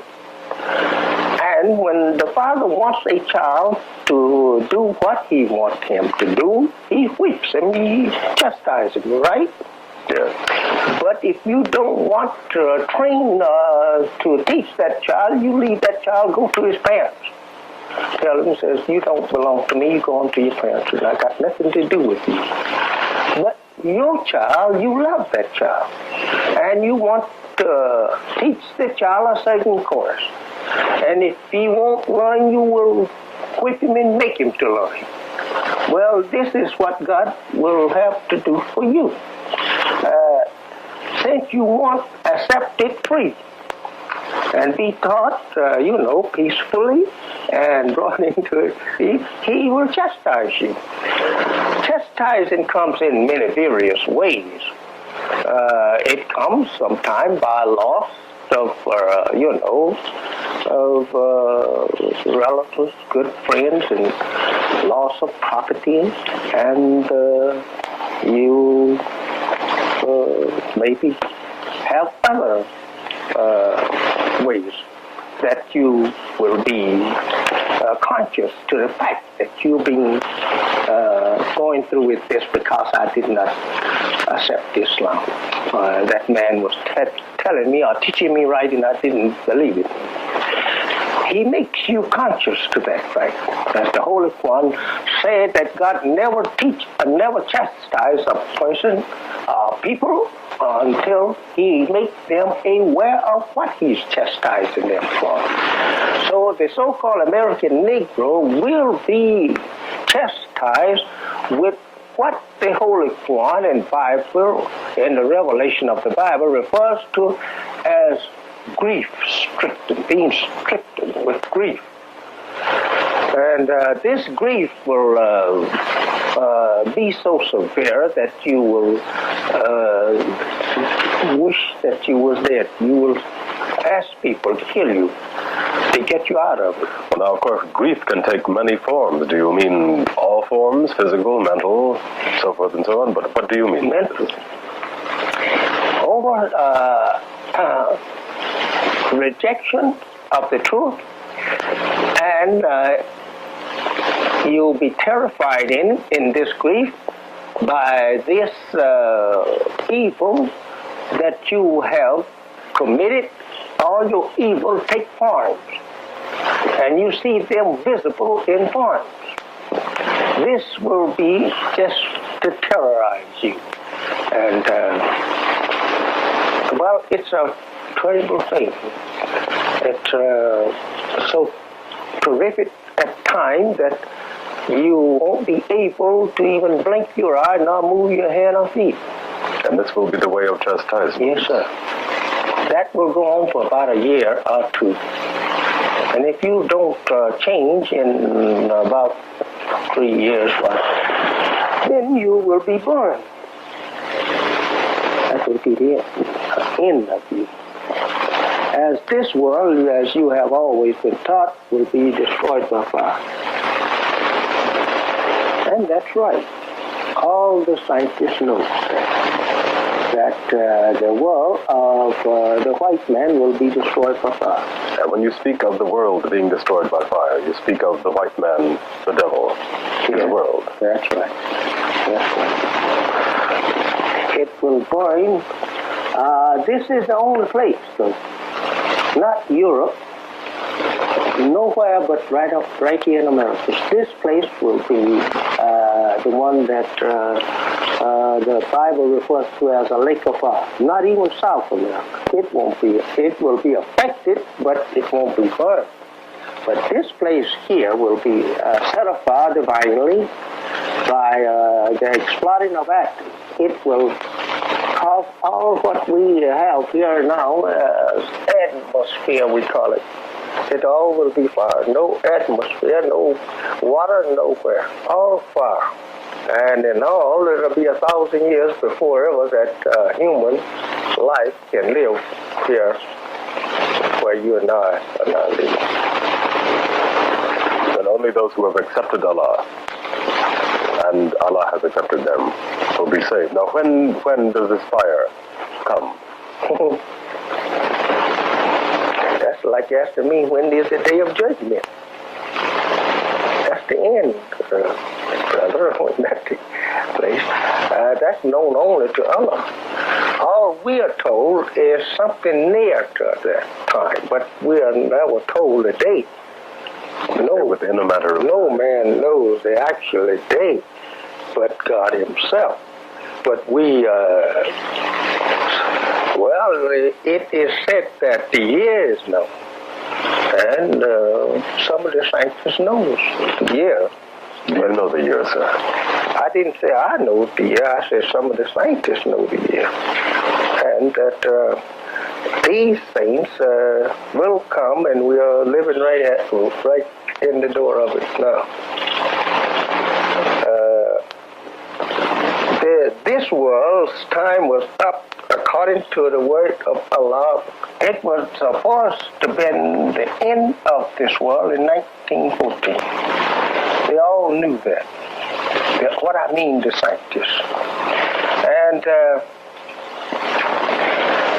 the extension of time is due to the resurrection. The resurrection have to take place before ever there can be a destruction of the present world or this way of civilization. We have had, according to the teaching of Almighty God Allah, many gods that set up worlds in the past. And they had civilization of this or that type. But when the next one comes in, this is all erased. So you won't pattern after the other man, you see. And And the same goes for this world. When this world is destroyed, you won't be able to get nothing from it. There will be nothing to influence Nothing the next. more, nothing. Like the Bible teaches you, it says it will be destroyed in all its works. Meaning everything, even this. You won't have the picture of the lamp. You will have to make your own lamp. This was for this God in this world. Now you must build from your brains yourself another world. And everything is different. You are not allowed to pattern after the others because they destroy all the markings and signs of it. All the libraries is destroyed. As you today, and I know that according to history, Noah, his people was destroyed, and there was a few towns and cities there, and we have no knowledge of their civilization, no more than just a word or two here and there. Sodom and Gomorrah was destroyed, but you have no knowledge of their history because there was none saved. Till Liberia was burned up. And therefore you can't get no knowledge of what how they carried on. Only that they was wicked. That's all we know, and that they did this kind of wickedness. But how they build, what they build from, and how they formed or made this or that, no, you don't get that. Well, now, when the fire comes, sir, there will be a certain number of people who will be saved from this fire, and they will be in the next world. Yeah. Will they not be able to carry some of that information from their world to the next? Yeah, you will have some knowledge of what you just left from for a time, but you'll be put in a place where it won't be published. It won't be put in no books, and you won't be allowed to speak the language anymore. That also goes for the next life. You won't even speak this language. And you will learn again and anew. Everything will be said to you in the other language. And you won't be allowed to say lamb. You're going to call this after the other language. It will not be allowed. This work, during this mission of myself, it is Allah who has chosen me to do this work, and I rely solely upon Him. My trust is in Him. And if He gives me up to the hand of some wicked one, then I am still satisfied. So long as it pleases Allah. I do not run, nor am I afraid of the consequence. The only thing that I'm wishing to do is to deliver the truth to my people. And my life is in the hands of Him who missioned me. And I'm satisfied. I notice that you have quite a few, I should say more than adequate protection. What about your conference on Saturday? You're having an annual conference, and I think it will be Saturday and Sunday, if I remember correctly, sir. Friday, Saturday, and Sunday. Do you intend to call that conference off? No, by no means. Do you think that anyone might try to come in and dynamite the place? It don't make any difference with us what anyone have in mind to do against us with evil. We have our trust in Allah, and when we make a promise like that, we do not break it. The only thing make us break it, it will be death. One other question, sir. I notice that you do not teach violence. Do you teach passive resistance? No. We don't teach the kind of a passive resistance. Some let us make that clear. We don't teach violence. This is known by any Muslim throughout the Muslim world. We are not to be the aggressor. But if somebody jumps on you... But if anyone attacks us, we will try in the name of Allah to protect ourselves. but we will never be their attackers. Ourselves. Now, would you hold on a moment, sir, while I make an announcement, please? Yes. This is the hotline, ladies and gentlemen. Wesley South is your host. Tonight we are discussing, well, we have as our guest the Honorable Elijah Muhammad, the spiritual leader of Muslims here in Chicago. And our telephone number is 847-2602. I will ask Mr. Muhammad other questions, but I think I will wait just for a few moments. I was about to have a commercial, but we'll wait here and go back to Mr. Muhammad. Mr. Muhammad, one other question. You have been said for many times you're supposed to be, well, do you hate white people? Do I hate white people? Yes, sir. I will say, as I have always said, they could have been any color they wanted. God wanted to make them. They could have been blue, green, yellow, any color. It is not so much as the color. It is the characteristic, the nature of the person. The race that you refer to is created or rather made just in the opposite of you and me. We are the original people, and these people are a people from us, and therefore it is rather their father. That's not one that made his people in the nature of the original. It's just the opposite. He made a people wicked. And with wicked ideas. And with murder for that which they came from. The original darker people or black people. This they cannot help. This is the mistake that we make now, in trying to force upon them that which by nature they are not. They was not created for righteousness. And therefore they cannot do righteousness. They cannot do good by us because they was made as they are, to oppose good. Well, do you teach race hate? Race hate? No, I do not teach race hate. I teach truth. This is one mistake, rather a false charge that has been against me for over 30 years. Well, I'll ask you this then, if you refer to white people as the devil. This is not saying, just referring to them as that. They are that. The thing of it is that when we said devil, it means a wicked person. And they are that because by nature they were made that. This is truth. You can't call truth hate. When we say that you are a member of the black nation, you are that. And that is not teaching hate. We are just telling the world who you are. And this is not to be considered hate. How would you go about proving that they are the devil? By that which God has given to us, their very nature in which they were created in. They were made, or rather grafted from the black people. And through the grafting, the nurse was taught to tell other than the truth to the mother giving birth to the black baby and brown baby. And this taught other than the truth into the very baby that is now being grafted out of black.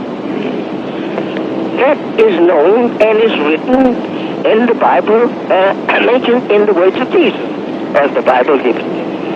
Around John the 8th and 44, that they are the children of the devil, and that they can't do anything else.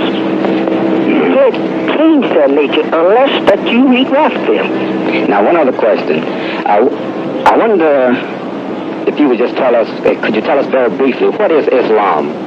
Islam is an Arab word meaning submission. Submission? Yes, submission to the will of God. And what is a Muslim? A Muslim is one who has submitted himself, a righteous person, to the will of God. You know, now you live next door, if I remember correctly, to a priest on one side of it. I think there are quite a few priests live on the north side of you. and there's a Negro preacher who lives on the south side of you, or it might be the other way around. And you have been pictured as a man of violence. I wonder if you could, and you've lived together there for 10 years. Could you explain why you are known as a man of violence? My history is before the world, and especially here in Chicago for the last now around near 30 years. And since I've been in Chicago, my history is the thing that anyone should look at and see whether that these charges are not. It's true. They're not true. We have been here in Chicago ever since 1934. Now soon will be 31 years ago. And there is nothing that we have done here to bear no such name. We have not attacked anyone. We have been attacked once or twice here. I think the first time was in 35. We're not the people to attack no one. We don't create no violence. We're over here on 53rd Street and Greenwood, and we came from 43rd Street there, and we used to be on 51st and Michigan Avenue. Let the people that make such charge prove that these charges is true. One other record of us doing anything like violence. Yes, sir. Well, now, there's another thing I'd like to know, and that is, I think our listeners would like also to know, you know, you have been talking about a separate state, and if you can't have a full freedom, now, I'd like to know, do you mean this is what you want, or would you prefer to have full, if we had integration, would you go for this, or do you prefer a separate state? I'm glad you asked that.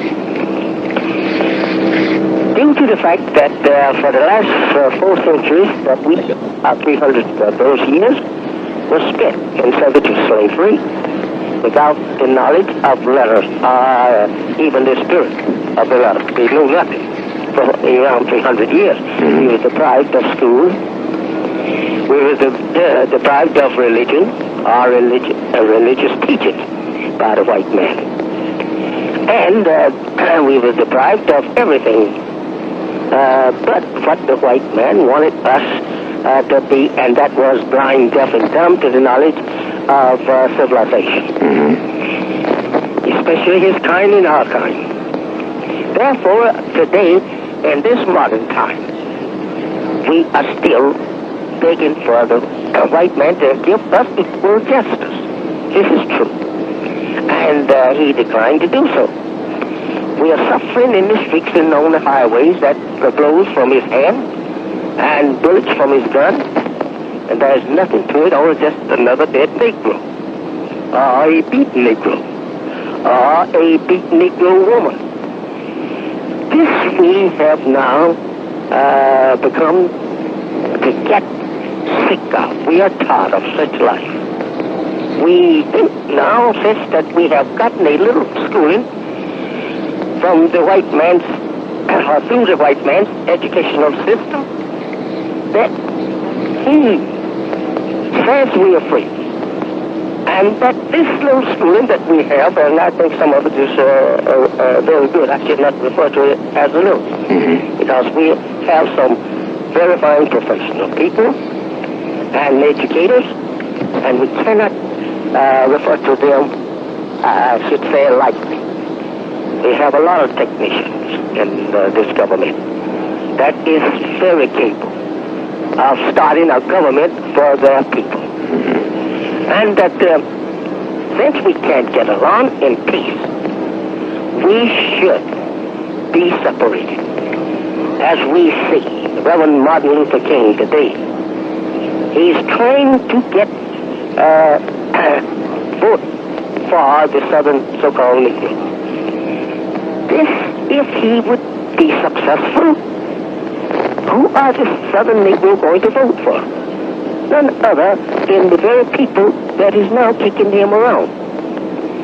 We cannot expect to take the reins of this government and rule this people of this country 20 million people or 22 million people of our kind who have suffered through our fathers, slaves, and has been subdued and spoiled by the slave master and his children. Should not even think about begging for no such thing as just a vote. We should beg to leave this people. We should beg for some of this earth that we can call our own. We can never be a nation as long as we bow to be a subject people. Well, I'd like to ask you another question. You know, it brings to my mind about the United Nations. There are 110, or maybe 115, I don't know what the count is now, different nations in the United Nations. They have different religious views and different political backgrounds, and they're very dissimilar. But they try to get together on their similarities and work out a solution on the similarities that they have. Maybe they can sit down to the conference table. Why don't you and Dr. Martin Luther King and Roy Wilkins and James Farmer and the other civil rights leaders get together and try to solve this problem together? Well, that hardly can be done as long as the men that you mentioned by name does not care for the people, the mass. Pardon me. Achieving anything like an independent move from the slave master's children. We cannot get together like that until we see eye to eye the future of our people. We have to love our people. We have to have that in our heart. We have to love for them a good future, wherein that they can live in peace and be a prosperous nation like all other nations. I have tried unsuccessfully to talk with this particular people that you referred to, but they would like employment here for their people and a house in the section of the white people with them, and they would like intermarriage with them. This is very, very far from getting on the road for a good future for our people. A person today, after 100 years up from slavery, still desires that the slave master's children seek prosperity, seek the need, a necessity for their people like the slave master did. Is far from being up with the modern time,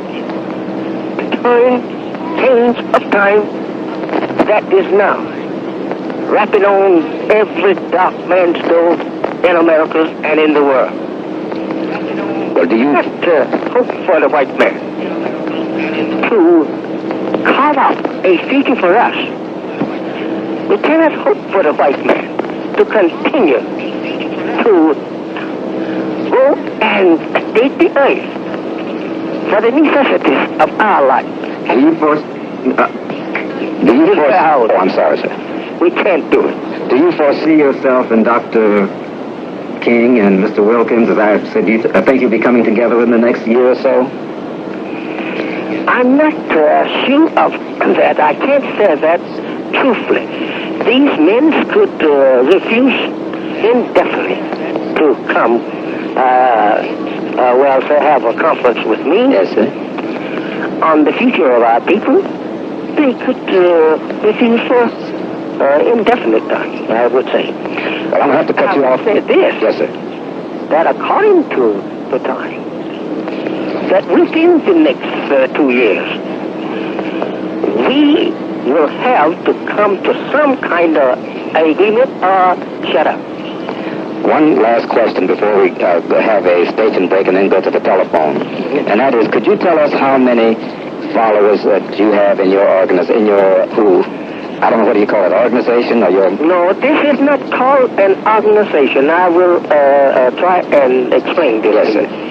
This is the uniting of our people back on to their own kind. Yes, sir. Well, how many are... An organization is referred to in the biblical histories, or prophesy, I should say, in Quran, as the resurrection of the dead. How many followers do you have then, sir? I estimate them. I don't know myself. If I would say so, I would tell other than the truth. I understand, but approximately. But I estimate them something like between 200,000 and 300,000. 200,000 and 300,000. Yes, throughout the country. Well, now, if you hold on, sir, we're going to have a station identification. Yes, sir. Ladies and gentlemen, this is Wesley Sal, the hotline. Our guest tonight is the Honorable Elijah Muhammad, spiritual leader of a group of Muslims who adhere to his teaching of race pride. And if you've heard him give the explanation of what he is teaching. Our telephone number is 847-2602. That's 847-2602. Please make your comments brief and to the point, and have your radios turned off. You're listening to WVON Cicero. Well, we're back on the air, ladies and gentlemen. Wesley South is your host, and now we have our first caller. This is the hotline. Hello. Yes, sir?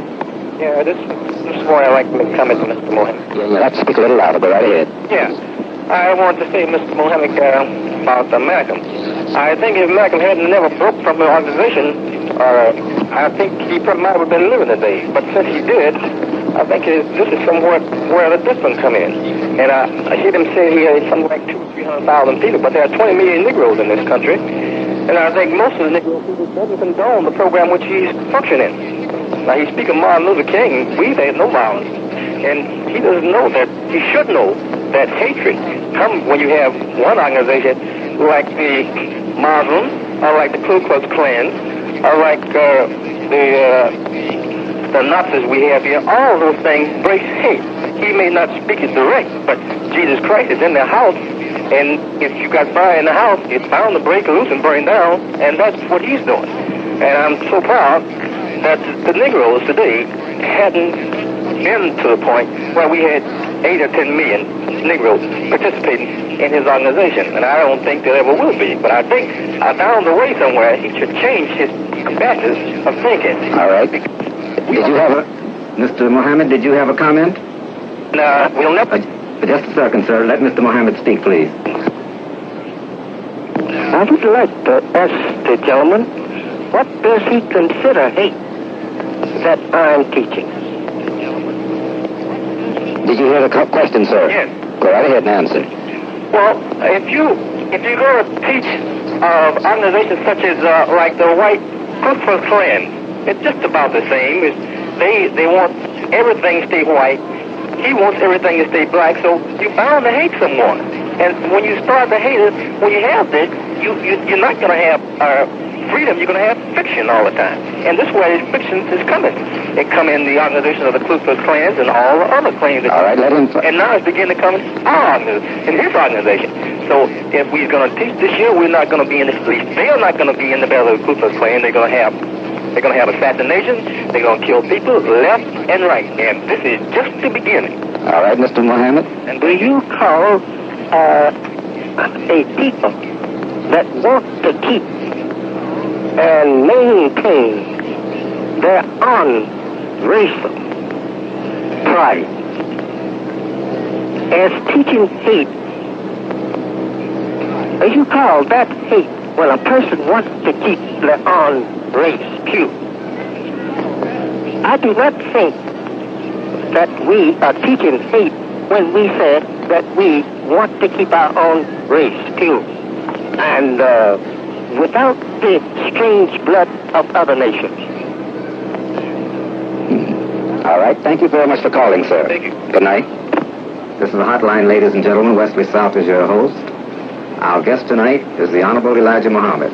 Well, we're back on the air, ladies and gentlemen. Wesley South is your host. We're having a little trouble with our electronic equipment. The last call is, if he would hang up his line, I don't know whether he did or not, we can't release it, so we don't know what is happening. Mr. Mohammed? Yes, sir. Is there anyone else on here? No. No, I don't hear anyone either. So I'll have to ask you another question. And that is, until she tries to solve this. We were talking, I wonder if you would tell us how you became a Muslim and how you became the messenger. I mean...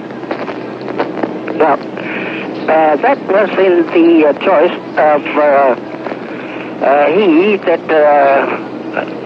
Allah rather, I should say, came in the person of Master Farad Muhammad. In fact, about it... Who was that, Mr. Farad, you say? Did you say Farad Muhammad? Farad Muhammad. Yes, sir. I'm sorry. Go right ahead. Yes, sir. In fact, about it, he has made it clear that we all are Muslims. Muslims means a person who is by nature belonging to divine family. And we are that people. By nature, we are the righteous. But getting lost and following other than righteous has caused us to be a long ways, we call it astray, from actual self. This was done through the preachers of our fathers by the white American people from our native land and people some 400 years ago. And since that the people of the earth was given to be subjects for the white race for 6,000 years, it has destroyed the black man, practically. Well, I wonder if you'd tell us who is Mr. Farad. Mr. Farad Muhammad is the one that was predicted to come from the east, seeking the lost members of the original people who have gotten lost. Did he come here to this country? He came to this country in 1930. 1930. And where is he now? Well, personally, visible, I could not tell you. But spiritually, he's always with me. This is the thing that the lost members of the original people should hear, or rather have a clear knowledge of before there can be any final judgment. That is the knowledge of themselves and the knowledge of others. This man is the one that it was predicted that he would teach us the knowledge of self and others. And this he has been done for the last now 34 years. And we must remember that if there is no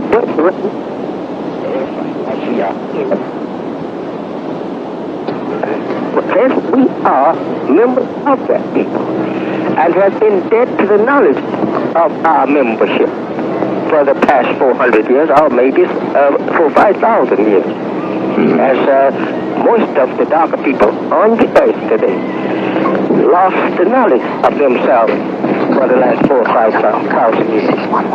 And now they are awakening to the knowledge that they are the original people of the earth, and that the earth actually belongs to the black man.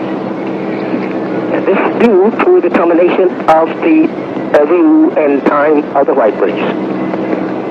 Everything is coming up after us according to the prophesy of the prophets of God that would take place in this time. Mr. Muhammad, there's another question.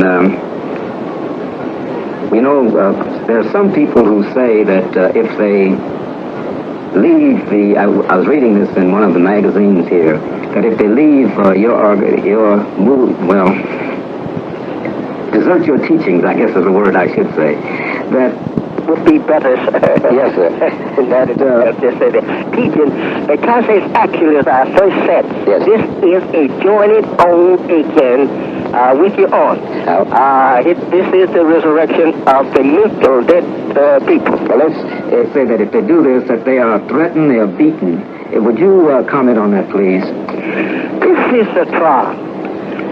It is given that we go through trials by those who have been our master. And pulling away from them, they are permitted divinely to try you. And the Holy One teaches us will you be let alone with just saying you believe and not be tried? And the devil, the Holy One, sir, is me.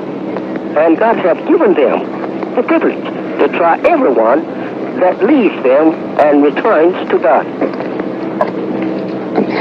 Now we're going to stop here. Ordinarily, ladies and gentlemen, we do not play one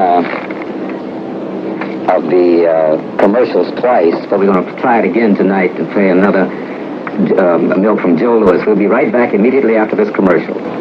Well, we're back on the air, ladies and gentlemen, and we want to say a very bad word for the telephone company. We were depending on letting you come in and speak with Mr. Mohammed tonight, but for some unknown reason, they're shaking their head, and we are unable to disconnect that very first call that we had. It's not our fault. It's the telephone company's fault. They came here. They looked at the console. They say, your conference call is ready to operate. On our very first call, it went kaflooey. And this is one of the things that we say we are sorry, but it's beyond our control. So the telephone company is trying to rectify it down at their central office. This is one reason we've had these extra commercials on tonight, trying to talk with them. But unfortunately, at this point, they say they may get it done within the next 2 or 3 minutes. But if they don't, we will just see what will happen. Now, let's get back to Mr. Mohammed. Mr. Mohammed, we have about 15 more minutes here. And I'd like you to tell me something, if you would, about the different businesses that you have. I understand that you feel that, well, that Negroes should have their own economy. Do you mean a segregated economy?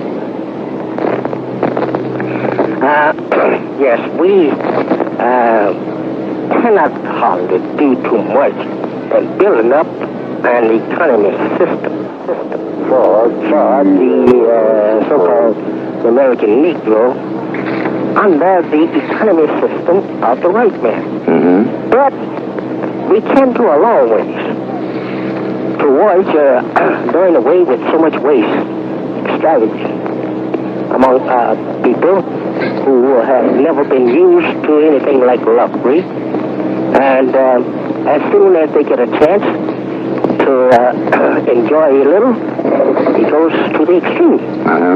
Wastes all of his wealth, rather income, trying to compete with his master. And this keeps us a slave to the master. We should try at first to build up an economical system that would force or compel us to keep away from waste and build up a bank of our own to help guard ourselves against poverty and want. Well, sir, what is the... I noticed something every time you say something about a Negro, you say so-called Negro. He is a so-called, he's not a Negro. There is no such thing as a race of people on this earth that can be called a Negro and be justified in giving them such name. Mm-hmm. We are the members of the aboriginal people of the earth. And from a tribe, God taught me, by the name of Shabazz, which took place about 50,000 years ago, from a dissatisfied scientist. And therefore, we cannot call ourselves Negro, since the black nation here in Africa don't call themselves Negroes. That's where our fathers came from. Well, do you think that, would you prefer taking the Negroes back to, well, the so-called Negro back to Africa? Or would you, when you're asking for a separate state, or would you want to have a separate state within the United States? Here is the alternative. Right there is the place divinely appointed that we should return to. That is to our native land. That's our native land and people. We should be returned to them. And that we can live with them, but we have to have their religion. We can't live among the people of Islam, as the West call them, Mohammedans, unless that we believe in Allah. Our knowledge that we have in Japan is quite limited because of the lack of news of your movement here. So if we ask you some rude questions, you will allow us, you will forgive us. No, no, that's all right. Ask any question you like to. In order to know the fact, you'd like to know, first of all, the things that you advocate in your movement. I would like to give you a little summary of our work. First of all, I am a divine appointed person. I'm not a person that have picked up some kind of program on my own cause. I'm divinely sent to warn my people of the destruction of the white race here in America, especially number one. And since my people are here, right in the midst of them, God have asked me to warn them to join on to their own kind and separate themselves from the white man, because he is going to destroy him and the white race. And America's number one. He said he would destroy America's first, and the others later on, but America's goes first. All the American people, that is, in Asia and Africa, he will have them brought back here, and here will be the death of all of them. And my work is to warn my people of this destruction that is now coming to America, and to teach them a knowledge of self. To teach white people, you mean? Teach my people the knowledge of self, and to clean them up and reform them. My work is to reform them.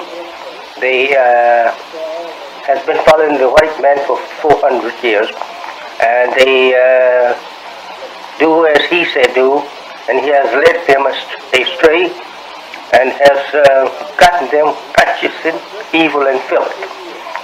And my work is to reform them, make them fit for the acceptance of better society of people in the world. Did you say that you were going to bring all the white people from all parts of the world to this land?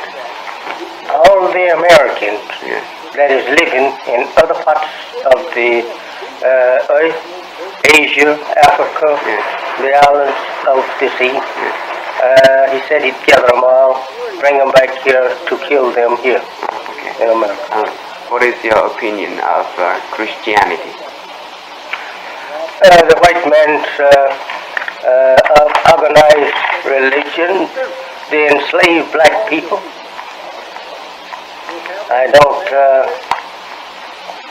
accept it as being a divine religion.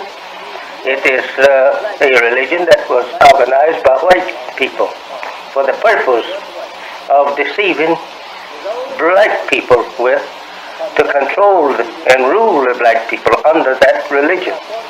Christianity is a religion, their fundamental principles of belief is contrary to the divine principles of God.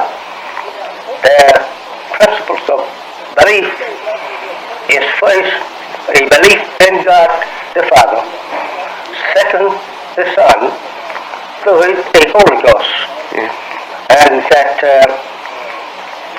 they ascribe sonship with God.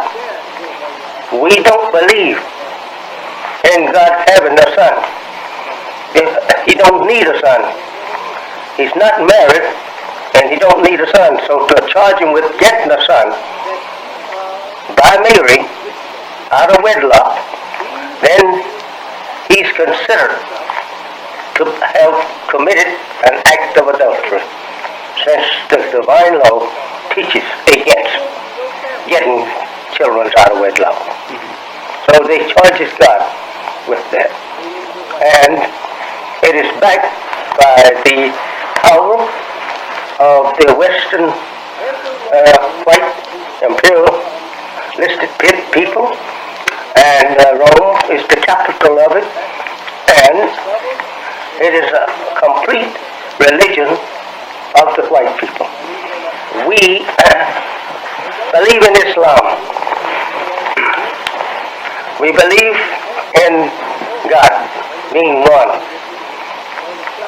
We believe His prophet is one. Prophet. We believe in His prophet as one.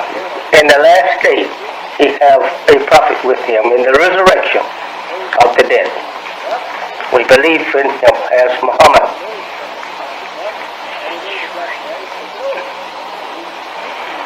And we believe that in the judgment of the world. We believe in the judgment. Judgment. Yes, sir. And the resurrection of the dead. But we actually believe that we are the dead, mentally dead, that must be resurrected twice. The so-called American Negro, who is not a Negro, it's a slang the white slave masters give him. Yes. His real name is, he's a member of the black man of Asia from a tribe in that nation by the name of Shabazz. Shabazz. Could you spell it? S-H-A-B-A-Z-Z.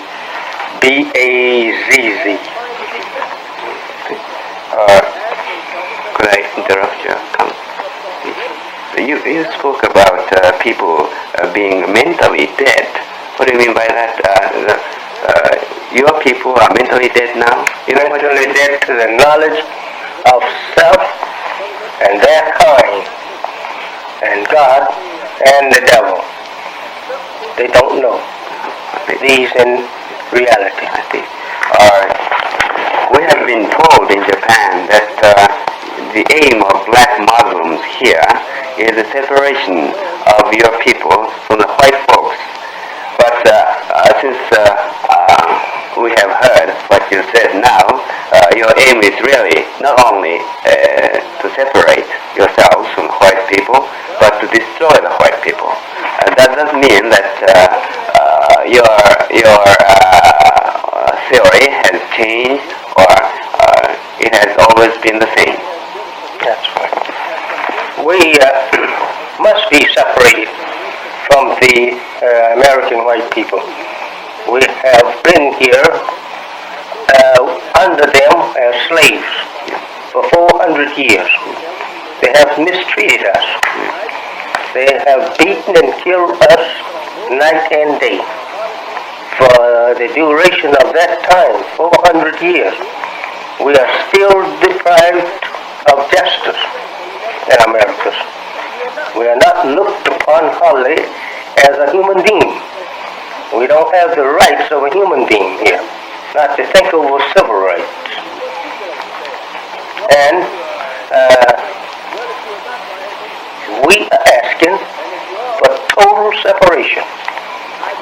And if America doesn't wish to return us, if America doesn't wish to return us where we came from, then I'm asking America to separate some of this territory where that we can live in a part of it to ourselves, set up our own borderline, and live and build a civilization like we want, and not as he wants. And that he, we believe that he is obligated should be to finance us and that which we will not be able to produce for the next 25 years after total separation in some part of the earth that we can call our own country. He supports us there. He has to support you. Yes, sir. Until we are able to produce the needs of our people. So you are thinking of going back to Africa if America takes care of that? If America will return us back to Africa, that's just fine. We will go. In the part owned by the Muslims, we can't carry Christian believer from here. We all have to be Muslims to return to Africa, Arabia, Pakistan, any of those Muslim countries. We have to be Muslim. And the Christians stay here with the Christian for the voice. Could you describe a little bit more about the destruction or killing of white folks that you mentioned before? As I said in the beginning, that God have revealed to me His purpose to destroy America. The time of all white people is up as ruling powers over dark, brown, yellow, and red races. His time is up. He was to live only 6,000 years on our planet and rule us under evil, to try the original people under a ruler of evil. He was made a devil from the very beginning, yes. He was made a devil and was taught tricks how to trick the original darker people into believing a lie for truth and truth for lie, and to divide them and put one against the other so that he could rule them. That's what he has been successfully doing with us here in America and in parts of Africa. And most all over the world, wherever he gets hold of that particular people under Christianity, he deceives them. And that people automatically becomes a subject of his. And God says to me that He will destroy this country in one day.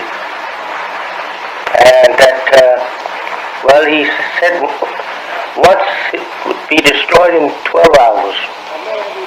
And be destroyed in 12 hours? In 12 hours. And I asked how. He says by cutting a short into gravity, causing the exploding of the atom over America. Could you say that again, please? Cut a shortage into gravity, and that will cause the exploding of all the atoms over North America and turn it into a complete flame of fire. As far up as air goes, it will be in a flame. And he said it will burn for 390 years.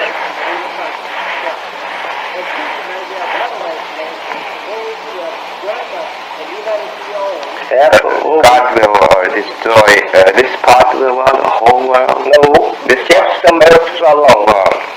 By cutting a shortage on gravity? Cutting a shortage, causing a shortage into gravity. Like a shortage, in electric. Yes.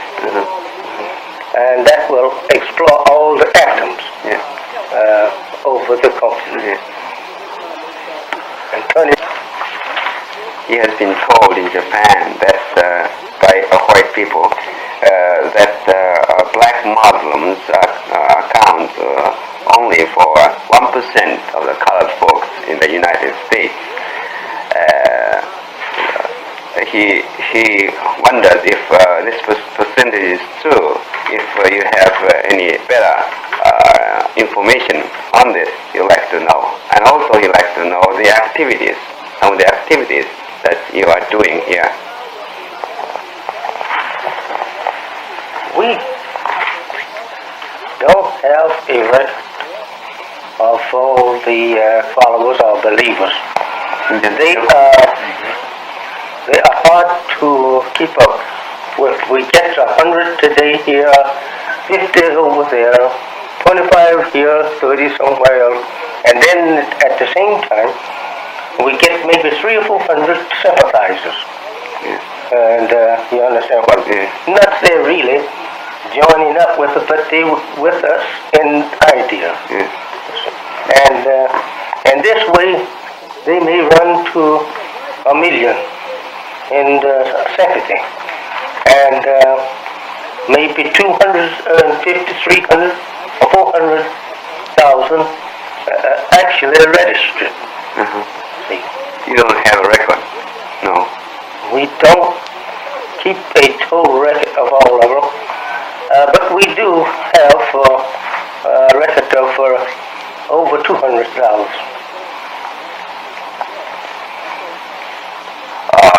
Are there other groups like French or of other nationalities in your group? No, we don't have any other nationality. We have some not French people, but we have a few of your people. What people? We have a few of your people. Oh, Japanese or Chinese?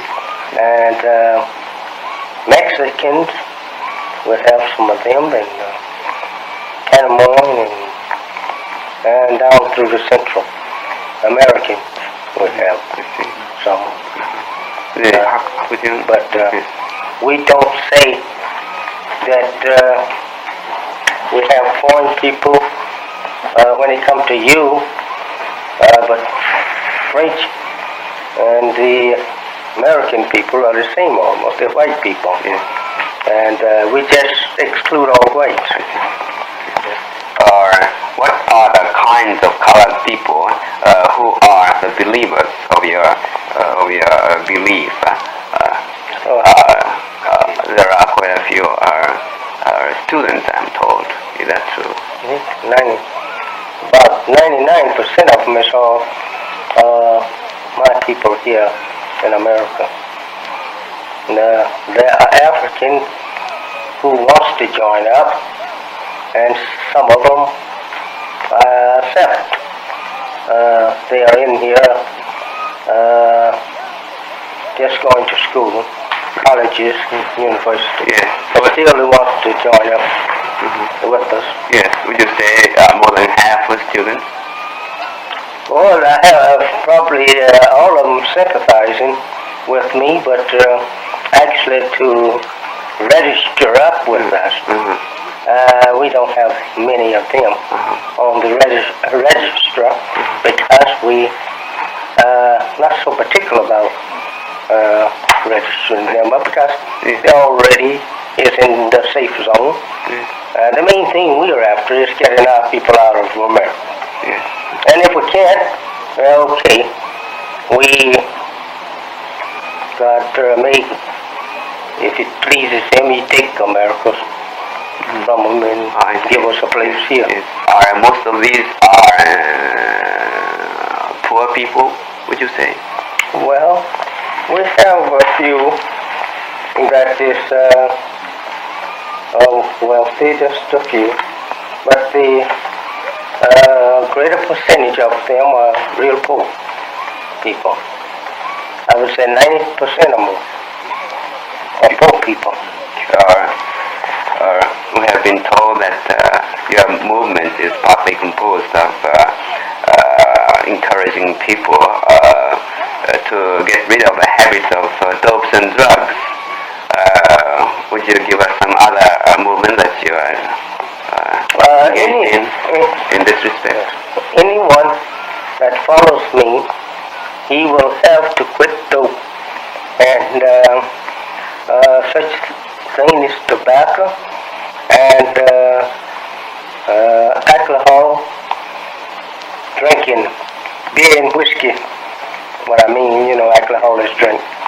And no drunkards, no dope users, and no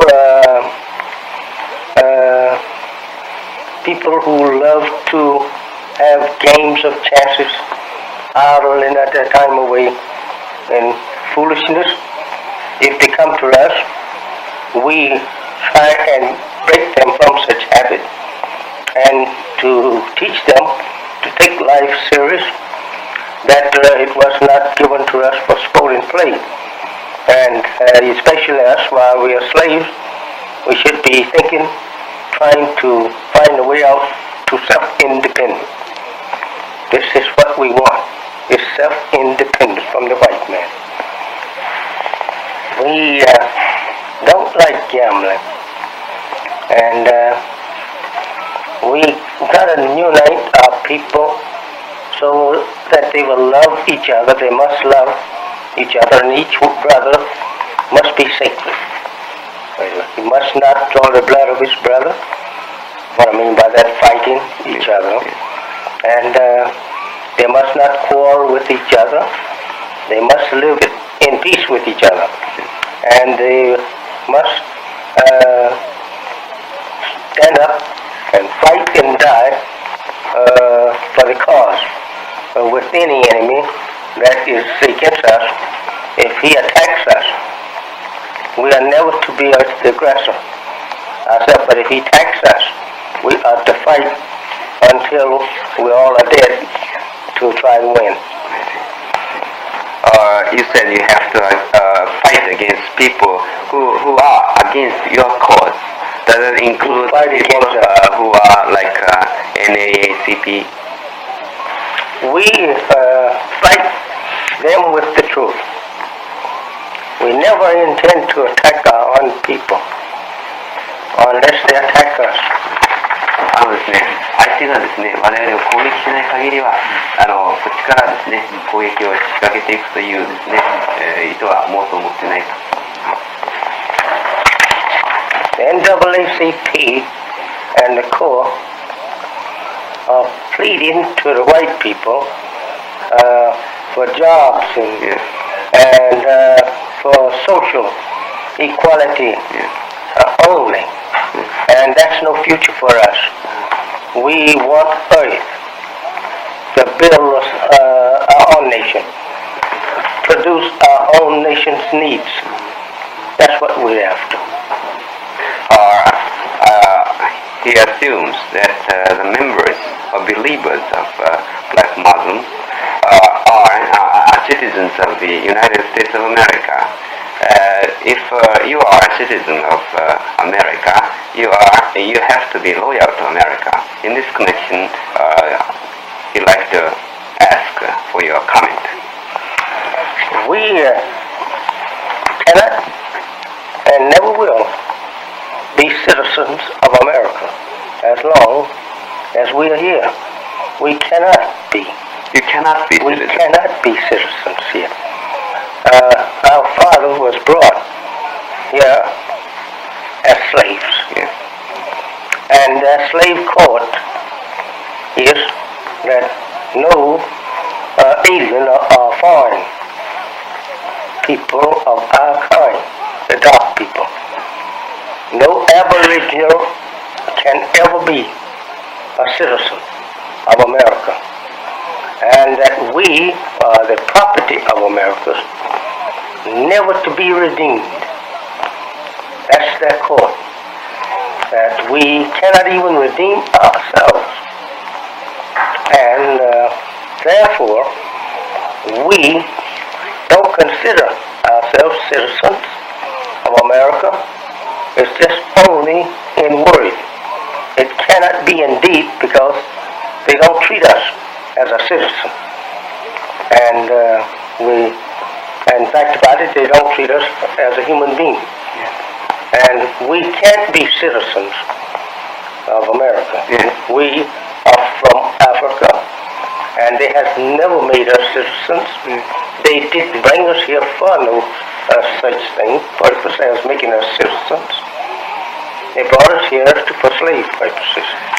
Now, many people are engaged in civil rights movements, and if this great problem or movement works out well, your theory or idea will never have changed. I know will change regardless if the government gives our people civil rights. I still, or you'd like to know how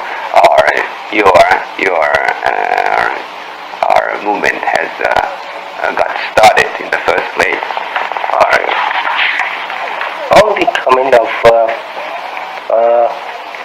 Mr. Farad, his name, Mr. Farad, F-A-R-D.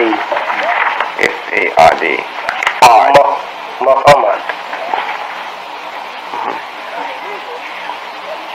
Mr. Fard, did you say? Well, that would be the pronunciation in English, but we in the Arabic is Farad. Farad. Yes, Farad. And not Detroit. He made a speech in Detroit. He came here in 1930.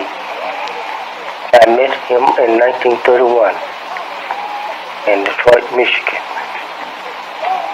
And he was and is my teacher today. He is the one that I represent as Allah, meaning God, in person, whom the Bible, prophets, and whatnot predict this coming one at the end of the white race time.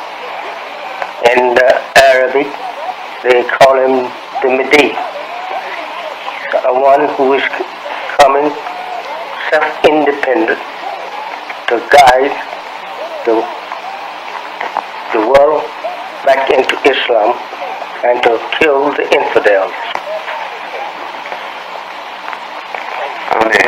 We say God in person. All right. Mr. Fard came from Africa? The holy city Mecca. Mecca, Arabia. Oh, yes. In 1930. 30, yes. Did Mr. Fard appoint you as Allah or God or Bible? Or did you clarify that point? No, sir. As his messenger. Mr. Fard. I'm the messenger of God. Yes. And in what position did Mr. Fard appoint you? He's God himself. And I am his messenger. Where is Fard living now? I don't know. You don't know? I don't know. That is something that we just don't know. Actually where about? Not because it is a secret, but we just don't know. Just don't know. But how do you get instructions or teachings from her? Well, he left me enough to last me for about, I would say, about 40 years. And he gives me instruction now, but it comes, a word in the ear. If it's all right with you, he'd like to ask your own personal problems. I mean, your history, your date of birth, things like that. I was born 1897, October the 7th. October the 7th, 1897. 1897? 97, yes. And I was brought up in the state of Georgia on the farm. My father, he farmed. He grew cotton and corn and other farm products. Or he was employed by a white man? He was under the white man, yes. Well, he didn't own his own land. He rented the land and for farming. At the age of 22, around 22, I married. And I moved from Georgia to Detroit, Michigan in 1923. You must have been 25 at that time, in 1923. About 25. Yes. When I left Georgia. I see.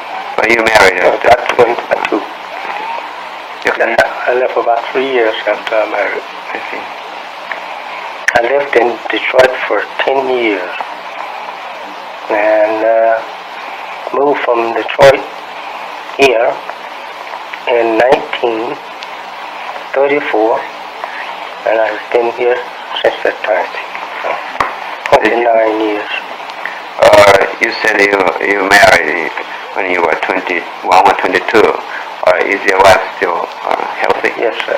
She's still alive. You live with her?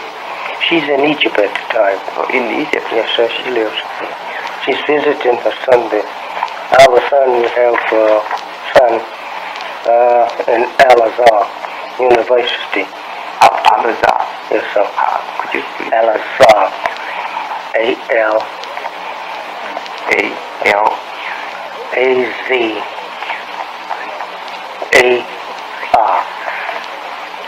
アラザーでですね、息子さんが大学に行ってる。Where is the Al-Azhar, please? That's in Cairo, Egypt. カイロですね。エジプトのカイロにあると。息子さんが。How many children have you? 8. 8人の子供。 6 boys and 2 girls. Mr. Sharif? Yes, Sharif. Sharif. That's my son-in-law. Son-in-law. Your daughter's? Yes, sir, my oldest daughter.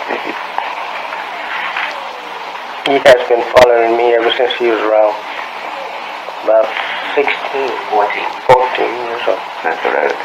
May I ask your age now? 44. 44. That's right. This is 30 years. All right. Is the son that you mentioned just now who is going to school, or the eldest son? No, he's the youngest son of all. He's the baby of all of my family. His name is Akbar. Akbar. Yes, A-A-K-B-A-R. Akbar. Muhammad. Akbar. Yes, sir. How about the other sons? The other 5 sons? I have other 5 sons. Yes, they are in the States. Yes, sir. They all. Yes, sir. They all is here, all except that one. They live right here in Chicago.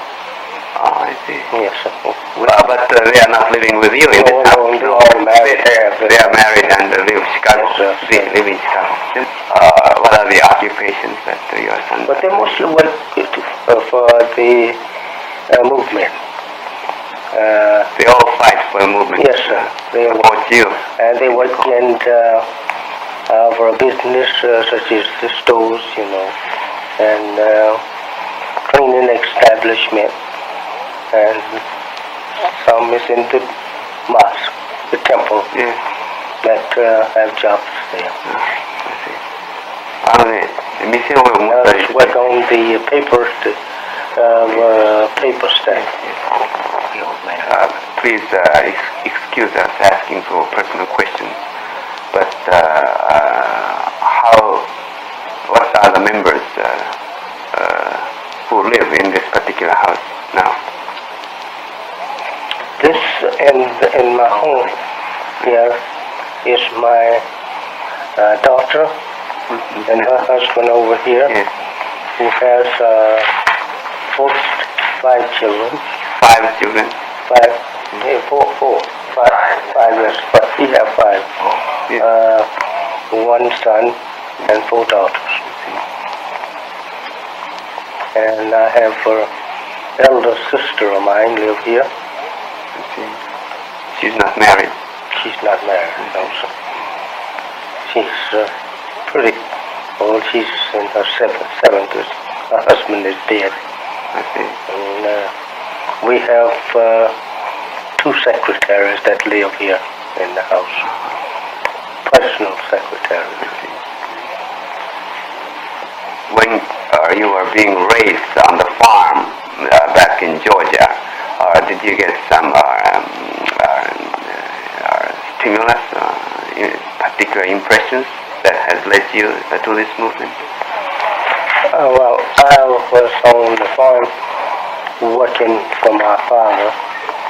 I was not married at the time. I was at home with him, and I helped him on his farm. And from a child up, as far back as around 7, 8 years old, I used to want to read, learn to read, and study the Bible. And religion I was studying up until the time that I was called to teach. Yes. Yes. That was in Detroit. In Detroit, yes.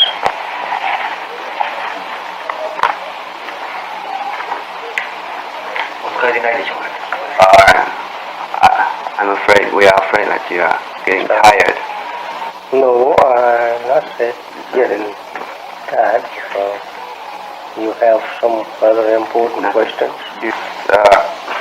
Newspapers all over the world report that black Muslims are indifferent to the present American international policies. Is that true? Is what? American international policies at the present stage. Is independent. What did you say? Yes. Independent. Independent. To the American policy. Yes. Indifferent. Indifferent. Indifferent. Yes. To a policy. Yes. I shows no interest. Well, one thing about it, in the first place, Americans don't have us participating in her policy making. The so-called American Negro don't take part in the making of America's policy. And we are not interested in it because we want to get out of America. We want to get out from under his power. That's what I mean when I say get out of America. We want to go for ourselves. We are tired of being dominated by a cruel enemy who have no mercy on us. You yourself is, of course, indifferent to the policies that have been adopted by the Kennedy administration. Well, I don't take any part in it and don't have knowledge of their policies. When it comes to our nations outside of America, I have not any knowledge of it, and so therefore I can't say that I'm done this for a cause, but I have nothing to do with it. We don't take no part in it, and we know very little about their policies.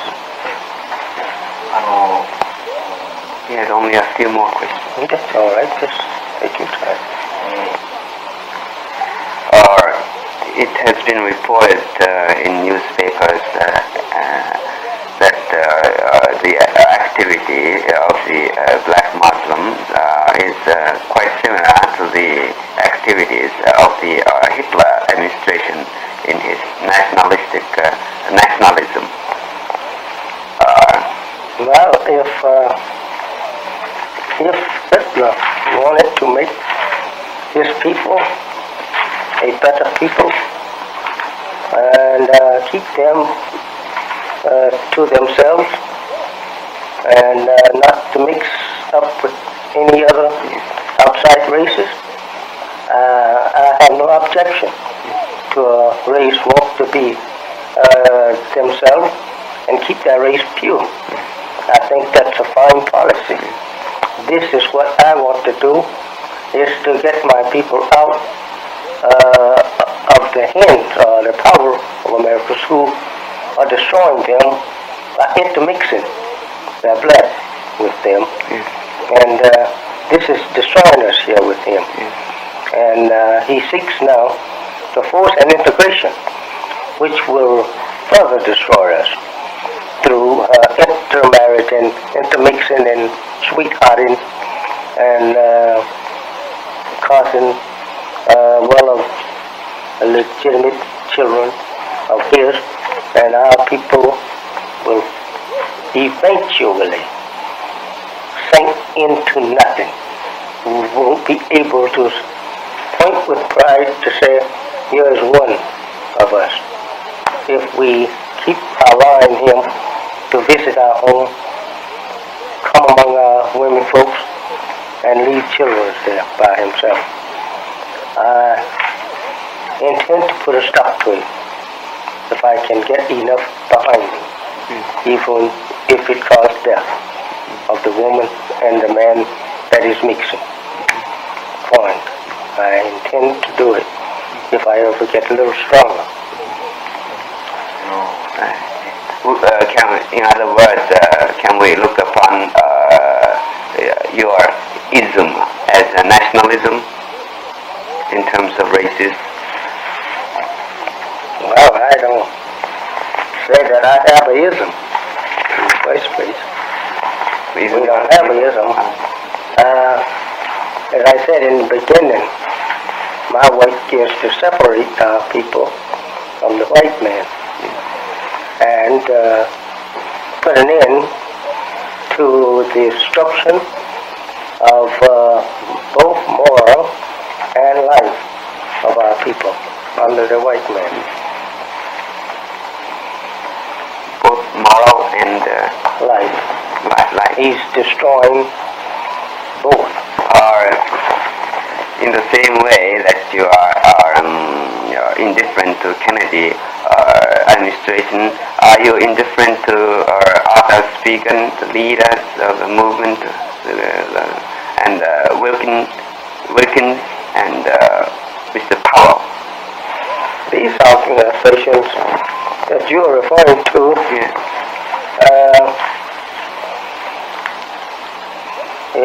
who the head is Martin Luther King and Wilkins, the sitting in the NAACP's activity in the South to try to get equality with the whites in transportation and eating places and living quarters and fair employment. This is all right for people who want to remain as a subject people. But I am not one to be a subject people any longer. I want to be independent. I want to see my people on earth here that they can call their own earth. And they up off on their knees, going after their needs instead of laying down at the feet of the white people, praying to them on their knees and bellies, begging them for what they have, instead of going, uniting, go out here and get some of this good earth here, and go to work and get whatever people need, there we can get it out of the earth without begging. We want the freedom to go do something for ourselves. All right, now he has met quite a few colored people in the United States since he came over. And some of the colored folks said that they sympathize with your movement here, but others said that they cannot go along with you. And others said that they can go along with you to a certain extent, but above that they cannot go along. And Mr. Tsuji is interested in knowing how you collect funds to carry out your movement. All the believers, followers, they give whatever they can of their earnings. They love the teachings, and they want to be free of the white man, and they give all they can to support this teachings throughout the country. And that the others who are dependent on the white man to support them forever, we're not concerned over them.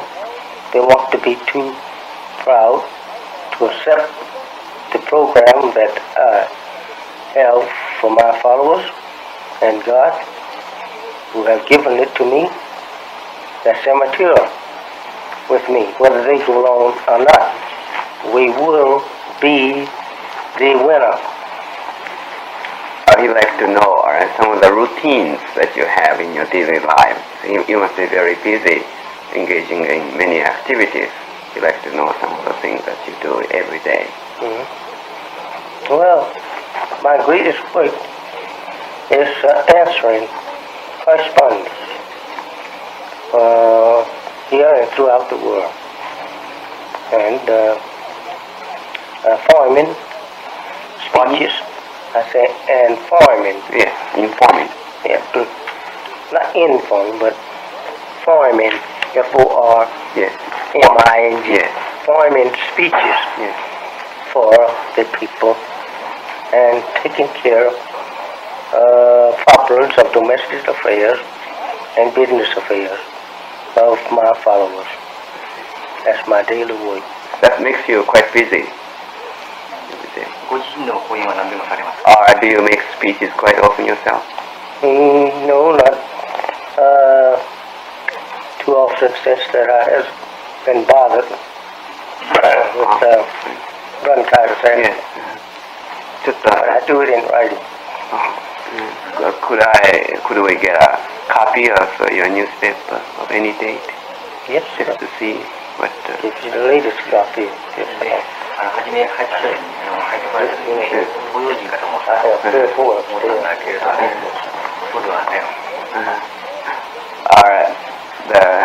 the first impression that he got of you was that you may be from the Far East. Oh. No, sir. Not from the Far East. Nice. Your ancestors were born in Arabia? No, sir. Born here in America. In America. Oh. Yes. So they came from Africa. Yes. Really? That's right. Africa? Descendants of Africa. So your father and mother were both colored people?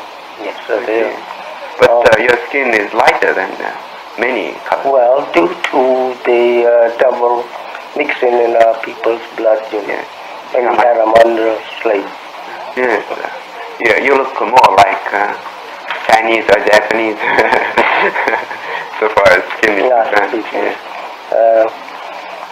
Used to mistake me sometimes for such, and FBI, when they arrested me back in 42 for this teaching, they asked me, did people mistake me to be one of Chinese or Japanese? So I told them I didn't know. They said these things I don't know. Dr. Takahashi. Dr. Takahashi. He used to visit my home lots when I lived in Detroit. And he would have his meals That was when I first started this movement. I see. Yes. Or what was the reason on that particular time when you were arrested by FBI? Well, just they didn't want me to be out teaching my people that they was Muslims and they didn't have no rights to be in the war that they was in. They should not participate in a war against our own people. Going to war against you at the time.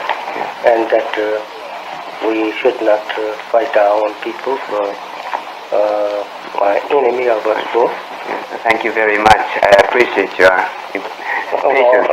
That's all right. Sitting here so long.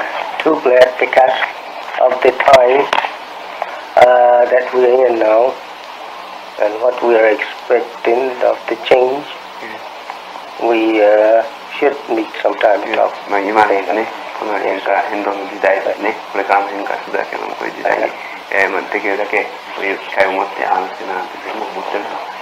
I'm very glad to get his appointment with the head of the great newspaper of your country.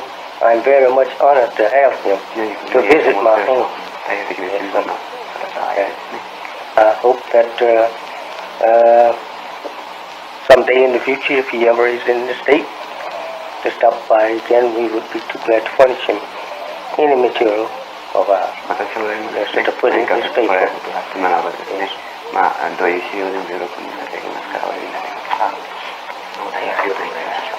Well, thank you very, very much. You're so welcome.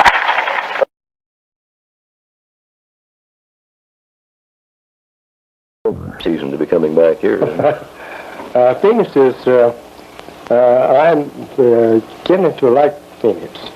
And since I have brought the home out here, I like Phoenix and some seasons of the year better than I like Chicago. And there's nothing for me to do but to go home. So this is my home. Very good. Which would you call your real home, Chicago or Phoenix now? Well, either one is my real home.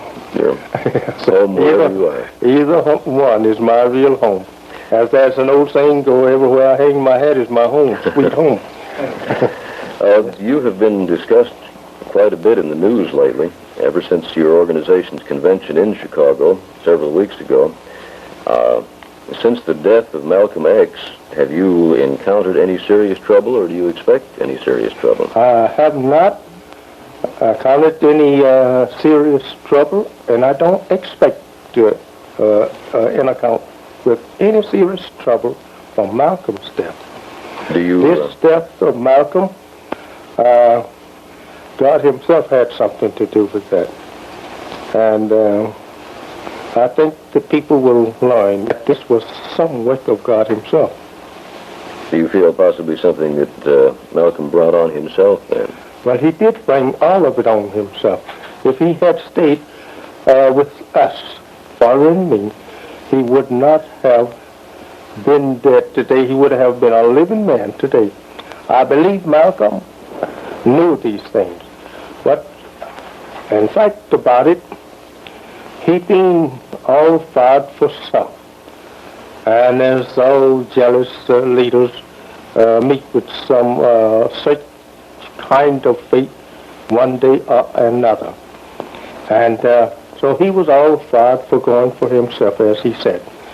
And going contrary to the truth by telling other than the truth, it don't bring a person to no good end. So Malcolm met with just what he preached. You feel then possibly he was more interested in serving his own interests than a cause? Well, I believe that he really wanted to be that which God had not made him to be. The period since your organization's gathering in Chicago, a great deal has happened, both in regard to your organization and a great many racial organizations. A lot of segregationists nowadays, including the Ku Klux Klan, say that organizations like the NAACP and CORE are filled with communists. What do you think of this charge? Have you an opinion on this? I don't know anything about communists. I never was one myself. Don't expect to be one. And therefore I can't say anything about another man's belief. And even his practice, if it's something other than what I have. I can't say anything about it unless it involves or clashes with the truth. Then I goes to work to try to defend that truth that I believe in and that I preach. And as far as the segregation and the Ku Klux Klan preachings, teachings, there are an old organization that has been, according to history, it dates way back. And they're still here. Whether the government liked them or not, I have nothing to do with that. But I know I cannot be classified as one myself. I'm not a Ku Klux Klan myself. And segregation, I don't believe in segregation. I think that according to prophesied scripture which we have with us in Bible and Quran, I think, excuse me, I think we are at a time of complete separation. We cannot expect to live here with you and look for you to support us after you have educated us enough, or rather given to us enough education to do something for ourselves. And as the world is narrowing, as the world knows, it's getting a little narrower and narrower. And I think every nation should look forward for itself to try to hang on a piece of this old world in the sun, and not to be fighting and quarreling with each other all the time over the other spot. Within themselves or among themselves? Within and among themselves, I don't think it's necessary. If we would do just a bit of justice and just say, you're justified to live in the sun here somewhere on the earth, and I will help you to try to get a place somewhere where you can live in the sun. As others, and that's banish all argument, dissatisfaction, disagreement, and evil thinkings of nations. If we would be let alone by doing the thing that is right, every nation go to its own, as is predicted in the Bible, that the time that will come that God will force all nations to go to their own. And I don't think that time is too far distant. And so the so-called American Negro, which are really the lost and found members of the Nation of Islam, the religion of God, which means entire submission to his will, who has been here for 400 years, serving the white man of America's well. And now he has become to think in terms of the white man's thinking. He thinks now that he should be part of the white man. He should be, he should share equally in everything the white man has. This kind of ideal brings us to a very serious, I would say, point. It is bound to bring on bloodshed and death. If such thinkings are carried into practice, are forced into practice, it only will mean the slaughter of each other. Because this can't be done like that. We originally didn't have nothing in America, not even our shadow. And I think we should move forward and trying to get ourselves placed back with our ether somewhere on this earth where we can be alone to ourselves, build whatever civilization we want to build. Let it be free for us to build that type of civilization. If it's digging holes on hillsides, or if it's making mud houses in some sluice or some muddy pond. Whatever we like, we should be let alone and do that, and this stops all of this dissatisfaction, death dealing with each other, which is going to end up in a wholesale world thing. You see no other course but that? I don't see no other course but a whole entire world slaughter of man. Which is a horrible thing to think about. It is a horrible thing to think of it, but I do have prophets' predictions that such thing could take place and will take place if we pursue the course that we are pursuing now. 22 million so-called American Negroes who originally was brought into the Western Hemisphere by the white man to do his service and not to do our service. They have served that time out, and now it is no need for the white man nor for the so-called Negro to sit down at no such thing as a conference table to try to bring up some kind of agreement to live together and share together whatever is here. There's about 9 white men out of 10 that will not agree with no such agreement, that the Negroes share equally with them, nor even have any social equality with them. Do you feel there are that many who would feel that way? I believe there's 9 out of 10, frankly. If you can get 100 out of every 1,000 that will agree as this kind of a thing. What I mean by this kind of a thing, the government trying to force the Negro into his society and the Negro trying to force himself in the white man's society. This don't mean nothing but a revolution. You're not going to stand for a lot of that yourself. I would not want it, my number one. Let the nation look at each other as a nation and the fundamentals of the nation that they are involved with. Number 2, let us deal with each other on the basis of justice and truth. Truth and justice, if carried into practice, could settle the whole conflicting world today. Do you feel there's not much chance of justice or truth triumphing? Trodden on the feet of the civilized world, justice and truth is the last thing to resort to or use whenever they have exhausted every means that they have of their own corrupted ideals for peace. Then they probably will turn to justice. That is, if any be left. They will, as a last resort, turn to that which they should have turned first. Then. At first, and then it would have saved rivers of blood. May I ask a couple of other questions, slightly off the subject now?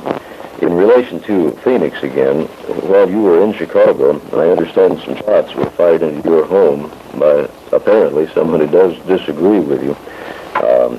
How do you feel about that kind of thing? Does it bother you? That does not worry me at all. These things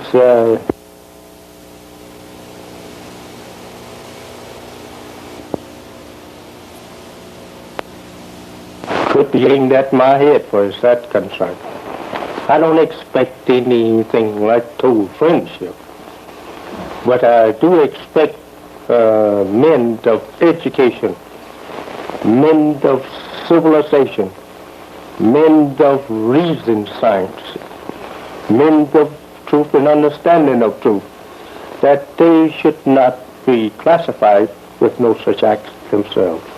You feel men of truth or honor would not do this kind of thing? They will not do such things. This is savage. To have any home shot at or bombed in civilized America today with her fine institutions of learning throughout the country and educating and civilizing people in foreign countries. For such thing to happen, it is disgrace. I think most people would agree with that. Don't you find that so, that most people would share that view at least? I think all civilized men will. The problems in America over the past few years have resulted in things like the problems in Selma, Alabama, Montgomery, all through the South.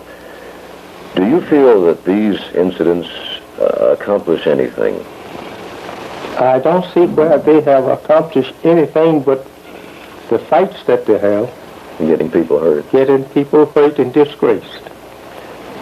That's the only thing that I can see in such movements as going, marching on people and trying to force yourself. The base of it is forcing yourself on people that you're not wanted. And in such way that no one would accept you in that way of forcing or even appealing for.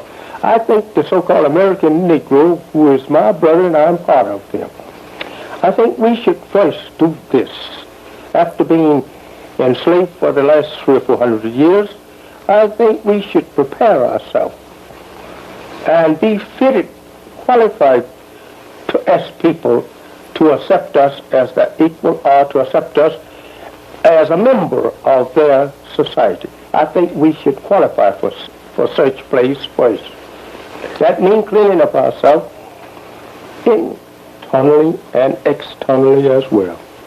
Do you feel that if there's any such thing, the average American Negro, if there's any such thing as an average, do you think that he wants to do this, or do you think he feels like maybe he's defeated and there's no use trying?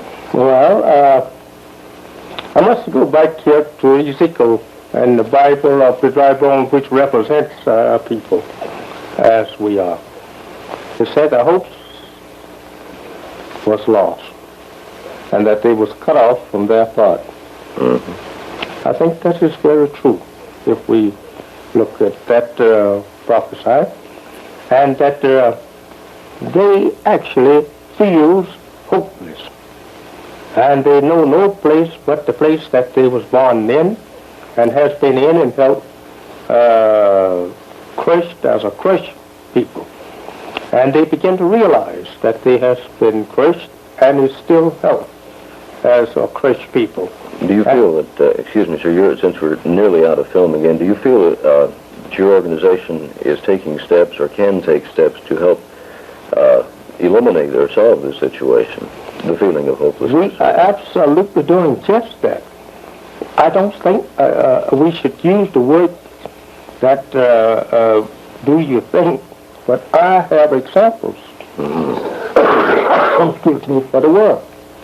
And these men that follow me and women's, children's, and I have an example of work there that the world can judge for what I'm teaching and what I'm trying to do for these people. And once they would obey and do as I am teaching them to do, I don't think you nor any other foreign nation would feel ashamed to say there stands a citizen of mine, or here stands a people that came up from my fathers, and look at them today. There are lots of difference in them and 100 years ago. What do you see then? Do you see a lot of this kind of progress then in the years ahead? Do you think this is becoming I believe that it will continue to progress until it becomes a complete success among our people. And if they just be let alone, while a man is trying to do well, as the old saying goes, let well do. Since that the teaching that I'm giving to these people in the qualification of kindness and of not only body and soul, as they go to say, but even of mind and intellect of these people is being changed completely. So no more the same. They want now to be something. That are changed as a result of the teaching. Of the teaching, the result of the teaching. Sir? Yeah, now he is. As I was saying, that the so-called American Negro, the qualification and was necessary for him to become a member of the civilized nation's society, not only here but elsewhere. He must be qualified for such. No teachers ever cared to lose the time, or take the time, I should say first, to try and qualify him to put this man in the society of the nation. They all have felt very happy to see him in the mud and remain there. And oppositions today, it gets him washing himself out of the mud, of filth of a civilized people. He absolutely don't have too much freedom for it now. But still difficult. Yes, but he still is now yearning for such. Once he see an example of it, his nature goes for it, because by nature that is what he is. But lost from it for 400 years, he don't know how to go and apply himself to it or gain his place alone. He have to have help. And there's no one want to take that job now since he's so far gone. They consider he's just mentally dead. No way of even putting him back where he was, nor even to make him a modern member of society. They think the job is too tremendous. Then you then, sir, would be offering, shall we say, hope in a situation that has been at best difficult. Does this bring you a great many followers? Is what you say well received?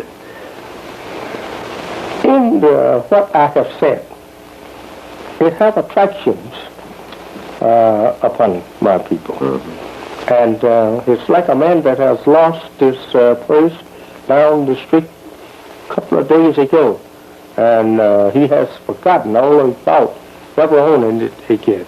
Someone walks up to him.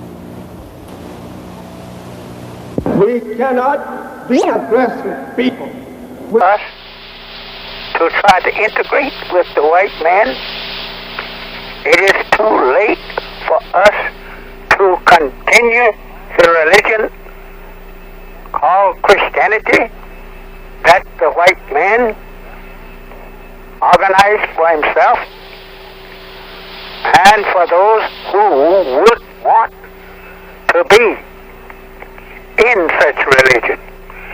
It is too late to talk of integration unless we want to be lost in such integration.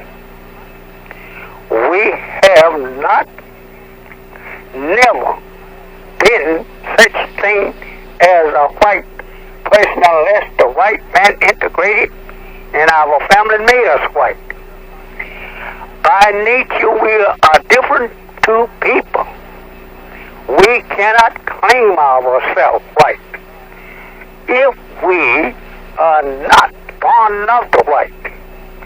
There is so many black people want to be white rather than black. Therefore, they will speak in that direction of being white. But I say it is too late unless you want to taste hellfire. It is too late. The end of the white man's time have arrived. And therefore, what rights do the black man want to go along with a person that is doomed, divinely doomed? That person should go ahead and take his on, and we take our on. Salvation has come for the so-called American Negro, the black man of America. Why should not he be wise enough to accept it? Your God have come in, not say in no spooky manner. He's in person. and offering to the black man of America money, good home, friendship in all walk of life. I believe that you know these things is now true. I don't say that I hate the white man's respect for us. We surely got it. We went to Washington, and the white government of America honored me better than all the black people in America ever have respected me for 40 years. They let me up Pennsylvania Avenue like I was a king or queen. Pardon me saying queen. Like if I was a prince for a new government somewhere else. I think the white people, they did a wonderful honor to me twice that I visited Washington. They have never disgraced me in the way of trying to mock me as a messenger. No, they honored me, and I thank them for the honor they give to me that my black people never dared to do, out of Washington or in Washington. So this is true, that they know more about me than my own people. They know that God has raised me up to teach the truth. They don't argue with me about it. They don't try to mock me, disgrace me. They are very nice to me. But it's my black people that is the one who does the mocking and disgracing they try to do. But I want to say this, and it is true. You cannot disgrace a true servant of God. You disgrace yourself. I don't say this trying to say anything against too late. I'm coming to that and right. It is too late for us to go to work to try to be equal in politics with the white man. You cannot be equal with him in politics that he has made himself. You cannot go and get beside him if he give it to you in office in Washington to be the equal with the white man while you don't know while he knows. He makes them himself. I say we need to make politics of our own. If we want politics, make them of your own. We cannot use his politics because that they are made up of his know-how for self. And this thing that we are after today is something for self and not something for the white man who has 6,000 years to have made his world, and he has made it. That is no doubt he didn't lose 1 minute in making him a world. But we are the poor slaves who has been trodden down by the white race in trying to do something for self. We have not did nothing for self. Only big white people to do something for us. I don't give 2 cents for a black man laying around Washington, Chicago, San Francisco, anywhere in the country, begging white folks to do something for him. Get out and do something for yourself. He said you are free. Take advantage of this freedom. He said that you can go for self. Go for self, black man. What's hindering you if he boldly tell you in the world to go for yourself?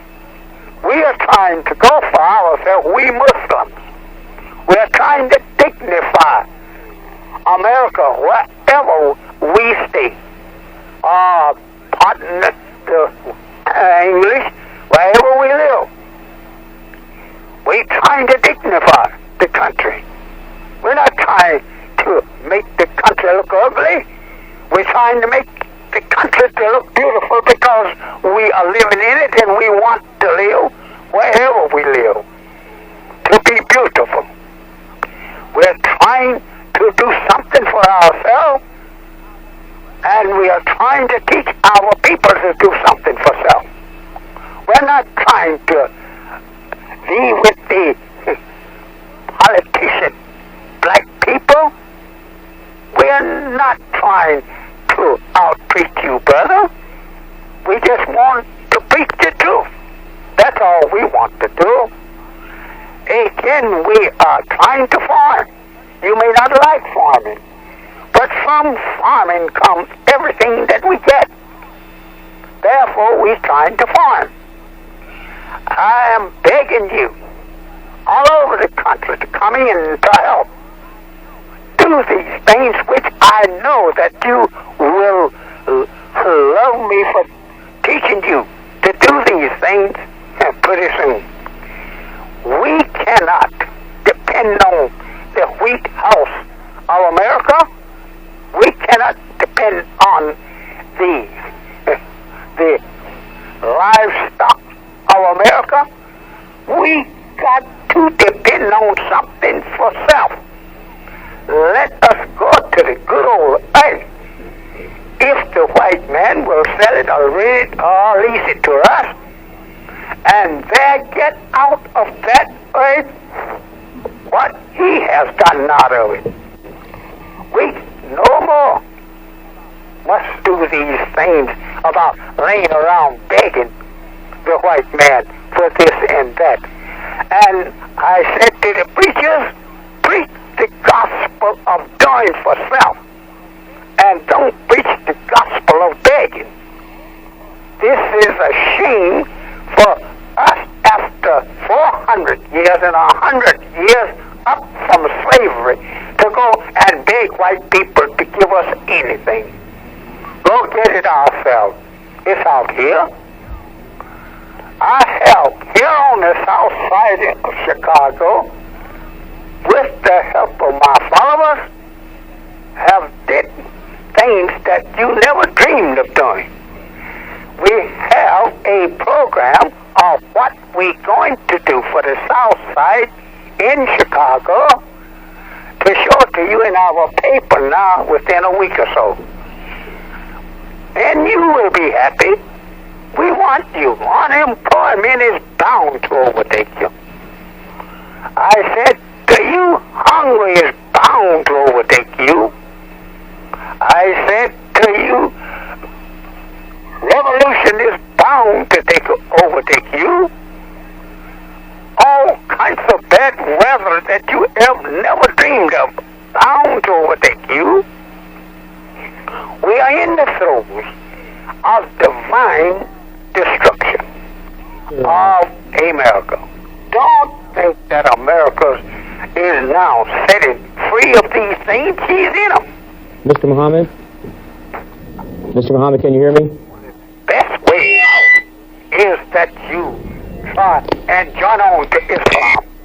Islam is the salvation of the black man in America. Join on to it. Thank you.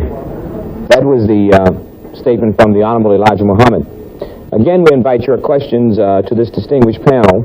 Make note of the phone-in center nearest you. In the east, the regional numbers are in Boston, in the Boston area, 617-491-5600. The New York area, 212-765-5960. Washington, D.C. area, 202-628-1222. Chicago area in the Midwest, 312-591-6400. Cincinnati area, 513-621-7200. In the Detroit area, 313-871-8700. And in the South, the numbers and the area codes are In the New Orleans area, 504-486-5511. St. Louis area, 314-725-2460. We have quite a few questions and we'd like to progress as rapidly as possible. First question is from New York City for Reverend Abernathy. Would you categorize